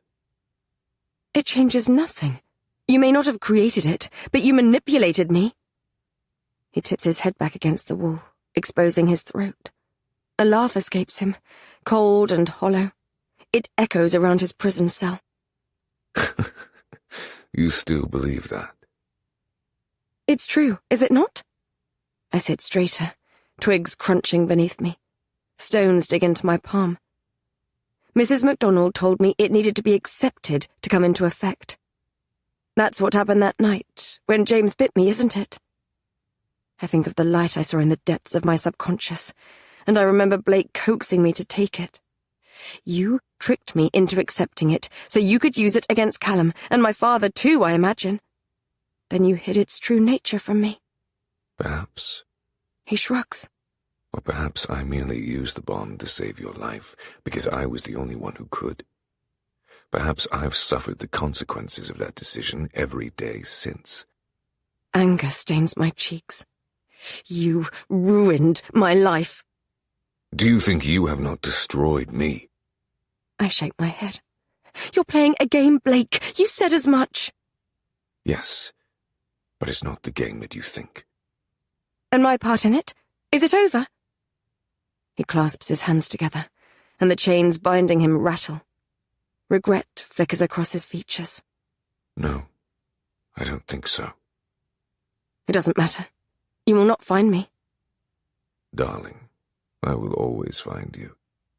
His gaze flicks from me to my surroundings. Your master let you go, then, fool. He is not my master. Where are you? My laugh is as cold as Blake's. I'm not going to tell you, am I? Come back to me. A dimple punctures his cheek. We can figure this out together. No. The trees don't grow that tall in the Southlands. Whatever your destination, he would have sent you north first, to avoid Alexander's army. Panic tightens my chest. Yet I assure myself that Callum won't free him until a few days have passed, at least. He shouldn't have done that. Alexander will come. We've taken precautions. Blake shakes his head. I know things about Alexander that you and Callum do not. He wants you more than anything, Aurora. He wishes to gain Knight's favor, and he thinks your soul will help him do so. Why? Does it matter? He's a zealot, a fanatic. He will come for you. He will track you down. My heart beats faster as the trees rustle. We're in the middle of nowhere. Alexander doesn't know these lands. He has an army of humans, and they're distracted by Callum. We'll be fine. I'm not sure if I'm trying to persuade Blake or myself. His gaze moves to my brother. You're with Philip. Did he tell you how we met? Yes. Ask him who else was in that dungeon with me. Ask him what happened to Alexander when you told your father of his treason. His tone is pointed, and my breath catches in my throat. I recall something Alexander said to Blake when he chased us to the chapel. If it isn't the king's favourite pup, I missed you, Blake. I miss the sound of your screams. I dream of them sometimes. Do you dream of me? My mouth dries. Alexander is a wolf. Blake leans forward. Listen to me, Aurora. Your life and mine may depend on it. I tried to use the Anya on Philip. It did not. The wind changes, and my skin pebbles. I catch a scent. Seawater and steel. I straighten and look sharply over my shoulder. Blake stiffens. What is it? I don't know. I thought I sensed something. Blake looks over my shoulder, and his nostrils flare. He jumps to his feet, uncharacteristic panic etched upon his face. Aurora, you need to wake up. Get away from... Male voices echo in the distance. I stumble to my feet. Blake! He moves toward me, holds out his hands, bound in chains. I reach for him. My fingers slip through his and grasp only air. Run! My eyes jolt open. Philip is already on his feet, one hand on his sword, the other held out toward me. I grab it and let him pull me upright. The crunching of twigs surrounds us on all sides. The whispers of men twist with the rustling of leaves. Sweat and steel taint the forest-scented air. The horses are by the stream, Philip whispers, voice urgent. Ride west. I'll kill. The air slices in two behind him. He shoves me back as his eyes widen. A thunk reverberates through the clearing as he staggers forward. He turns and flings one of his daggers between the trees. There's a cry, then a thud as he hits his target. My heart plummets. There's an arrow protruding from Philip's calf. He pulls it out. Go! I'll follow. Together, come on! I grab his arm. He limps toward me just as something slices through the air once more. Philip takes me down with him as an arrow sinks into his side. His sword flies across the clearing. Fuck! I try to drag him to his feet. Footsteps crunch toward us, and our gazes flick up. A figure emerges from the shadow-drenched trees, packed with muscle and dressed in a finely embroidered black coat with the borderland symbol, a star, etched upon its breast. Alexander smiles. Hello, love, he says. My heart stills. Philip starts to push himself up, hand curling around his other dagger. Down, pup. Alexander's eyes transform, blazing with the wolf he hides within. Philip sinks to his knees and drops the dagger. A crease forms between his eyebrows, then his nostrils flare. Aurora, run! Philip, what are you doing? I demand. Quiet, says Alexander. Philip shuts his mouth. Panic writhes inside me. I shake my head. Philip, what? I'm sorry. His skin is pale. I didn't know. I swear it. I didn't know. They had shifted. I thought it was Jack. My throat is tight as more men emerge from between the trees. Alexander, is your Alpha? I breathe in horror. You were pissed out of your mind, pup, says Alexander. I'm surprised you even remember getting bitten. We both sank our teeth into you. It seems I won the claim. Lucky me. He throws shackles onto the floor before us, and his eyes shift. Put these on your sister. We're going to the Grey Keep. Chapter 56. Silver cuffs bite into my wrists. My arm is wedged against the carriage door, and one of Philip's knees is pressed against mine. He is in shackles too. The scent of his blood hangs in the air, and he groans when we hurtle over a bump in the road through the mountains. Our father will see you hang for this. Philip's voice is hoarse. Alexander sits opposite, thighs parted. Your father's a cunt, and when I've achieved my goal, he'll be dead. As will you. Waves of panic keep riding over me. I try to calm myself, but my breathing is fast, and my skin cold. This is too similar to what happened with Sebastian. I escaped that, yet I don't think I'll be so lucky this time. How about you show me what else you learned while you were being a whore to that high-fell beast? What do you want with me? I ask. Shh. Alexander leans forward and takes my chin between his finger and thumb. My soul recoils. Save your strength for later, my love. Get your hands off me! I spit in his face and jerk back. Philip stiffens. Alexander merely drops his hand and laughs, a low, gravelly sound that sends a shiver down my spine. He leans back, wipes the saliva off with his fingers, then sucks them. Fear tightens in my chest, and Philip shifts slightly, as if he can put himself between us. Alexander's eyes shift. If she moves against me again, deal with her. Philip's jaw clenches. A vein throbs in his neck. I sense the wolf beneath his skin, as if it's fighting Alexander's command. If I'm going to do something, it needs to be now. I grab the letter opener Callum gave me from my pocket and hurl myself at Alexander. Philip's anguished roar fills the carriage as he grabs me by the middle and slams my head into the door. Pain bursts into my skull. Philip's eyes swim with tears. I'm so sorry. The last thing I see is Alexander's wide grin. Black. I groan. The scent of seaweed and sweat permeates the cool air. I peel open my eyelids and push myself onto my forearms. It takes my eyes a moment to adjust to the darkness. I'm in a cage. No, a cell. One of the walls is curved and barred. I touch my head. My hair is wet and sticky. Blood. Panic tightens in my chest. Philip is not here. I'm alone. I'm going to die. Someone is mumbling not far away. Stop your whining. The voice is rough and familiar, thick with the Northland's accent. My heart jumps. I turn toward the next cell. The wolf inside grins. Hello, princess. He has the same powerful shoulders and almond-shaped eyes as Callum. For a moment, I let my heart tell me it's Callum who sits against the damp wall, that this man's kilt is the high-fell tartan, not the pattern that combines all the clans. Until I'm forced to confront the tangled brown hair that brushes his shoulders, and the ink that covers his arms. James?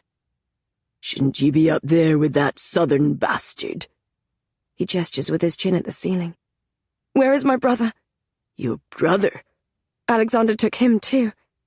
James tips back his head, and a low, gravelly laugh fills the cell block. They said Alexander was a mad dog, but he's kidnapped both of the heirs to the Southland's throne. Fuck me. We really are in trouble. A low moan comes from the cell next to James's. I should never have come here. I should never have fucking come here. Be quiet, lad, says James. I straighten. Ryan? Is that you? My eyes adjust. Beyond James's great bulk, Ryan sits with his back to the wall and his hands in his coppery hair. He looks up. Hello, princess. He tips his sharp chin toward James. I found him. That you did, lad, says James. And if we ever get out of here, which seems fairly unlikely given the circumstances, perhaps the next time my wee treater of a brother sends you on a mad quest, you'll remember what happens when you follow his orders instead of mine. I push down my rising anger at his insult to Callum. A growl, female and irritated, echoes off the damp walls before I can respond. Can everyone shut the fuck up for 5 fucking minutes? Ah, allow me to introduce you to my delightful mate, Claire. James nods at the cell beside mine. The woman who snarls at James through the bars on my other side is far from the pristine, well-put-together alpha I met at Lowfell. Her dark hair is wild and tangled around her face. Her shirt is torn and baggy, and there is dirt on her cheeks. She bares her teeth. Call me that again, and I'll rip your balls off and feed them to ye. Don't mind her, says James. She gets irritable when she hasn't eaten, and starts acting like a— Call me a bitch, I fucking dare ye. Claire's eyes flash in the darkness. James grins, and raises his big hands in faux surrender. Claire slumps against the wall. That's what I thought. Arsehole. We've already met, I say. Of course. James rests his head back against the wall. While you were planning your weird rebellion. How is that going for you, Princess? You're here, and my brother isn't, so I take it things didn't work out between the two of you. Shame. I clench my teeth as my blood roars. Your big plan was to rescue Claire, yet here you are, trapped in a cage alongside her. I take it your plans haven't gone particularly well either. Claire laughs. To my surprise, James laughs too. No, they haven't. I narrow my eyes. You lack honor. You told me you'd let me stay in your kingdom if I killed Sebastian. I did as you asked, and you broke your promise. I'm not sorry for it. I'd do it again. A snarl scrapes my throat, and the corner of James's smug mouth twitches. Callum should have killed you, I say. He should have. My brother has always been too soft to do what needs to be done. Mercy is not weakness, I snap, aware that I'm somewhat contradicting myself. Then you must think highly of me for sparing my brother's life. My spine is a rod. Callum is stronger than you. He won the challenge and showed you mercy, just as he would have won the challenge between the two of you years ago if he had not let you win. A muscle flexes in his jaw now, as if I've gotten beneath his skin too. No, I'm the dominant wolf. That's always been the case. But I love my brother. I didn't want to kill him for the sake of a southerner. Now, you have torn my kingdom apart. My fingers curl into fists. You did that, not me. I never did anything to provoke such ill feeling from you. I was never your enemy. That morning we met, I offered to help you and your kingdom. If you had kept your word, if you hadn't sold me out to Sebastian, if you hadn't attacked me, none of this would have happened. James growls. You are wrong, Princess. You are my enemy. Your blood is my enemy's blood. Your people are my enemy people. Since the time of the Elder Wolf, you have ravaged our lands and taken from us. You have brought us war, and you tried to rule us when all we ever wanted was peace. The moment I first laid eyes on you and smelt my brother all over you, I knew you were trouble. What did you expect me to do? Let you live? I knew it was only a matter of time before you left Callum and took our secrets to your people. You would have doomed us all. You doomed yourself, you big-headed fool. I did not intend on spilling your secrets to my father. I did not intend on leaving Callum. Yet here you are. And where is he? His raised voice echoes around the dungeons before he shakes his head. It's not your father I worry about. I scented Blake on you too that morning, and I knew exactly what it meant. 2 Southerners, one a half-wolf from the borderlands who became alpha of one of the most feared clans in the Northlands, schemed his way onto my father's council and blatantly had designs on my throne. And the other, the daughter of our enemy king. That, I thought, is not an alliance I want to contend with. I have no alliance with Blake. Of course you don't. He runs a hand over his jaw. I showed my brother mercy. I did not kill him, even though I could have. But I made sure he saw what I did. I made sure he'd read the book I found in Blake's chambers, because I needed both of you out of Madoc Alley before you created any lasting damage, so that my brother could fight the war that your people started. I'm glad you got what you wanted, I spit. You think this is what I wanted? He shakes his head. I want to be drunk and warm with a lass in my bed. Thanks to you, I'm here. You were a threat to me then, Princess. You're a threat to me. The torches that line the wall flicker and dim, one by one, and James shuts his mouth. The shadows thicken, and I feel them, cold and restless, writhing like snakes over my body. A low rasping hiss travels down the corridor, and the hairs on the back of my neck stand on end. I think about the bit of shed skin that Blake picked up when we found ourselves in Knight's prison. A hole is carved in my chest, and the darkness slithers up through my nostrils. That wild thing, deep within my soul, tries to break free. I can't afford to lose consciousness. Not here, not now. I clench my fists. I dig my nails into my palms, drawing blood. I barely notice James's grunt on one side of me, and Claire's body stiffening on the other. The sound stops. The torches flicker back to life. I let out the darkness on a long breath that mists before my face. I turn to Claire. What was that? I breathe. But I think I already know. We call it the Dark Beast, says Claire. Knight's prisoner, I whisper in horror. James runs a hand along his jaw. It's what we've been brought here to fight. Chapter 57. The hours bleed together. I bring my knees to my chin and clutch my legs in an attempt to keep warm. The torches flicker on and off. I've never been this cold before. My head throbs as blood trickles from the wound Philip gave me, then dries on my cheek. No one speaks. Despair hangs in the air, acrid and heavy. James mumbles something every so often. Ryan whimpers. I just want to sleep. I fall between the nightmare I'm trapped within and the terrors that haunt my dreams. Both are dark and restless, filled with prison cells and darkness. They plague me until I can no longer differentiate between the two. All I can feel is the cold, oily terror that curls like a snake in my chest. It suffocates whatever wolf I have within me. It whispers that I will die, that no one will care, that my life will have amounted to nothing. All of this has something to do with the god of night. Callum told me that his acolytes used to sacrifice wolves to gain his favor. Does Alexander intend to sacrifice me? Will he kill my brother, too? Alexander must have guards. Perhaps I can persuade one of them that killing the heirs to the Southland's throne would be ill-advised.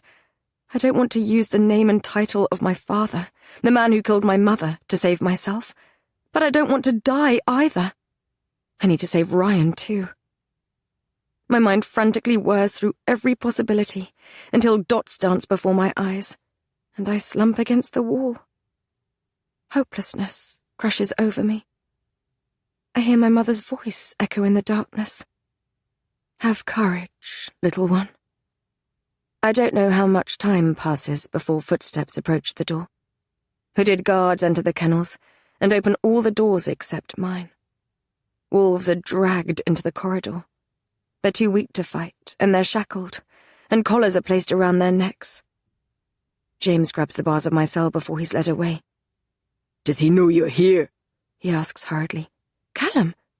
James looks at me pointedly as the guard shoves him forward. No, not Callum. Darling, I will always find ye. Cold darkness spreads through my veins. Yes. He nods. I'll try and buy you some time. What are we going to do? Ryan asks behind him. You're going to do nothing, lad. Chained together, they're led away. A key turns in the lock, and I jerk my head upright as finally someone comes for me. I spring to my feet. Listen, I don't know what Alexander has told you, but I'm the Southland's princess. My father would reward you greatly if... The man who walks into my cell looks like a phantom, in dark robes with a hood that conceals his face. He grabs my arm, and his fingers tighten painfully around it. I catch a glimpse of a tattoo, a key with crescent moons in the bow on his wrist. Night symbol. My hope flickers out. Alexander's guards are zealots like him. "We don't answer to your father," he says. He drags me into the curved corridor. "Are you going to sacrifice me to your god?" My teeth chatter with the cold as he drags me up some stairs. "We need to check you're the right one first." "The right what?" The man says nothing, as I'm pulled through a door and down a corridor lit by flickering torches. The walls are damp and coated with a layer of lichen. The scent of salt and blood hangs in the air, and there is noise ahead. Shouts and jeers, the rattle of metal and a roar of pain. Ahead, 2 cloaked figures guard the exit of the corridor. I'm shoved past them into a dark amphitheatre, and the echoing roar is almost deafening. My heart stops. The wolves are on their knees in a circle, beaten bloody and chained, perhaps 20 in total. I search for Ryan, but my attention is stolen by the cloaked figures who watch them, watch me, from the tiered seating. Alexander sits on what looks like a stone throne on the other side of the circle. My brother is on his knees, in chains beside him. He's no longer wearing his coat, and his shirt is bloody. Torchlight flickers across his pale face. He lurches toward me, but Alexander hisses something, the wolf glinting in his eyes, and Philip slumps back down. I turn to stone. I shake my head and edge backward. There are 2 posts bolted to the stone floor in the centre of the amphitheatre. Shackles dangle from them. Beside them, a cloaked male stands with a silver-tipped whip in his hand. No. Alexander stands. "Our special guest has arrived." His grin widens. "Time to have some fun, love. If you survive, you can meet an old friend of mine." He nods at the man who brought me here. "Tie her up, and we can begin." Chapter 58. The amphitheatre dissolves around me. I grow roots. I can't move. The cloaked figures jeering in the stands blend into the darkness, and the wolves on their knees, clanging their chains, fade away. I'm in one of the holy rooms in the Church of Light and Sun, and the high priest leans against the altar with a crop in his hand. "You have sinned, child." I stagger backward, shaking my head like a mindless beast, but I hit a hard chest. A clammy sweat breaks out over my skin. No, I cannot, not again. Hands curl around my upper arms, and it's not the cloaked male who brought me here, but the sisters of the church, draped in their white robes, dragging me forward. I jerk back and twist my ankle. I barely feel the pain. I'm thrust between the posts. I'm screaming, I think. 2 men grab my hands and roughly raise them above my head. There's a click and a cold bite as the shackles close around my wrists, and I'm trapped, chained between them. It's too late. All thoughts of dignity, of keeping my fear inside, slam from my mind. I cannot do this. Don't make me do this. I take deep, shuddering breaths. I'm ashamed that tears fall down my face. Men are jeering. They laugh at my distress. Alexander is saying something, but I can't hear him over the roaring in my blood. I take another deep breath, then another. I close my eyes and feel the sting of the cool air. I smell the lichen and the wood smoke from the torches. I focus on the bite of the shackles against my skin. I let the stone beneath my boots ground me. I peel open my eyelids. Alexander stands in front of me, and I almost choke on my hatred. I can't stop this from happening, just like I couldn't when I was a child. I will not beg. By the throne, Philip is trying to get up, but his wrists are tethered to a metal ring in the stone. Blood trickles from his nose. Someone must have hit him. I'm surprised he's trying to save me, as he didn't when I was a child. Why? I ask. Alexander brushes a tear from my cheek with his thumb. Shh, he coaxes. It's for your own good, my love. Your father did this to you because he wanted to repress your wolf, your power. They didn't take it far enough. I'm going to break you, so you'll be free. You're insane, I breathe. Sometimes things need to be broken to be rebuilt, love. Your father broke me in a cell beneath the palace, and I'm stronger for it. Now it's your turn. Alexander, don't touch her, says Philip. Whatever you want, my father will give it to... Quiet, dog. Alexander's irises shift. He strokes my face, and I try to scramble back, but the chains hold me in place. It'll be over soon. He steps back. Wait, I blurt. Tell me what it is that you want. It's something to do with the god of night, isn't it? I've dreamed of him. I'm not embarrassed by the desperation in my tone. He is obviously mad, a zealot. If I can make him believe I can help him with his god, perhaps he will let me go. There is a whisper around the amphitheatre, and Alexander cocks his head to one side. You have? A flower of hope grows among the darkness that fills me. Yes! I find myself in his prison most nights. I could speak to him for you if you like. Tell me what it is you want from him. I will ask him for you. He scrapes a hand over his square jaw. There's no need. I need to break you if I want to repay my debt. I shake my head. You can give him my pain, my life, but he wants my soul, I say. He told me. Only I can give him that. Set me free, and I will go to him. I will tell him whatever you like. I will offer him my soul in exchange for whatever debt you owe him. I pray he thinks my heartbeat is racing because I'm afraid, not because I'm lying. He spoke to you? Yes. He'll be angry if you harm me. I pray to both the goddesses of the sun and the moon that he will believe me. His forehead creases. His bright blue eyes glint in the torchlight. The cloaked man who brought me here whispers in his ear. The two step back to have a murmured conversation. The minutes stretch like empty chasms. Fear grips my heart, and the prickle of gazes on my body makes me want to disappear. Princess! A rough, familiar voice. My heart jerks. James is on his knees, tethered to the floor by the entrance of one of 4 corridors that cut through the stands. His wrists are bound, and there's a metal collar around his neck. Your wolf. His eyes shine, the beast behind them. The wolf part of you will protect you from the worst of it. I can't, I whisper. You can. You fought my Anya back in the manor. You're stronger than you look. Alexander strolls back toward me.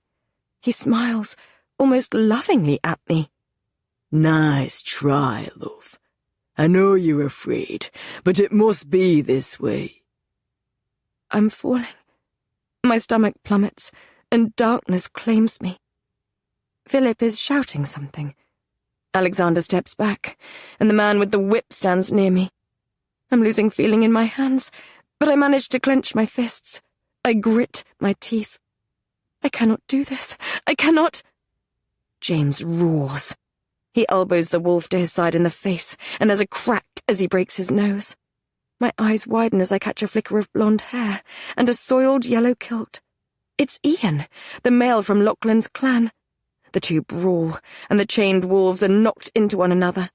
Shouting and snarling fills the air. Ryan tries to join in and lands a hit on Ian, but quickly gets shoved back by James. A female cry echoes around the amphitheatre. The wolves fall silent. James's gaze snaps across the circle. Alexander has his fist in Claire's hair. Her eyes are wild, furious, and a dagger is held to her throat. She bares her teeth. Get the fuck off me! I will, if your king behaves himself. Do I have your attention, your majesty? Alexander mocks. A feral grin spreads across his face. You will submit, or I will maim your mate, then throw her into the pit for my other special guest to play with.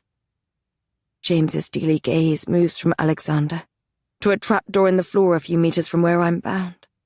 A hiss creeps through the cracks, and I suppress my whimper. The dark beast. We must be directly above its cell in the dungeons. James releases Ian and sinks back to his knees. Alexander throws Claire onto the floor. Good boy. He nods at the trapdoor before dropping into his stone throne. If you survive Aurora, love, I'll open the door and you'll meet her. Let's begin.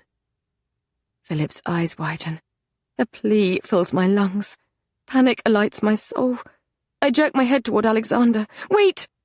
A crack fills the air, and I'm jolted forward as a whip slices through my back. The burning pain comes a second later. Tears spring into my eyes. My fingers curl around the chains that bind me. The cuffs bite into my wrists. I take a deep, wheezing breath. Do it until she breaks, says Alexander. My skin splits like butter. I'm burning, dying. I cannot breathe. I cannot see. There is only pain and blood. I'm shrieking, I think. My knees are weak, and my shoulders jerk in their sockets. My fingers are numb as I clutch the chains. Tears stream down my face. I try to recite one of my mother's stories, but the pain is too great. I cannot focus on anything but my body being broken. Something rises, angry within. A scream builds in my chest that needs to break free. What good is screaming? What good is crying? Dots dance before my eyes, and I'm floating above my body, watching the broken girl, covered in blood, in the center of the amphitheater.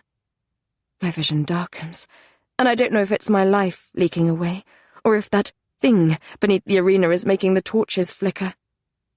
I can watch no more. I can bear no more. I retreat into myself. I hide with the emotions and the wildness I have contained since I was a girl. I coat myself in armor. I turn myself to stone. I let my soul flicker and blink out. Alexander roars. The noise stops. The onslaught stops. I'm limp, my hair sticking to my tear-stained face, my arms pulling out of their sockets. My back is on fire. Alexander storms toward me, grabs my face, and jerks my gaze to his. His red face blurs in front of me. Why aren't you doing it, you stupid bitch? He backhands me, and my head snaps to one side. He grabs me again. I know it's you. It has to be you. Show me your power. Show me your fucking power, or I'll rip you apart.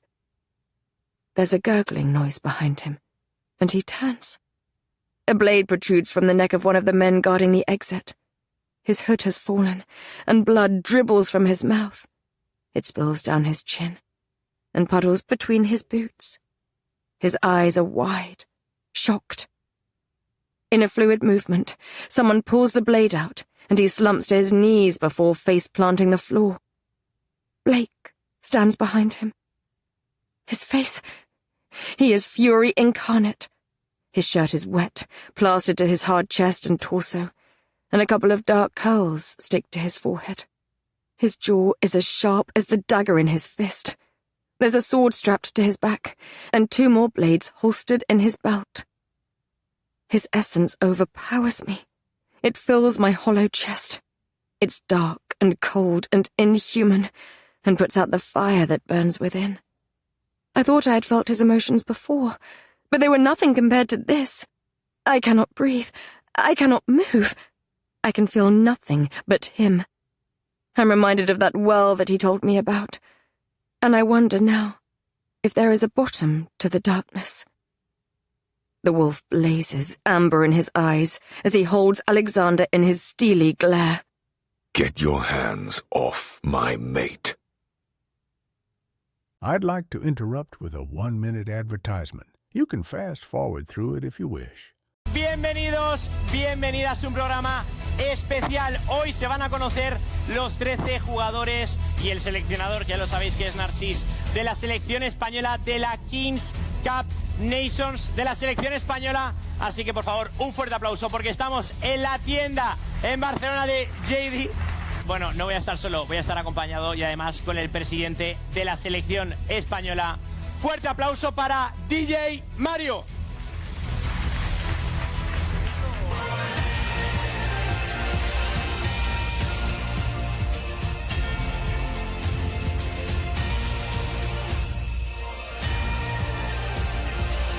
A ver.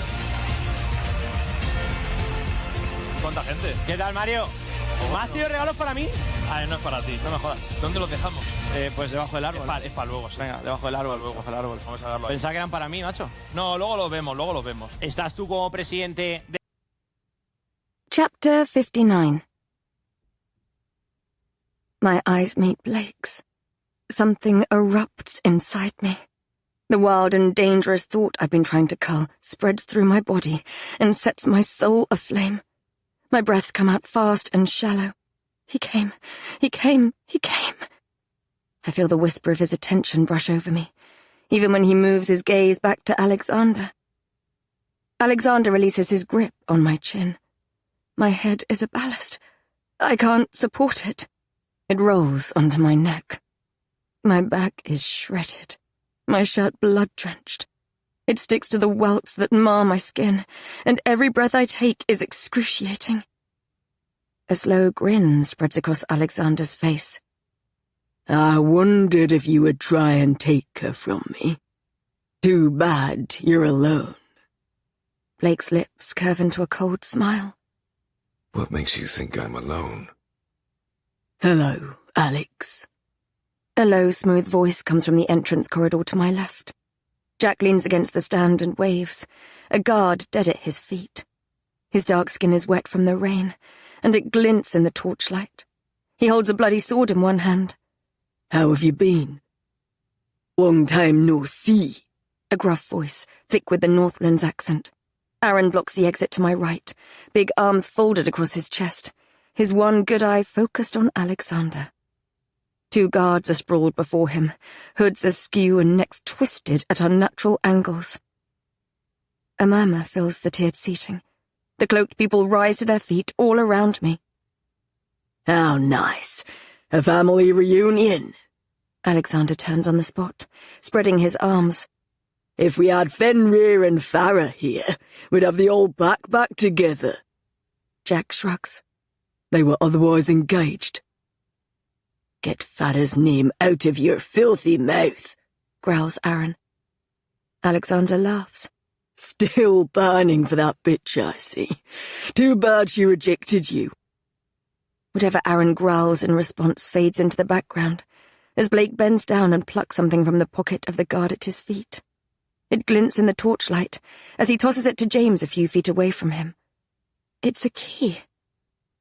No one you don't trust leaves here alive. Says Blake quietly. Wolf or man. They're enemies.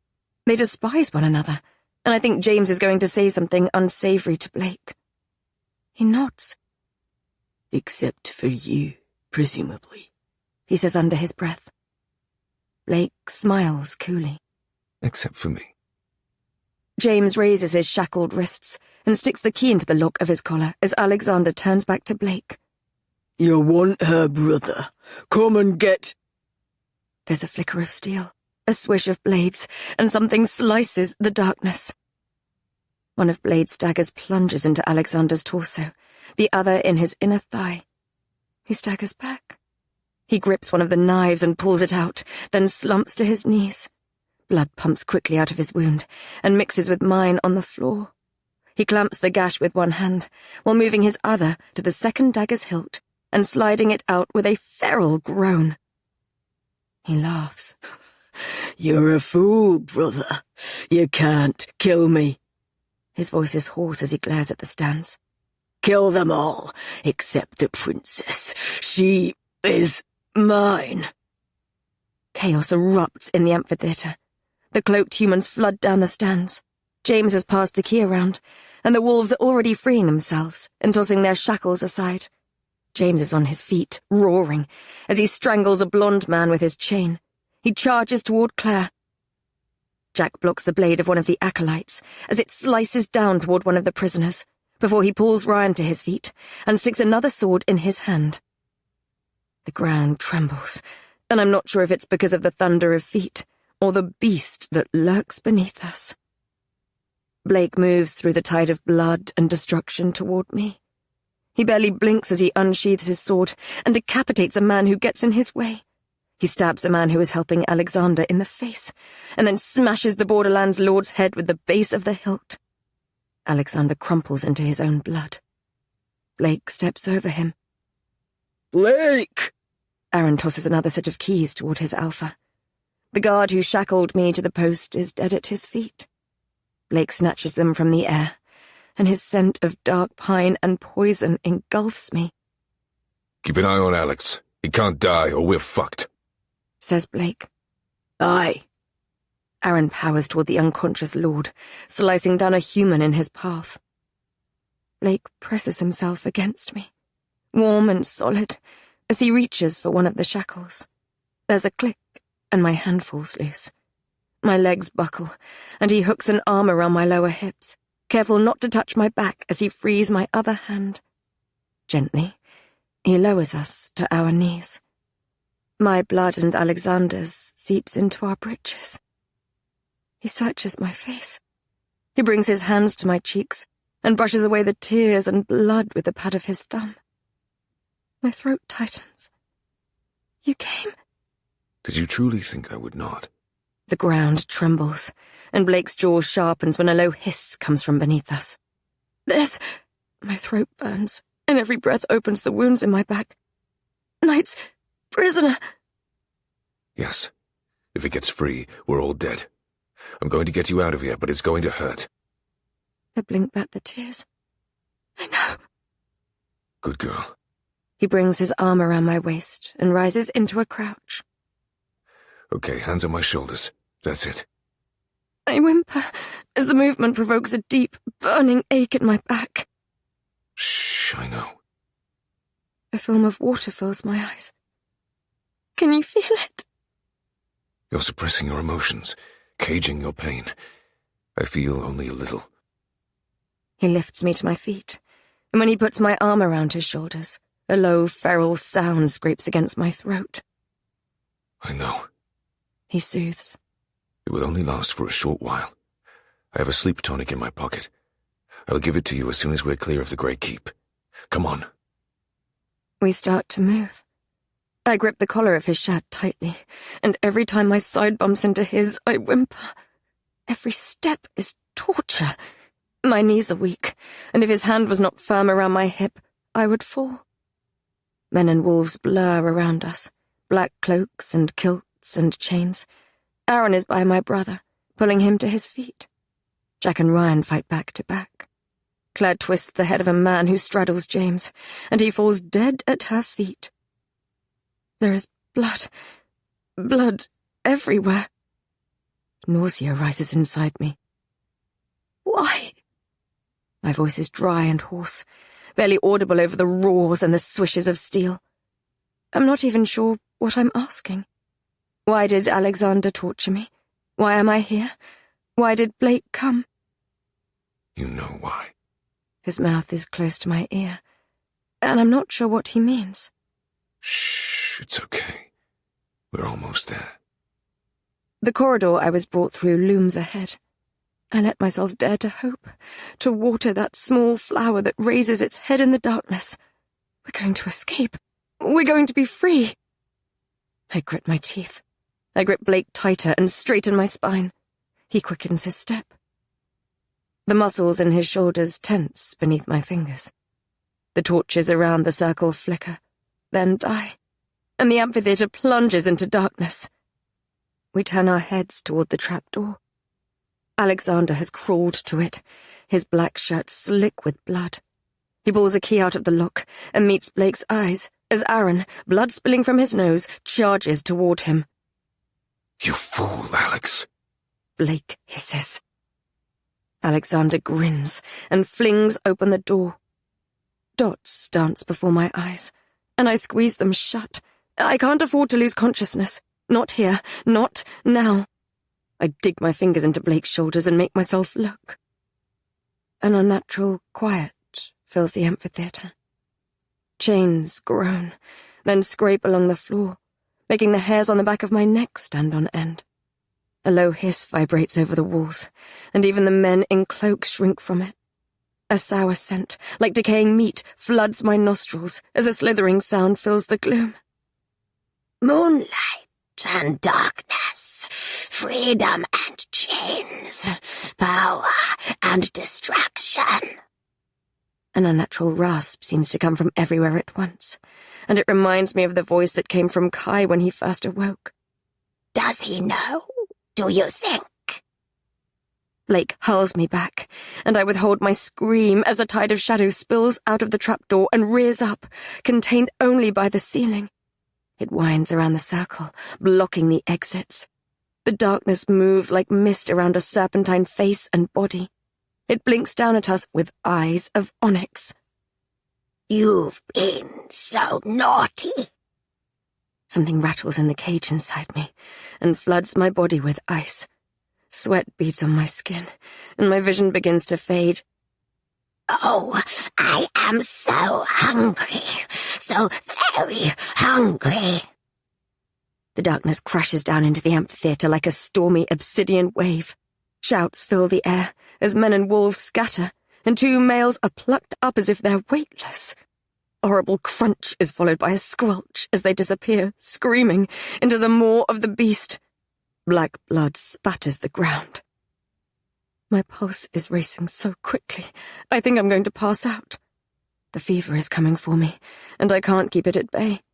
I fight it with everything I have, even though darkness would be a relief. I can't give up. I can't expect someone else to save me. There's a flicker of darkness to my side, and Blake pulls me out of the way of the thing's tail.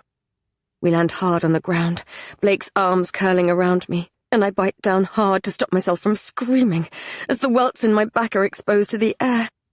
It strikes again, scooping up cloaked men and wolves, dead and alive, and swallowing them whole. Pick up your weapons, James roars. Next time it strikes, go for its eyes and mouth. Kill any southerners that get in your way. I try to push myself up, and Blake helps me to my knees. He kneels before me and clasps my face in his hands. Aurora, listen to me. You need to stop suppressing your power. You're the only one who can save us. If you don't, we will all die. I shake my head. I'm not a wolf.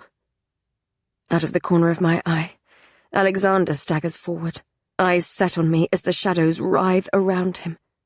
Ryan is on the floor, bleeding. Philip is standing by James, the two of them barking frantic orders and getting the wolves into formation, only for another 3 men to be plucked into the maw of the beast. Claire plunges a sword into a hooded male that lurches for her before turning to face the shadows, her eyes bright and feral, even though the blade trembles in her hand. Ian lies dead on the floor. Not your wolf, Aurora. Blood and gore splatter the ground beside us. Warm droplets drip down my cheek and onto his hand. Your power. There's a reason why you didn't shift on the night of the full moon. A reason why Yalak shone for you on the night of the battle with Sebastian. A reason why the Anya doesn't work on you, why Callum has struggled with his wolf. Gods, why I have, since you have been around. He grips me tighter, sliding his hands into my hair. I think you've started to suspect it too. You feel it. It's not your wolf that you keep suppressing when the fever comes for you. It's a different power. The wolves thought it was literal. A heart turned to rock, fossilized by time. What if it was not? What he's saying, it can't be true. I shake my head. Even if you're right, it's deep within me, and I've been holding on to it for so long that I cannot let it go. Darling, people like you and me, we do not let go. He bumps his forehead against mine, and the wolf blazes in his eyes. We unleash. He breaks away from me and draws his sword. He meets Alexander's blade. There's a ring of steel as he throws the Borderlands Lord back before advancing upon him. A growl reverberates in his chest. The serpentine beast rears up above us all, and I stagger back onto my palms as it turns its obsidian eyes on me. I no longer feel pain, nor my blood, nor heat. I'm numb. It's like looking into an endless abyss. Its scent ambushes me, ancient and primordial, and my clothes stick to my skin. It laughs, a raspy sound that vibrates through me and makes the hairs on the back of my neck stand on end. He will be so angry with me when he finds out what I have done to you. It hisses. It will be our little secret. The darkness crashes down upon me, and something in my body rises up to meet it. A scream builds in my chest. My skin is clammy, and everything is far away. The fever, it's coming for me, as deadly as the serpentine creature that hurtles ever near, its mouth opening, its fangs dripping with blood. Every instinct in my body braces itself. Blake is right. I have started to suspect something. I have read through his books filled with experiments on wolves, and not one of them could stop the shift, nor fight the effects of silver and wolfsbane. I have wondered why I found myself in Knight's prison, and what it is he wants from me. I cast my thoughts back to the family tree I found in Blake's bedchambers, and who the two scrubbed names at the top may belong to. Lachlan thought my mother brought the heart of the moon to the Northlands. Blake and Callum thought Sebastian had it. I have thought of my mother, of the reason she might have withheld the truth from me. She loved me more than anything. I was her heart, she told me. Her love. When the fever hurtles through my body, I don't fight it. I don't suppress it. I close my eyes. I release a breath. For once, I let go. Chapter 60. I'm falling, hurtling, crashing through darkness. It rises to meet me. I jolt into my body. My skin is stone. The taste of crypts and mildew is thick on my tongue. I cannot move. I cannot breathe.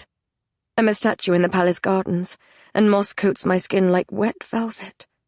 A scream builds in my chest, but my mouth is sealed shut. The moon hides behind the clouds, and candles light the way through the hedge maze. Courtiers wander, long silk skirts trailing over the cobblestones. Some pause. Perfect stonework, says one. She almost looks alive, says another. And I've had enough. I'm not a statue, with no thoughts, no feelings, no desires of my own. I'm not made of stone. I don't exist as decoration for people to look upon, comment upon, as if I cannot hear them. My smile crumbles. The ground quakes. The stone that encases me cracks, and I shed it. It turns to dust, coating my naked skin, as I stand on a podium. I raise my chin, and a glimmer of moonlight touches my face. The courtiers around me start to scream. Enough! Then I'm falling once more. My feet slam onto cold checkered tiles, and they crack beneath my feet. I'm in the Church of Light and Sun. Only the wilderness has taken it. The stone altar ahead is coated with lichen, and a crescent moon shines through the domed roof. Its pale light puddles on the mosaic of the sun. Vines burst through the ground and curl around my ankles. They snap from the walls and hold my arms outstretched. More of them snap down on my back, and I'm jolted forward. I bite down my scream and taste the copper tang of blood in my mouth. But I didn't sin. A version of my voice whispers through the foliage, stirring the leaves. Your mother was a sinner. The high priest's voice echoes around the church. And you are a sinner too. Do you want the sun goddess to be angered? What of my anger? For so many years, I had thought I deserved it. I thought I was a sinner. I thought it was my fault that I was beaten. It was not my fault. Men wielded their power over me because it made them feel big when I was so small. That was their choice, not mine. The whip cracks down, and dark laughter fills the air. I raise my chin, defiant. I yank my arms toward me, and the vines fall to my feet. They uncurl from my ankles, and wither and decay until they're pools of thick darkness. I clench my fist, and sap runs between my fingers. The tiles crack and crumble around me. I raise my head to the glass dome. Enough! I'm falling once more. I land. My skin pulls taut on my arms, and there are hundreds of hooks piercing me and holding me upright. I try to scream, but my mouth is sewn shut. I've been here before, in the palace's throne room. Once again, I'm a marionette, controlled by a hand I can't see. My father's golden throne looms over me on the dais ahead.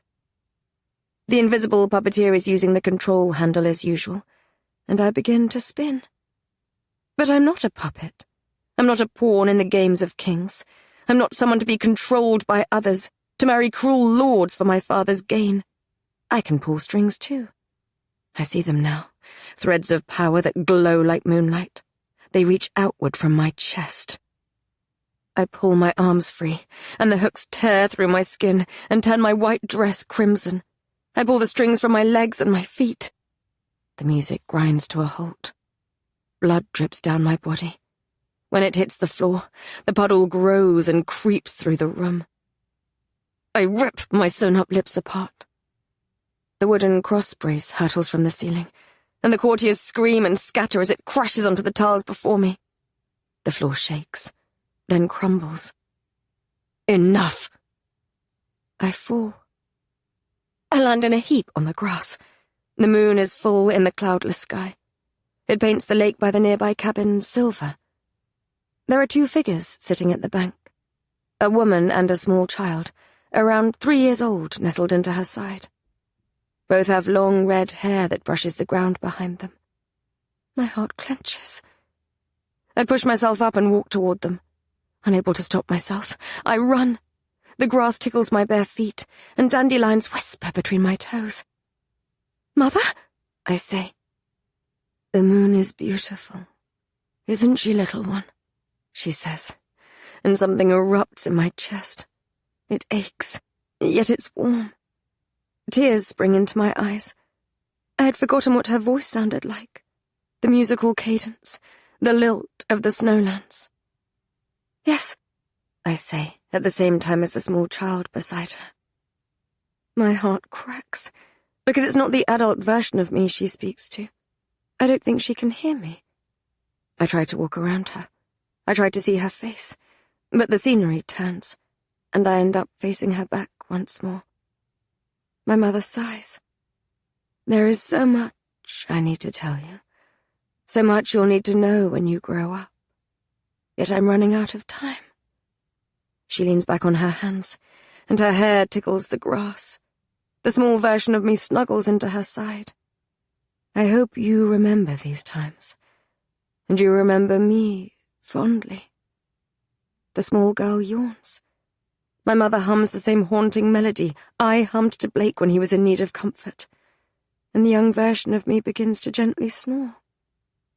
"The snowlands were at war when I was promised to your father. An alpha known as the Shadow Wolf had gained a loyal following. He devoted his life to the god of night, and he was looking for the key to night's prison to free his master. My grandmother, the alpha of our pack, could not risk him finding me. Why?" I breathe.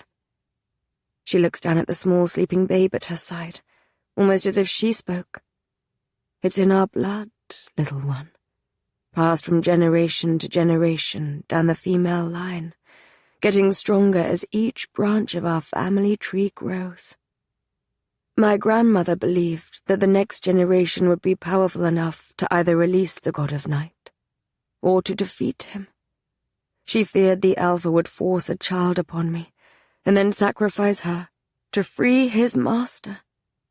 She shakes her head as darkness spreads its roots through my veins. "So my grandmother struck a deal with your father. Your father would support us in our fight against the Shadow Wolf. My grandmother would provide wolves to help him fight his war in the kingdom of Rima, and I would be his wife to secure the alliance. Your father seemed kind when she met him to discuss the terms. She thought I would be safe. I thought I would be safe. You were not. Her breath is a whisper on the summer-scented breeze. I was not. Your father. I loved him at first. I was young, only 18 years old. He showered me with affection. He bought me gifts. He made me his queen. He was handsome when we met, and I thought myself the luckiest wolf in the snowlands to have escaped the war, and to have met such a man. I hear the sad smile in her voice, as the moonlit water ripples before her, and I wish that she would look at me. I took the wolf's bane willingly at first. Just a small dose every day. He told me it was for my own good, to keep my wolf at bay. No one would love a queen with my affliction, he told me. His council would murder me, our people would turn on me, and he could not be with me. I had to keep that side of myself hidden at all times. He said the wolf was an illness, and the wolf's bane was the medicine. It would make me better. I took it for him. I tried to be better for him. It was, of course, unnecessary. I don't have to shift on the nights of the full moon, because of the blood that runs in my veins. She tips her head back to the moon, which is full in the clear night sky. I needed him to think that it was the medicine that kept it at bay, not the power in my bloodline, though it pained me to take it. Because I knew that if I had a daughter, and the secret came out, she would be killed by your father's council because of what she represented to the wolves. She exhales. He changed after Philip was born. Now he had his heir. Or perhaps he was a monster all along, and I had chosen not to see it. Perhaps forcing me to hide a part of myself. Perhaps making me feel shame for who I was. Perhaps showing disgust if I ever slipped. Perhaps that was abuse all along. When you were born, he started making me take larger doses of my medicine. He told me he would take you and Philip from me if I did not. I can withstand it better than most, but I'm not impervious to its effects. I tried to escape with you and Philip once. He caught me, and I was punished for it. This is the second and last time I will try to get you out of the kingdom. The temperature cools, and a shadow passes over the moon. The water of the lake becomes agitated, and my mother's voice becomes harder.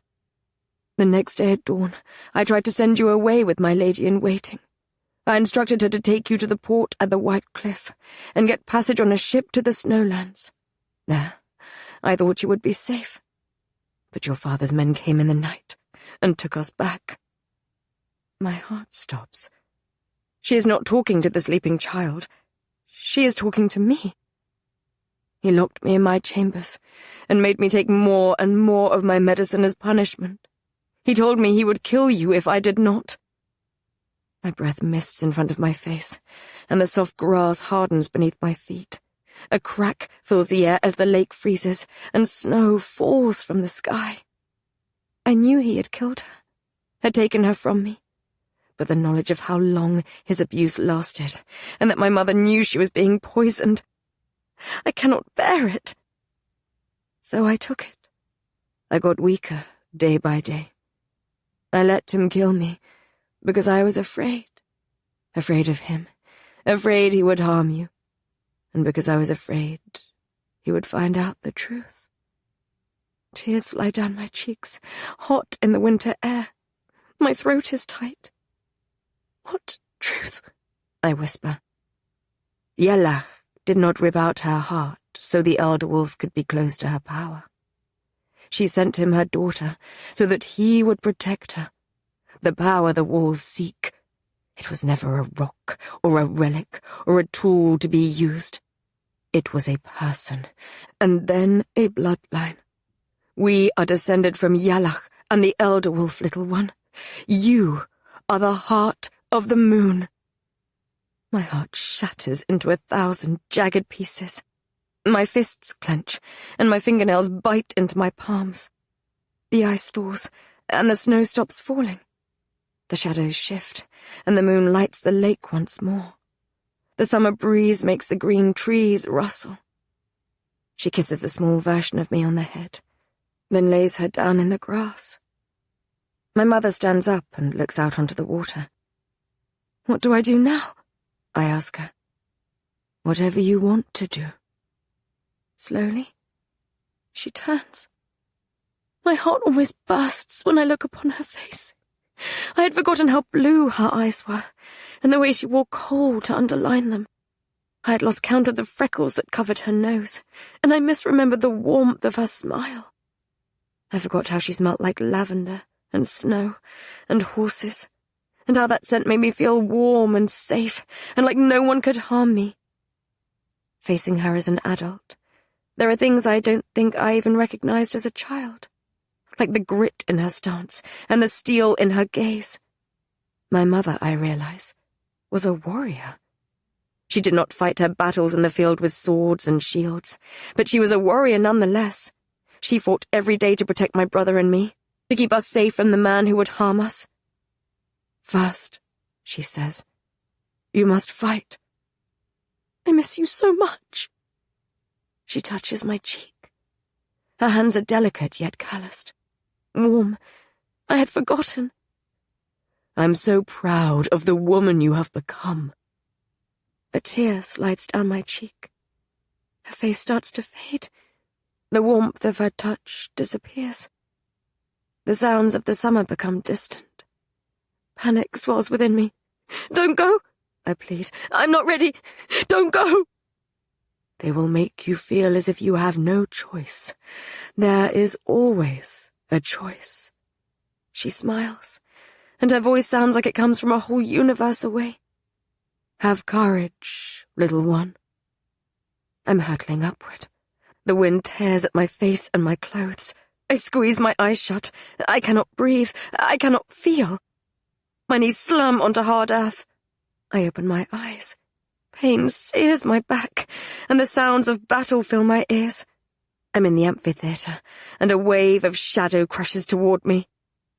I let myself feel the rage of losing my mother, the emotion I was beaten into suppressing, the wildness I was taught to prune.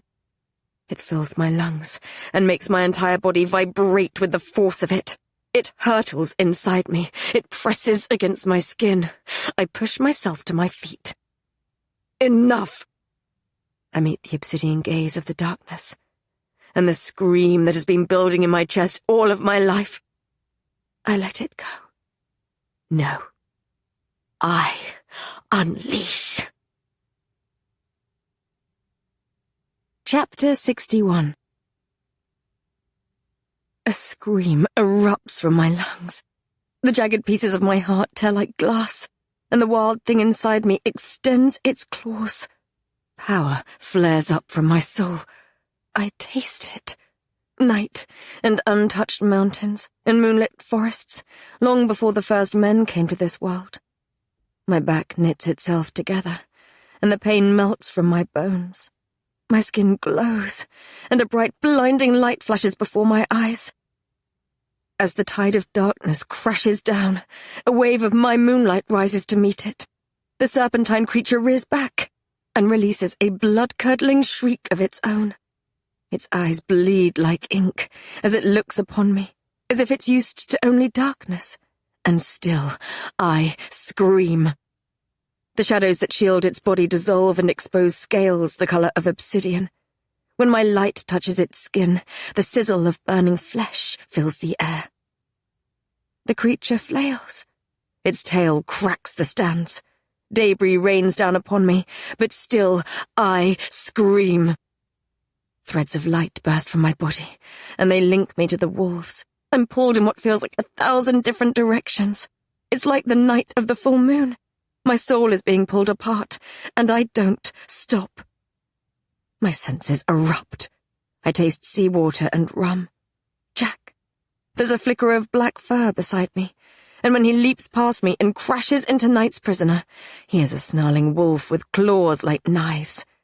I catch the scent of heather, and as a man swipes his sword at Claire, he finds himself pinned by a grey wolf.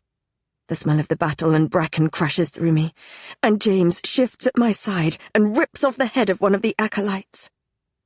I can't breathe. Whispers fill my ears. Fingers claw my body.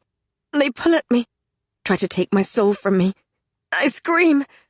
I catch the scent of the mountains at dawn. There's coolness against my skin. Then pine and shadow fills my lungs until they're all I can breathe. Blake is there, fighting. The thread that connects me to him is stronger than the others. I tip back my head, and my light brightens. The serpent hisses and whimpers. It tries to retreat back into the pit from whence it came. I won't let it. It burns. Its head bashes against the ceiling as its flesh melts from its bones. It lets out a heart-curdling shriek that turns into a rasping laugh. She thought it would save you. He is coming. Burning scales float like snowfall from above. They scatter and cover the blood and destruction with ash. They hiss as they touch my skin, then dissolve into shadow. My scream dies with the beast. Silence. It shrouds the amphitheatre. My glowing skin is the only light in the darkness. Dark shapes cover the floor, and the blood is black and glistening. The coppery scent of death is overpowering. It should be sickening, but everything seems far away. It's like I'm floating, and there's a primal song in my ears. The wolves have shifted back into humanoid forms, covered in gore and shredded clothing. There are hardly any left. James stands directly ahead of me, in front of the trapdoor. His bare chest rises and falls deeply. Blood paints his face and dribbles down his chin. My light dances off the tattoos that mark his biceps. My enemy, the wolf who bit me, who ruined the small shred of freedom I managed to find. His lips are parted, and his eyes fill with awe. He drops to his knees. Ridach na yalach. He breathes. The remaining wolves follow his lead. Blake stands near the throne. His powerful shoulders move up and down deeply. Blood glistens across his scarred chest, and his dark hair sticks to his forehead. His lips curve into a slow smile, dimples springing into his cheeks. He opens his mouth. Alexander appears behind him and slides his blade across Blake's throat. Time stops. Blake's eyes widen as they hold mine. For a moment, I think he's fine. Then blood spills from the thin line across his neck. Adrenaline erupts within me. The ringing in my ears gets louder. I don't hear Aaron's roar as he charges at Alexander, knocks him off Blake and decapitates him. I barely register Jack lurching forward and catching Blake and dropping to his knees, or more of the acolytes charging toward the remaining wolves. The bond between Blake and me pulls taut. I feel as if my soul is being ripped from me. I see it between us, and it shudders. I follow it. I land hard on my knees beside Jack, who clutches Blake's wound with both hands. You'll be all right, he is saying, though he clearly does not believe it. You'll be all right. We've been through worse than this. Blood dribbles out of Blake's mouth. His skin is deathly pale. He tries to speak. His pain sears my throat, and my breathing shallows. I shake my head. I lean forward and touch his cheek. He is cold. So cold. His eyelids flicker. I wanted this once. I wanted to defeat him. I searched for weeks for the answer to ending our connection. I wanted to break the bond. The power to do it crackles in my veins. I feel it. I could take it in my hands and snap it. If I don't do it now, he will take me with him. He tries to reach for me, but his hand flops onto the floor by his side. His body twitches. Emotion surges through me, raw and primal. It has been so long since I have let myself feel the things I thought I shouldn't, and this is the most forbidden feeling of all. It chokes me as the scent of his blood hangs in the air. I need to let him go. I cannot let him go. He saved me once. I don't know how he did it, what words he whispered into the darkness, but I feel for the bond. The life is draining out of me, and my limbs shake. My breathing is as raspy as his. I shut my eyes. Please. He gurgles. And I feel it. He wants me to break the bond. I push my forehead against his. Darkness. We hurtle down toward a pit of shadow. The sound of scraping scalpels and screams fills my ears. I wrap myself around Blake and press my head against his chest, but his arms are limp and cold. I catch a glimpse of a dark room, a candle-lit cell filled with books and the scent of citrus, a torture chamber with workbenches that creak beneath the weight of tools and jars. We fall through the ceiling of a small room lit by a fire in the hearth. A woman holds a rabbit while a small boy cries. Water splashes as my body makes impact with the ground. I'm sinking into soft mud. Rain pelts my back, and the air tastes like lightning. I claw my fingers into the earth and push myself onto my knees. Thunder rumbles across the sky. I'm alone. I'm not far from the edge of a small village. Small stone houses stand on either side of a dirt road. Lights flicker in their windows. Blake is nowhere to be seen, but something tugs my chest, and I turn. Lightning forks across the sky and illuminates a well in the distance. A thread of light links me to it, spluttering in the rain and the shadow. I put my arm in front of my face to shield me from the rain that is coming down so fast, it feels like it's cutting my skin. There's another rumble of thunder, and the ground shakes beneath my feet. The ground is like sludge, and it threatens to swallow me with every step I take. I walk. The wind hurtles into me and blows my hair into my face. It tries to push me back, but I fight against it. I grip the edges of the well, and the moss-coated stone is slippery beneath my fingers. A small boy with ink-black hair cowers in the darkness, half submerged in water that is steadily rising. He is crying. "Blake!" My voice echoes, then is swallowed by the darkness. The boy looks up.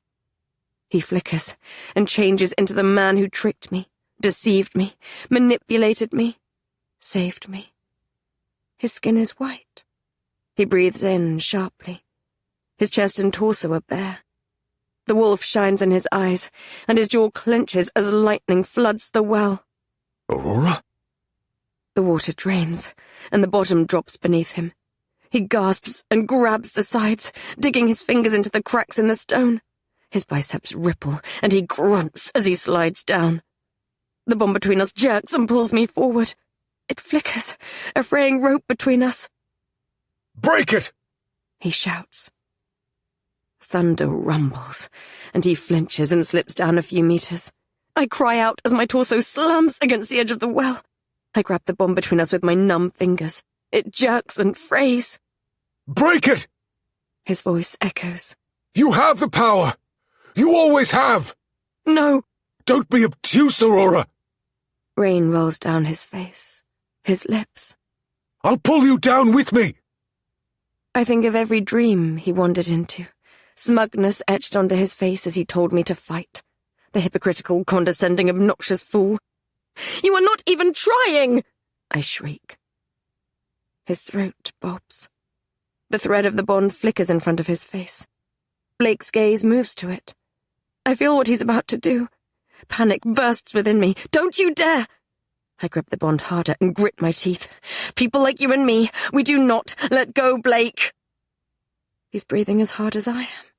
He's steeling himself for something, and I can't tell what. His emotions no longer run through me. You will regret this, little rabbit, he says. "It's my mistake to make." Stubborn fool! "Obnoxious snake! Climb!" He grunts as, inch by inch, he hauls himself higher. I bend over the side of the well and stretch my arms as far as I can. He reaches for me. He starts to slip, and he roars as he swings and manages to grip onto my fingers. His hand is cold and wet. I cry out as I grab his wrist with my other hand. I pull with all my strength, but he is a dead weight. I reach for the frayed rope instead. I put all my anguish into it, and it mends, then strengthens beneath my fingers. He grabs my upper arm, and I hook my arms beneath his armpits. I scream as I hurl myself backward. We fall from the well and collapse onto the ground. Blake's body pushes me into the mud. I can't catch my breath. The scenery dissolves. We hurtle upward. I hook my arms around his back, and he presses his face into the crook of my neck. We break through the room with the woman and the rabbit, the torture chamber, the cell, and the darkness. And we're back in the amphitheatre. I'm on top of Blake. People fight around us. But it all fades. His eyes blink open. A tear slips down my cheek. He looks for once as if he's struggling to know what to say. He hooks his arm around my neck and pulls me into his chest. Thank you, he whispers. Even though I shouldn't feel safe, he's warm and solid, and I melt into his embrace. He holds me tighter, and my nose presses against his shoulder. Everything that has happened crashes full force into me. My strength wanes. My bones turn to liquid. Everything fades away. I don't know if a minute passes or an hour before I find myself scooped off the floor and held against a strong chest. The scent of pine fills my lungs as I'm carried away. I don't know where I'm going. I have no strength left to care. He's alive. James's rough voice sounds distant. So, she's the heart of the moon. so it seems. Blake's breath brushes against my forehead. Why you? Says James. Of all the wolves in the kingdom, why would you be her mate? I don't know. But he does. Blake knows why. I feel this with a certainty that tightens my chest. I try to cling on to it, but everything fades away once more. Chapter 62. There is something soft beneath me. The scent of pine hangs in the air and mingles with wood smoke. The wind roars, but I don't feel it on my skin. My body is like liquid, and my eyes feel as if they're welded shut. With great effort, I open them. I'm in a bed in a small room. A fire crackles on the hearth, its light dancing over the dark stone walls and the thin rug in front of it. I wait for searing pain to flood my senses, but it doesn't come. Hello, little sister. Philip sits in a wooden chair by the bed, his long legs stretched in front of him. His coppery red hair sticks up in tufts, and his skin is pale, making his freckles stand out more than usual. The last time I saw him, he was bleeding, shouting orders at the wolves as that serpentine creature reared before them. There was blood everywhere, and Blake... I take a shaky breath, release it. Where is... I swallow. It's strange that I feel disappointment that Blake is not here, that the first question I want to ask is his whereabouts. Where is everyone? A grin crosses Philip's face. He's dealing with the prisoners. I push myself into a sitting position and frown. Prisoners! My throat is dry, and Philip nudges the glass of water that sits on the bedside table toward me. Candlelight flickers across its surface. I grab it and take a couple of deep glugs. Blake had the surviving wolves rounded up. He's locked them in the Grey Keep dungeons. Why? Haven't they been through enough? The chair creaks as he leans back. Philip usually dresses in the height of fashion, so he looks strange wearing a dark shirt that's too big for him. It hangs off his lithe frame, and a couple of swirls of ink creep up above his unbuttoned collar. There weren't many left, says Philip. He's given them a choice. They accept him as their alpha, so he can command them to stay quiet about you, or he'll kill them. He shakes his head. The blood of the moon. Remind me never to get on your bad side again, little sister. I sit up straighter. What about Ryan? He's fine. He tried to visit you earlier, but Blake has been a little bit protective of you. You've been unconscious for 24 hours. He only just left your side. He's okay? Yes. your mate, I wince, and Philip's grin widens. is okay. I put the glass of water down, and my shirt sleeve swallows my hand. It's black and baggy, and smells like forests and fairy tales. Blake's shirt. He must have changed me out of the bloody rags I was wearing when he carried me out of the amphitheatre. The crack of the whip and the wet sound of my skin splitting open reverberates through my mind, and I close my eyes and take a deep breath. Blake's scent curls around me, and I release a breath.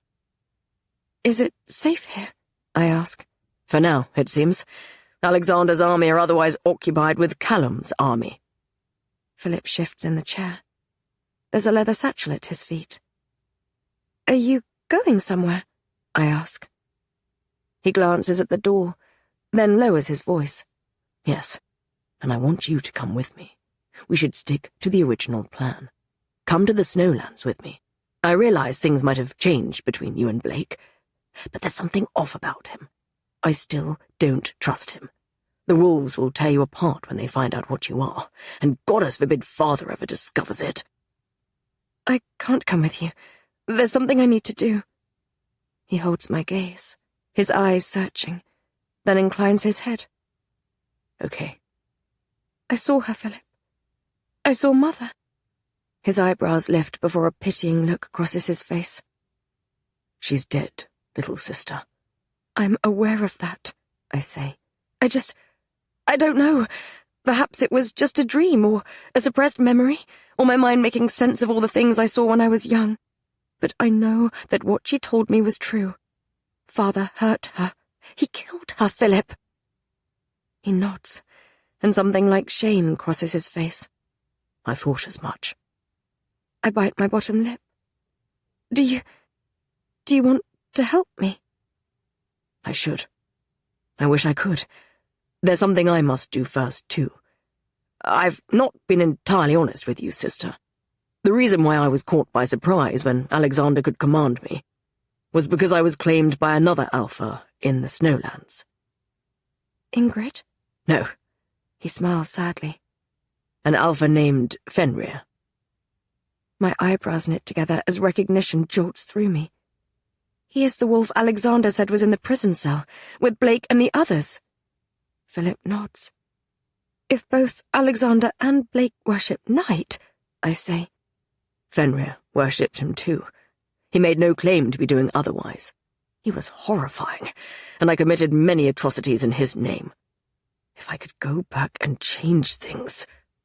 He shakes his head. I thought he was dead. I didn't realize that my allegiance would fall back to Alexander after he'd gone. His expression darkens, and I get a rare glimpse of what my brother, the heir to the throne, would look like if he actually cared about ruling the kingdom. The thing is, when Alexander died, something snapped, then reformed. I felt him again. Fenrir. I think he's back. And if he's back, Ingrid needs me. Because you love her, I say. Philip bites his cheek. When he doesn't reply, I smile weakly. Go to her. I've a feeling we will need an alliance with her in the coming months. Philip nods. An awkward silence hangs between us, before Philip pulls me into an embrace. We have never hugged before, and I'm not sure what to do with my limbs. From the tension in his arms, I don't think he quite knows what to do either. I'm not sure we should attempt this again. His words are muffled in my hair. I pull back, the corners of my lips tugging upward, despite everything that has happened. I'm not sure. Perhaps we'll get better at it. He grins, then stands. Be safe. And you. He strolls to the door. Good luck, little sister. Try not to get killed in my absence. He winks before disappearing into the corridor. I wonder if I'll ever see him again. The thought makes me strangely sad, considering our past. And then I'm alone in the small room, with nothing to keep me company but the sound of the sea crashing onto the rocks somewhere below, and the shadows that dance along the stone walls. Every time the window rattles, I flinch, and the memory of the whip and Alexander and the serpent made of darkness slams into me, I don't want to be alone with my thoughts right now. I can feel him, Blake. The thread that links us feels tighter, stronger somehow. I think if I follow it, it will lead me to him. Get your hands off my mate. I slide out of bed. My legs are a little shaky, and the skin on my back tingles. But I'm surprisingly well, considering what happened. When I slide my hand down the back of my shirt, I feel the ridge of one of my old scars between my shoulder blades, but no fresh wounds. My legs are bare, but brown breeches are folded up at the end of the bed. Blake must have left them for me. I slip them on, alongside a pair of boots left by the wall. I creep through the door. The torches along the walls aren't lit, and there are no windows. Darkness is thick on my skin, yet I can see the stairwell with sturdy black banisters at the end of the corridor. I think it's my wolf sight. I think I may have finally broken the cage that was keeping my wildness locked within. I head toward the stairwell, then down the stairs. The entrance hall looks like it might have been magnificent once. It's large, with an arched iron door and a chandelier that creaks as it sways on the high ceiling. My footsteps echo as I stride across the hall. On either side of me, streams of rainwater run down the walls and puddle on the black flagstones. The scent of seaweed is strong, and black algae almost entirely coats the anchor that has been attached to the wall above the door. It's bitingly cold, but the temperature doesn't cause me the discomfort it usually would. I have a feeling that if I turn left, I'll find my way to Blake in the dungeons. Something compels me to walk in the opposite direction, toward the door. It screeches as I push it open, then I slip out into the night. I find myself in a bleak courtyard within high, fortified walls. It's raining heavily, and my clothes immediately stick to my body. Water rolls down my face, and I relish the feeling. It means I'm alive. I head through tall iron gates, and I'm on the edge of a cliff with a path running down it. The waves crash against the rocks below. Ahead, there is nothing but perilous ocean. It's not until I look down that I realize why I came out here and what I had to see. There's a circular stone building on an expansive land that juts into the sea. One of the walls is crumbling. The amphitheater. The place where I thought I would die. The place where I finally let go and decided to fight. A part of me wants to clamber down the path, cut through the rock, and make sure the serpent, the cloaked men, and Alexander are really gone. As I look, though, I notice thick smoke, darker than the night, pluming from its roof. A gust of wind brings the scent of fire and rancid, burning meat. "Oh, fuck off, James!" An irritated female voice is carried by the wind, along with the sound of boots thudding over wet stone. I turn to the path. "What do you want me to say? Am I supposed to thank you for coming to die with me?" Aye, that would be a start, you ungrateful. The roar of the sea drowns out whatever insult James hurls at Claire. I saved your life. That's what you were doing when you were chained and on your knees, was it? Aurora saved my life, you idiot. You did your usual fuck all. Aye, well, you saved my life, Claire. That acolyte was about to decapitate me. Remember that? Scared you were going to lose me? Please, I was killing a southerner. It had nothing to do with you. James laughs. Keep telling yourself that, lass. You... He strides onto the cliff top 20 feet or so away from me, and his head abruptly snaps in my direction. He's wearing a drenched black shirt that clings to his muscles, and his kilt is stained with blood. He carries a torch, and the flame struggles to stay lit as it fights the elements. Ash and grime coats his face, and my nose twitches at the odor of death that clings to him. Claire clambers up beside him a moment later, slightly breathless. "Move, will ye?" She barges into his shoulder. "Do you want to stop in a more inconvenient—" Her mouth shuts as she follows James's gaze. Her hair clings to her cheeks, and she's just as grimy as James. There's a dying torch in one of her hands, too. She dips her head in my direction, then walks toward the tall iron gates behind me. I'm done. I'm going to see if that southern bastard has any decent whiskey in this shithole of a castle. Unlikely. Aye, I'll be with you in a minute, says James. He doesn't move his eyes away from me. That wasn't an invitation. Claire disappears into the courtyard, and James shakes his head as he strolls toward me. I straighten. I can't tell whether or not he's a threat. He's my enemy, yet the memory of him falling to his knees before me flashes through my mind. He's not looking at me with deference now. There's more of a wry amusement in his eyes. Look who's awake. I'm surprised you're out here, alone, he says. He stands beside me and nods at the amphitheatre in the distance. We burned it, Blake insisted. He's always struggled with his wolf, and whatever you did to him in there, well, he's been pretty intolerable since. Did my brother ever tell you about resource guarding? Wolves guard things of value to them. Blake told me that. What do you want, James? He releases a dark chuckle, then swipes a hand over his stubble. Simple things, I assure ye. The same thing I wanted when I was in the kennels down there. To be drunk, warm, and well fucked. You've nothing to fear from me, lass. We may be enemies, but you've got the blood of my goddess in your veins. I won't hurt you. If my people discover who you are... He shakes his head, and strands of brown hair stick to his cheeks. My kingdom will tear itself apart to gain possession of you. I'll keep my mouth shut. You have my word. Some of the tension inside me uncoils. James may not be as honourable as Callum, yet I believe him. He tried to help me in the amphitheatre, even before he knew what I was.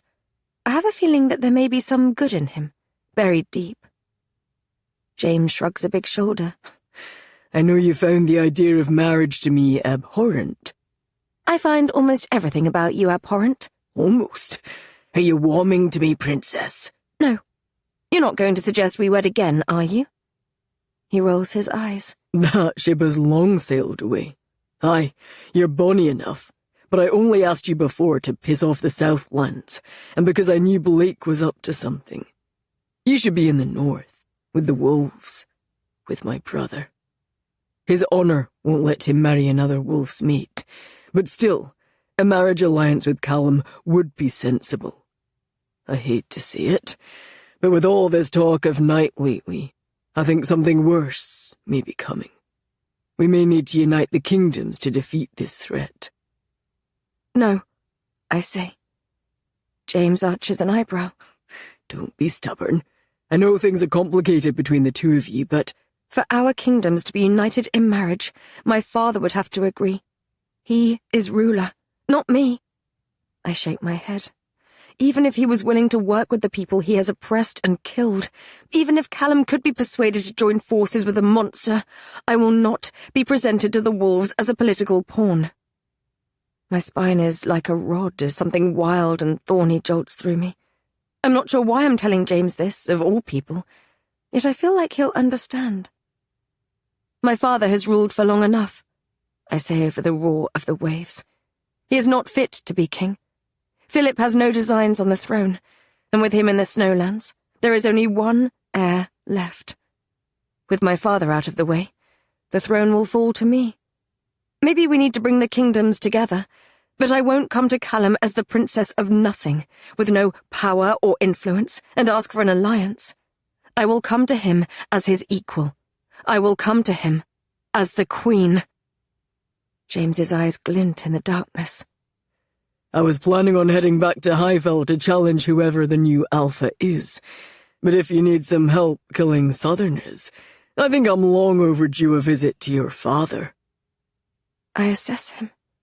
Ruthless, with big, powerful muscles and experience of ruling a kingdom. With me, he could shift at will, too. I don't like him, but maybe he could be useful. It's not as if I have many allies, so perhaps enemies with shared interests will have to do. Perhaps. He releases a dark chuckle. You really are warming to me. I open my mouth to refute his claim. Oi! Thanks for waiting, Ryan shouts. He's climbing up the steep, rocky path toward us, his copper-coloured hair plastered to his skull. His face breaks into a grin when he sees me. "Princess, how are you?" His face pales. At the same time, the velvety scent of the forest caresses my senses, and that thread that's coiled around my soul tightens. Ryan dips his head and scurries past James and me toward the grey keep. James shakes his head, amusement tickling his lips. I turn around.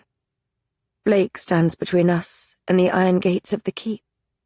The rain plasters his black shirt to his body, and the wind ruffles his hair. His eyes find mine, and that thread between us hums. At once, I'm falling and frozen. Slipping his hands into his pocket, he walks toward us. "Excellent plan, little rabbit," he says, and I realize he was listening in on our conversation. A dimple punctures his cheek.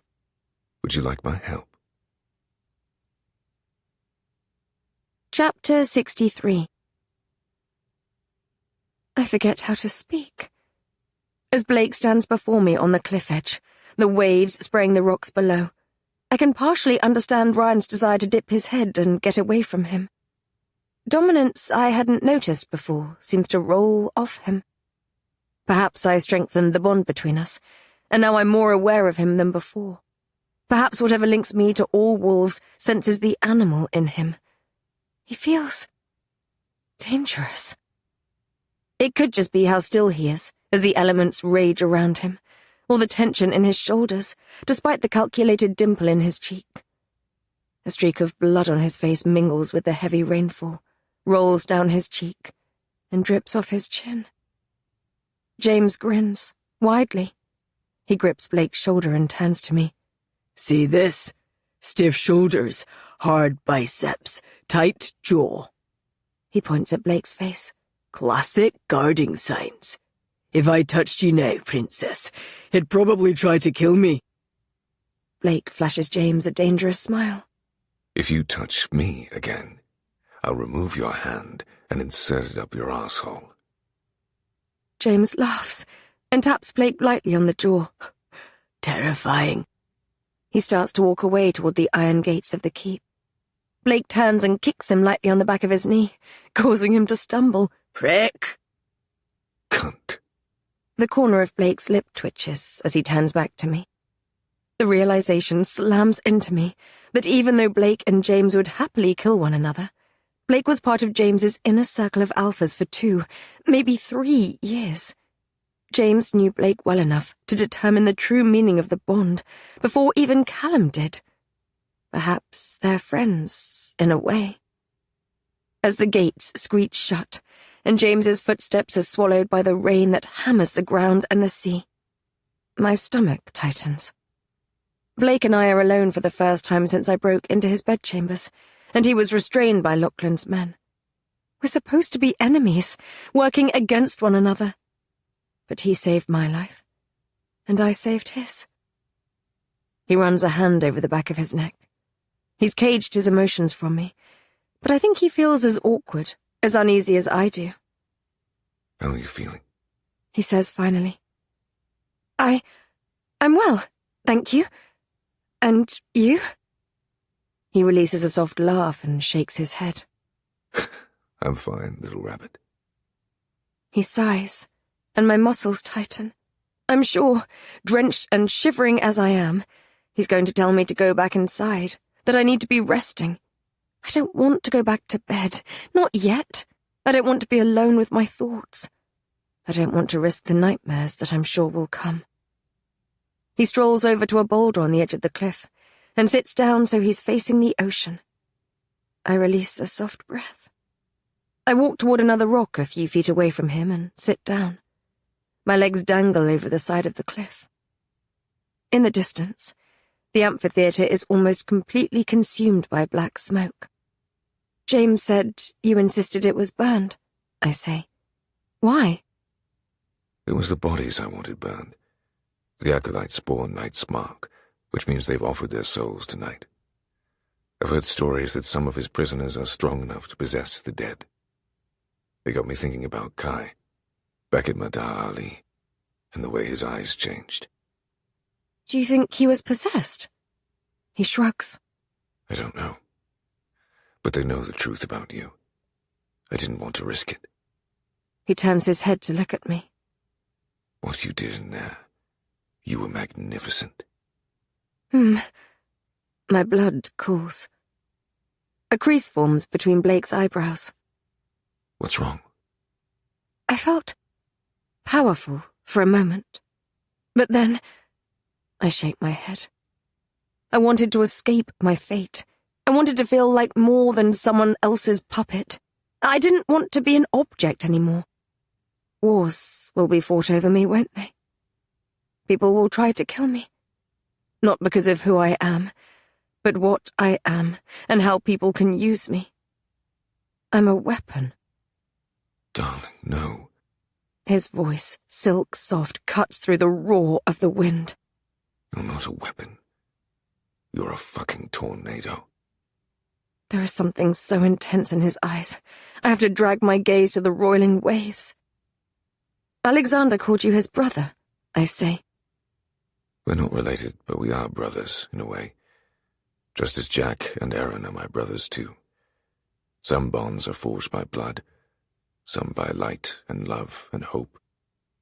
Others are forged in the darkness. Where are Jack and Aaron? Aaron went to check on Lofel. Jack is making sure the Great Keep is secure. They'll be back. I suck in a deep breath of algae-scented air. I'm ready to talk about it. A long silence stretches between us. He clasps his hands between his thighs. Okay. What do you want to know? The truth. When did you know about this?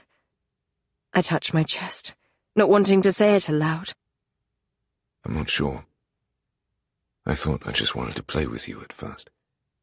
But the longer you were around, I told you before, I thought you seemed familiar when I first met you, even though we'd never met. Aaron was kept prisoner with me, beneath the palace. So was his mate. Farah, I say softly. He nods. Our captor experimented on them and recorded it in the pages of the book you took from my chambers. I learned more about the mate bond than I ever wanted to know during those dark days. It's why I first took the book from my old room, not long after you arrived in the Northlands. I'd started to suspect something. I didn't know for sure, though. Not until I had you in the dungeons, with your legs wrapped around my waist. I recall that moment. How he looked like he was going to kiss me, and seemed disgusted with himself for it. He sighs. So, later that night, when you were dying, I knew I could share my life force with you, because Aaron and Farah had done it, time and time again. He shakes his head. You think I tricked you. In truth, I did not. I did it because I didn't want you to die. The words sound raw against his throat, and I can find none to fill the heavy silence that stretches between us. He shrugs. I suppose the full truth of it is, I was arrogant enough to think I could pull away at the last minute. That I could grab you, like you did to me earlier, when I was in the well, and then let go without there being any consequence. But you gripped so tight. Honestly, Aurora, I did not mean for this to happen. Make no mistake, I had designs on the throne. I still do. Your part in my plan was over. I was going to blackmail Callum once we had taken Madar Ali from James. I did not plan for this. It complicates things for me. You hid it from me. You had no right to do that. He releases a dark laugh. What was I supposed to do? You were with Callum. I knew he wouldn't be able to handle it. The truth would have destroyed you both. And your plan, too, in the process. Yes, there's that, too. A smile plays on his lips. You have the power. Break the bond now if you must. I think I made it stronger before. It feels different. Yes, I think so too. The amusement dies from his eyes. You may have missed your chance. You could have broken the bond when I was dying. Why didn't you? I drag my hands down my face. Oh, I don't know, Blake. You're obnoxious and devious and manipulative. You have intentionally provoked me time and time again. You bit me. You plotted against me. You keep secrets and hide things, and I don't trust you in the slightest. You are the most irritating person I have ever met in my life, and yet... I sigh heavily. I feel exposed, naked in front of him. And yet... I admit something that makes me feel more vulnerable than I have ever felt in my life. You are my friend. My voice sounds small. I expect him to mock me, taunt me. I await the sly curve of his lips and the antagonistic glint in his eyes. Instead, his expression is more serious than I have ever seen it. When he smiles, it's sad. I wonder if he has ever had a real friend before, or at least one that was not forged in the depths of a prison cell. The truth is, though, that I have never had a real friend either, no matter how much I have longed for one. Overwhelming remorse floods me before he pulls it back. Likewise, little rabbit. The air feels awkward again. Suddenly, I'm exhausted. I shiver and rub my arms. I stand. I'm going to go back inside. I'm tired. He nods and pushes himself to his feet. I'll come with you. Together, we walk back into the grey keep. Darkness. It washes over me, so thick I can taste it. I breathe in sharply. I'm in a long, dark corridor, and shadows whisper across the ground as if they have a mind of their own. They coil around my bare ankles. My pulse quickens when the scent of something old and ancient hits my nostrils. I creep forward, past locked doors. Something hisses behind one, the sound raspy and familiar. I swallow the lump that forms in my throat and hurry past. I need to get out of here.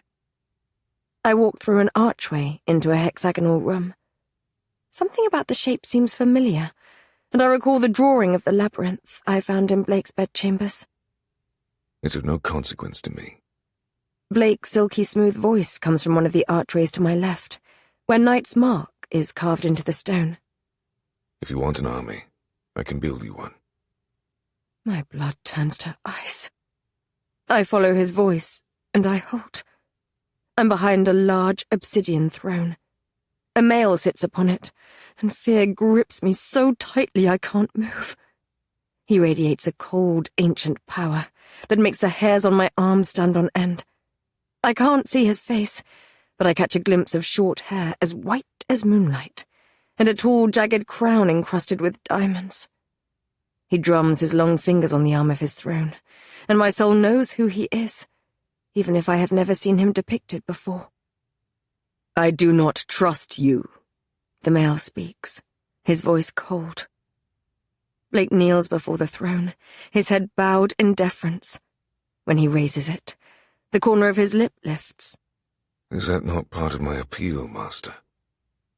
His face is younger, and his hair slightly longer and messier.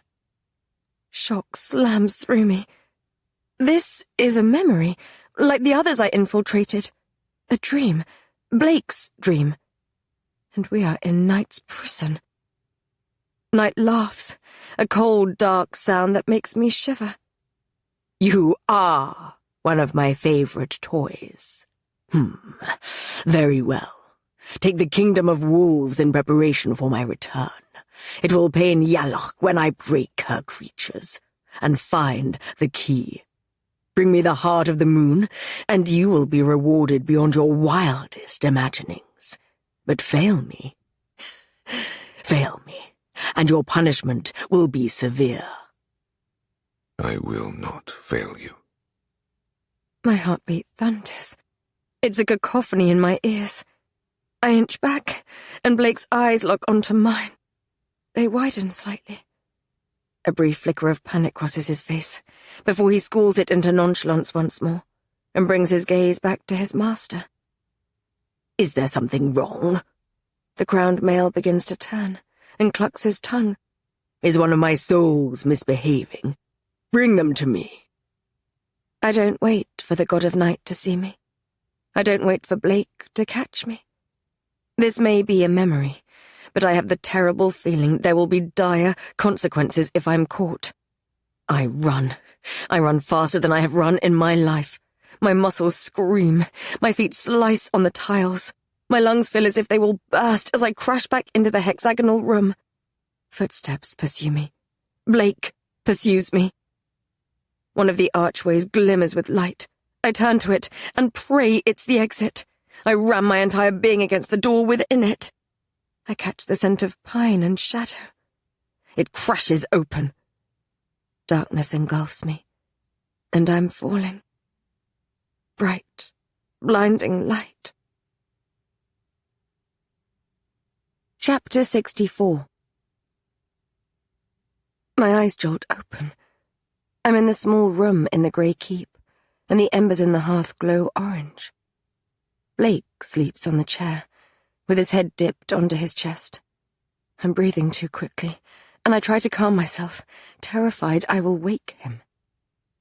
1,000 emotions rattle around in my chest, but the one that slices through is a cold, icy fear. At some point in his lifetime, Blake called Night his master. I need to get out of here. Blake's eyes open. I'm restricted by the bedsheets. My pulse thrums beneath my skin. It's loud, so loud. I know he can hear it. I turn my body to stone, as if I can block out the sound, but it beats faster, faster, faster. His midnight hair is dishevelled, and strands of it curl over his forehead. His shirt is unbuttoned at the collar. He looks relaxed, with the fire in the hearth flickering low behind him as he sits in the chair. He seems unthreatening, vulnerable. I wonder how carefully he practiced his act, or perhaps lying just comes naturally to him. He's working for Night. He has been all of this time. He's been looking for me. I'm always pretending, he told me once. I should have listened more closely.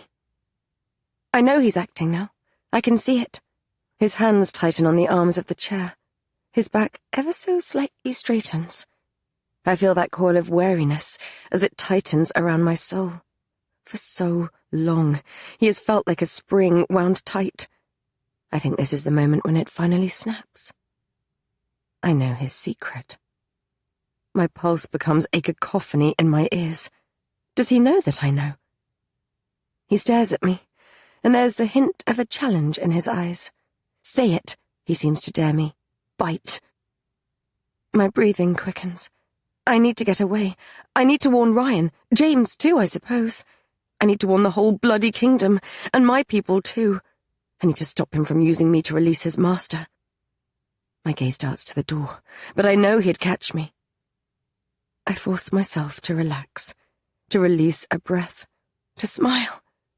He hasn't hurt me yet, so he must be waiting for something before he makes his move. I have time. There has to be more time. I can pretend too. I had the strangest dream that I was being chased through a forest, I say.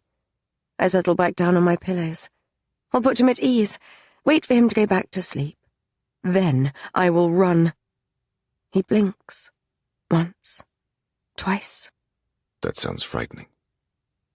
He shifts in his chair, and I try not to flinch. He puts his foot on the edge of my bed, and I think it's to barricade me in. But then the bottom of his breeches rides up. Too late, my eyes dart to the exposed flesh, and I realize his intent. The mark I saw there, when I hid beneath his bed, is no ordinary scar. A key with 2 crescent moons in the bow has been burned into his ankle. The flesh around it is angry and mottled. Elsie and Alexander had Knight's mark inked onto their wrists, but this is different. A fresh wave of horror crashes over me as I remember the book of drawings depicting Knight's monsters. They were branded like this too. He's showing it to me. He wants me to confront him. I look away hurriedly and pretend I didn't see. He sighs and slides his foot back to the ground. His boot hits the floor with a thud. Let's not play this game anymore. The way he says it, as if I am the tiring one, as if I have been caught doing something wrong, stokes a fire inside me that flushes away some of the coldness. Let us be honest for once. Honest? The word tears from my lips. You want to be honest? Yes, He says as my gaze darts toward the door. I know what you're thinking. So say it, and I can explain. Power coursed through my veins earlier, but I feel anything but powerful now. Even if I understood how the power of the moon worked, what could I do with it? Turn him into a wolf and make him an even bigger threat? I clench the sheets. You can't hurt me because of the bond, I remind him. That's not the reason I won't hurt you. You've been working for Knight. I wait for him to deny it. I want him to deny it. Yes, My breath catches. My soul splinters. My fear spikes. The rumors that someone was trying to free Knight and create him an army, they were about you. You're the Night Prince. yes. My pulse is beating so quickly now, it drowns out the sound of anything else. Adrenaline surges through me.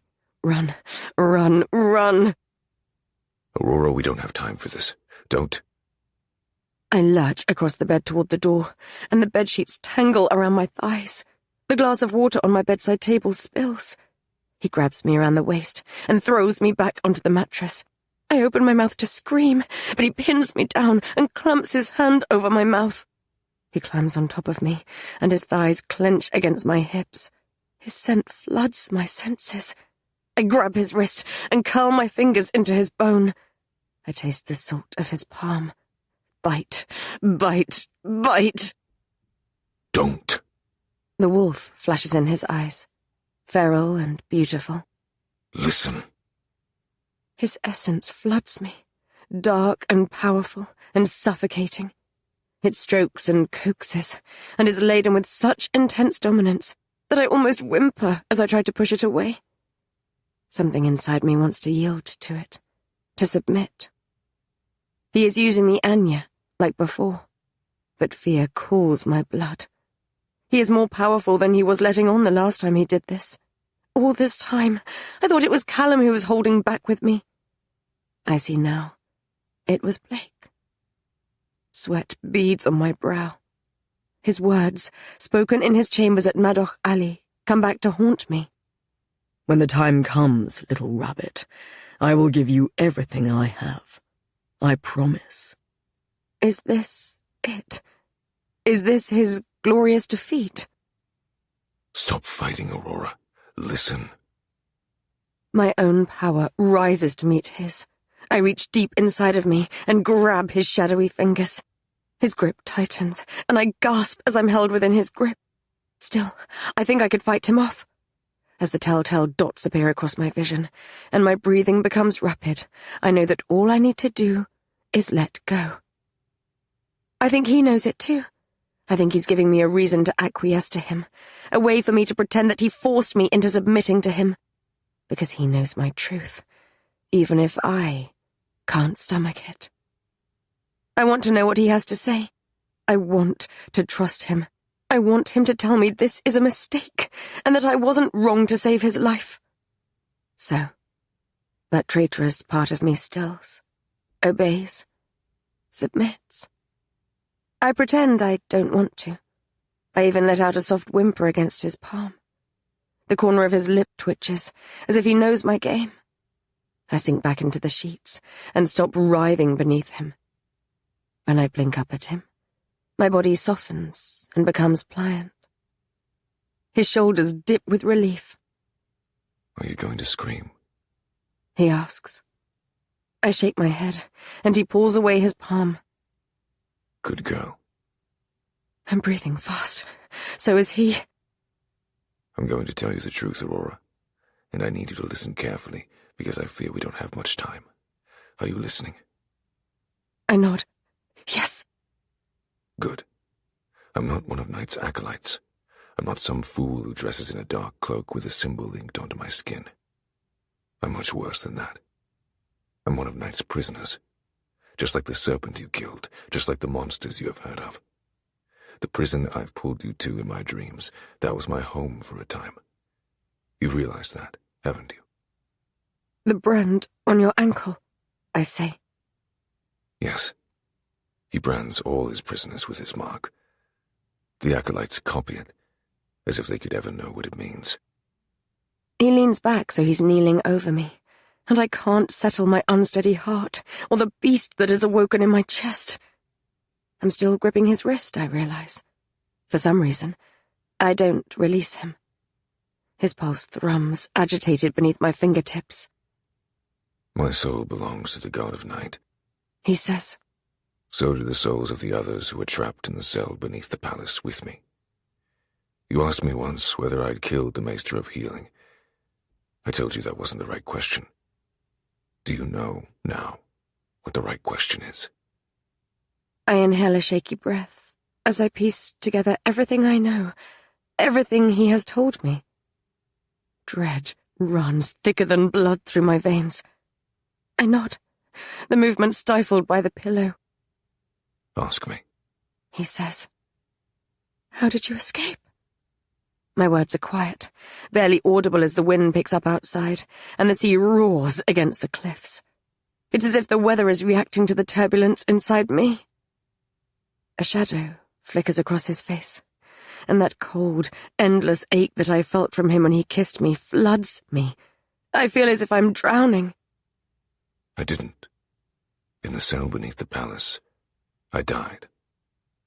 My heart stops.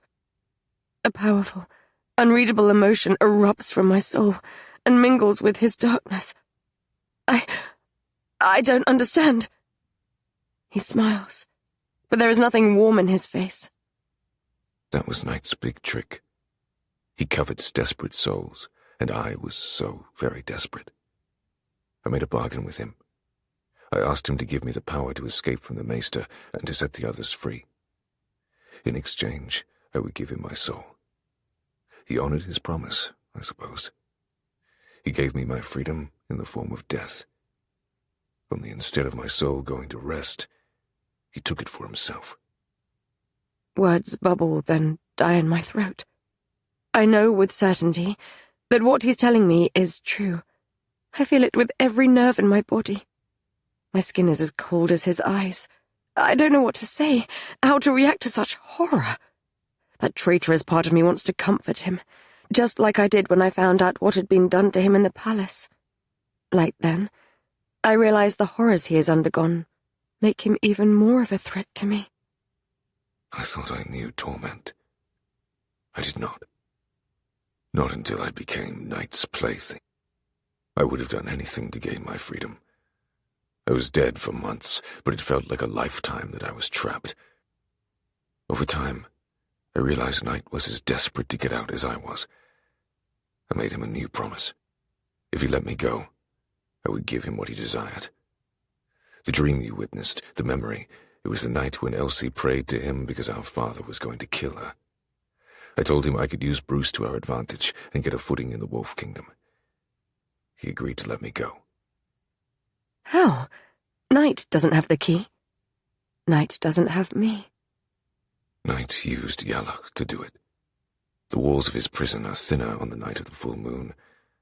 Not thin enough for him or any of the ancient prisoners to escape, but thin enough for me to slip through. He took me to her cell. I was so sure she'd find a way to stop me from leaving, but as I passed by her, she spoke to me. His eyes burn into mine. She said, "My heart is your salvation." My fingers dig into his wrist. I thought the heart of the moon was just a rock. I thought I could use it to barter for my freedom, even if it meant unleashing horrors upon the world. Because the next time I die, I know what eternity will look like for me. I have no love for the kingdom of wolves or the kingdom of men. One abandoned me, the other tortured me. What did it matter to me if they both burned? But I didn't know, when I made that promise tonight, I didn't know that it would be you. When did you realize? I started to suspect the more I got to know you. I was fairly sure on the night of the full moon, when you didn't shift. When Alex took you, then I was certain. I take a deep breath. And now you know? I cannot let you go. He says it as if it's so simple. And some deep, aching part of me wants to believe him. But giving me tonight is the only thing that will save him from eternal torment. Blake has lied to me, time and time again. He pretends and manipulates and deceives. Earlier this evening, he coaxed me into breaking the bond, and it hits me that if everything he is saying is true, the bond could be the only thing stopping him from handing me over to his master.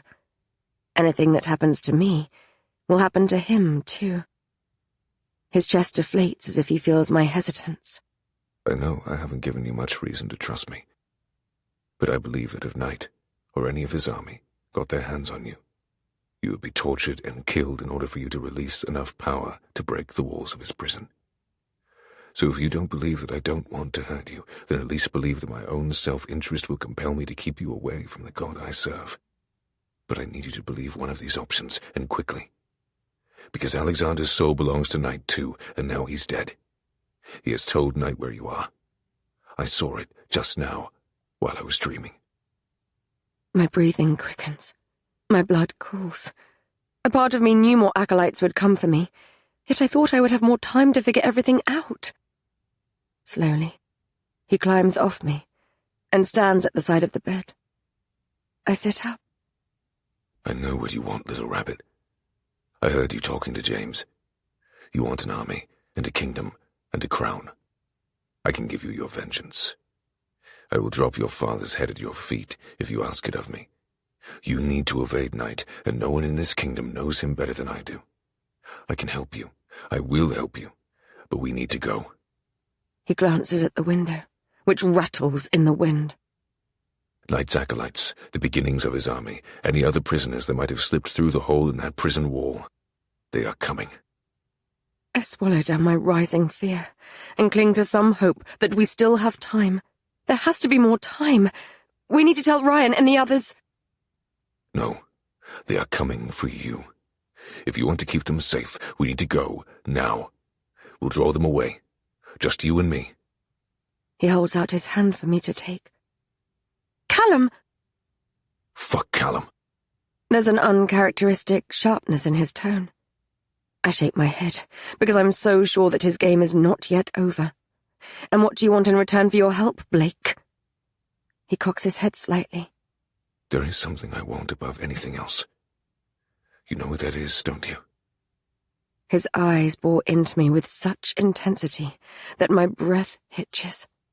The air in the room suddenly feels hot and thick. My skin prickles as the bond vibrates between us. The dream I walked in on flashes through my mind. Me on the bed, the flush of his cheeks, the way his face looked as he pushed me down onto the mattress. I blink the vision away because it's too dangerous to look at. You want your freedom. What do you want, in exchange for what I want? He says, without confirming or denying my statement. A simple bargain.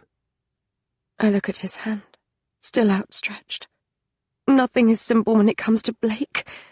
I feel as if I'm making a deal with the God of Night himself. But Blake already has my soul. What more can he take from me?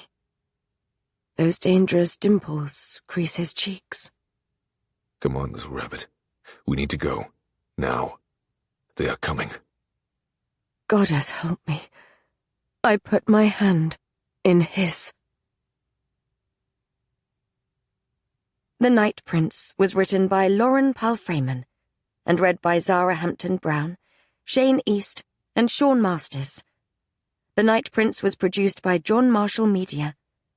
This has been a presentation of Simon Maverick.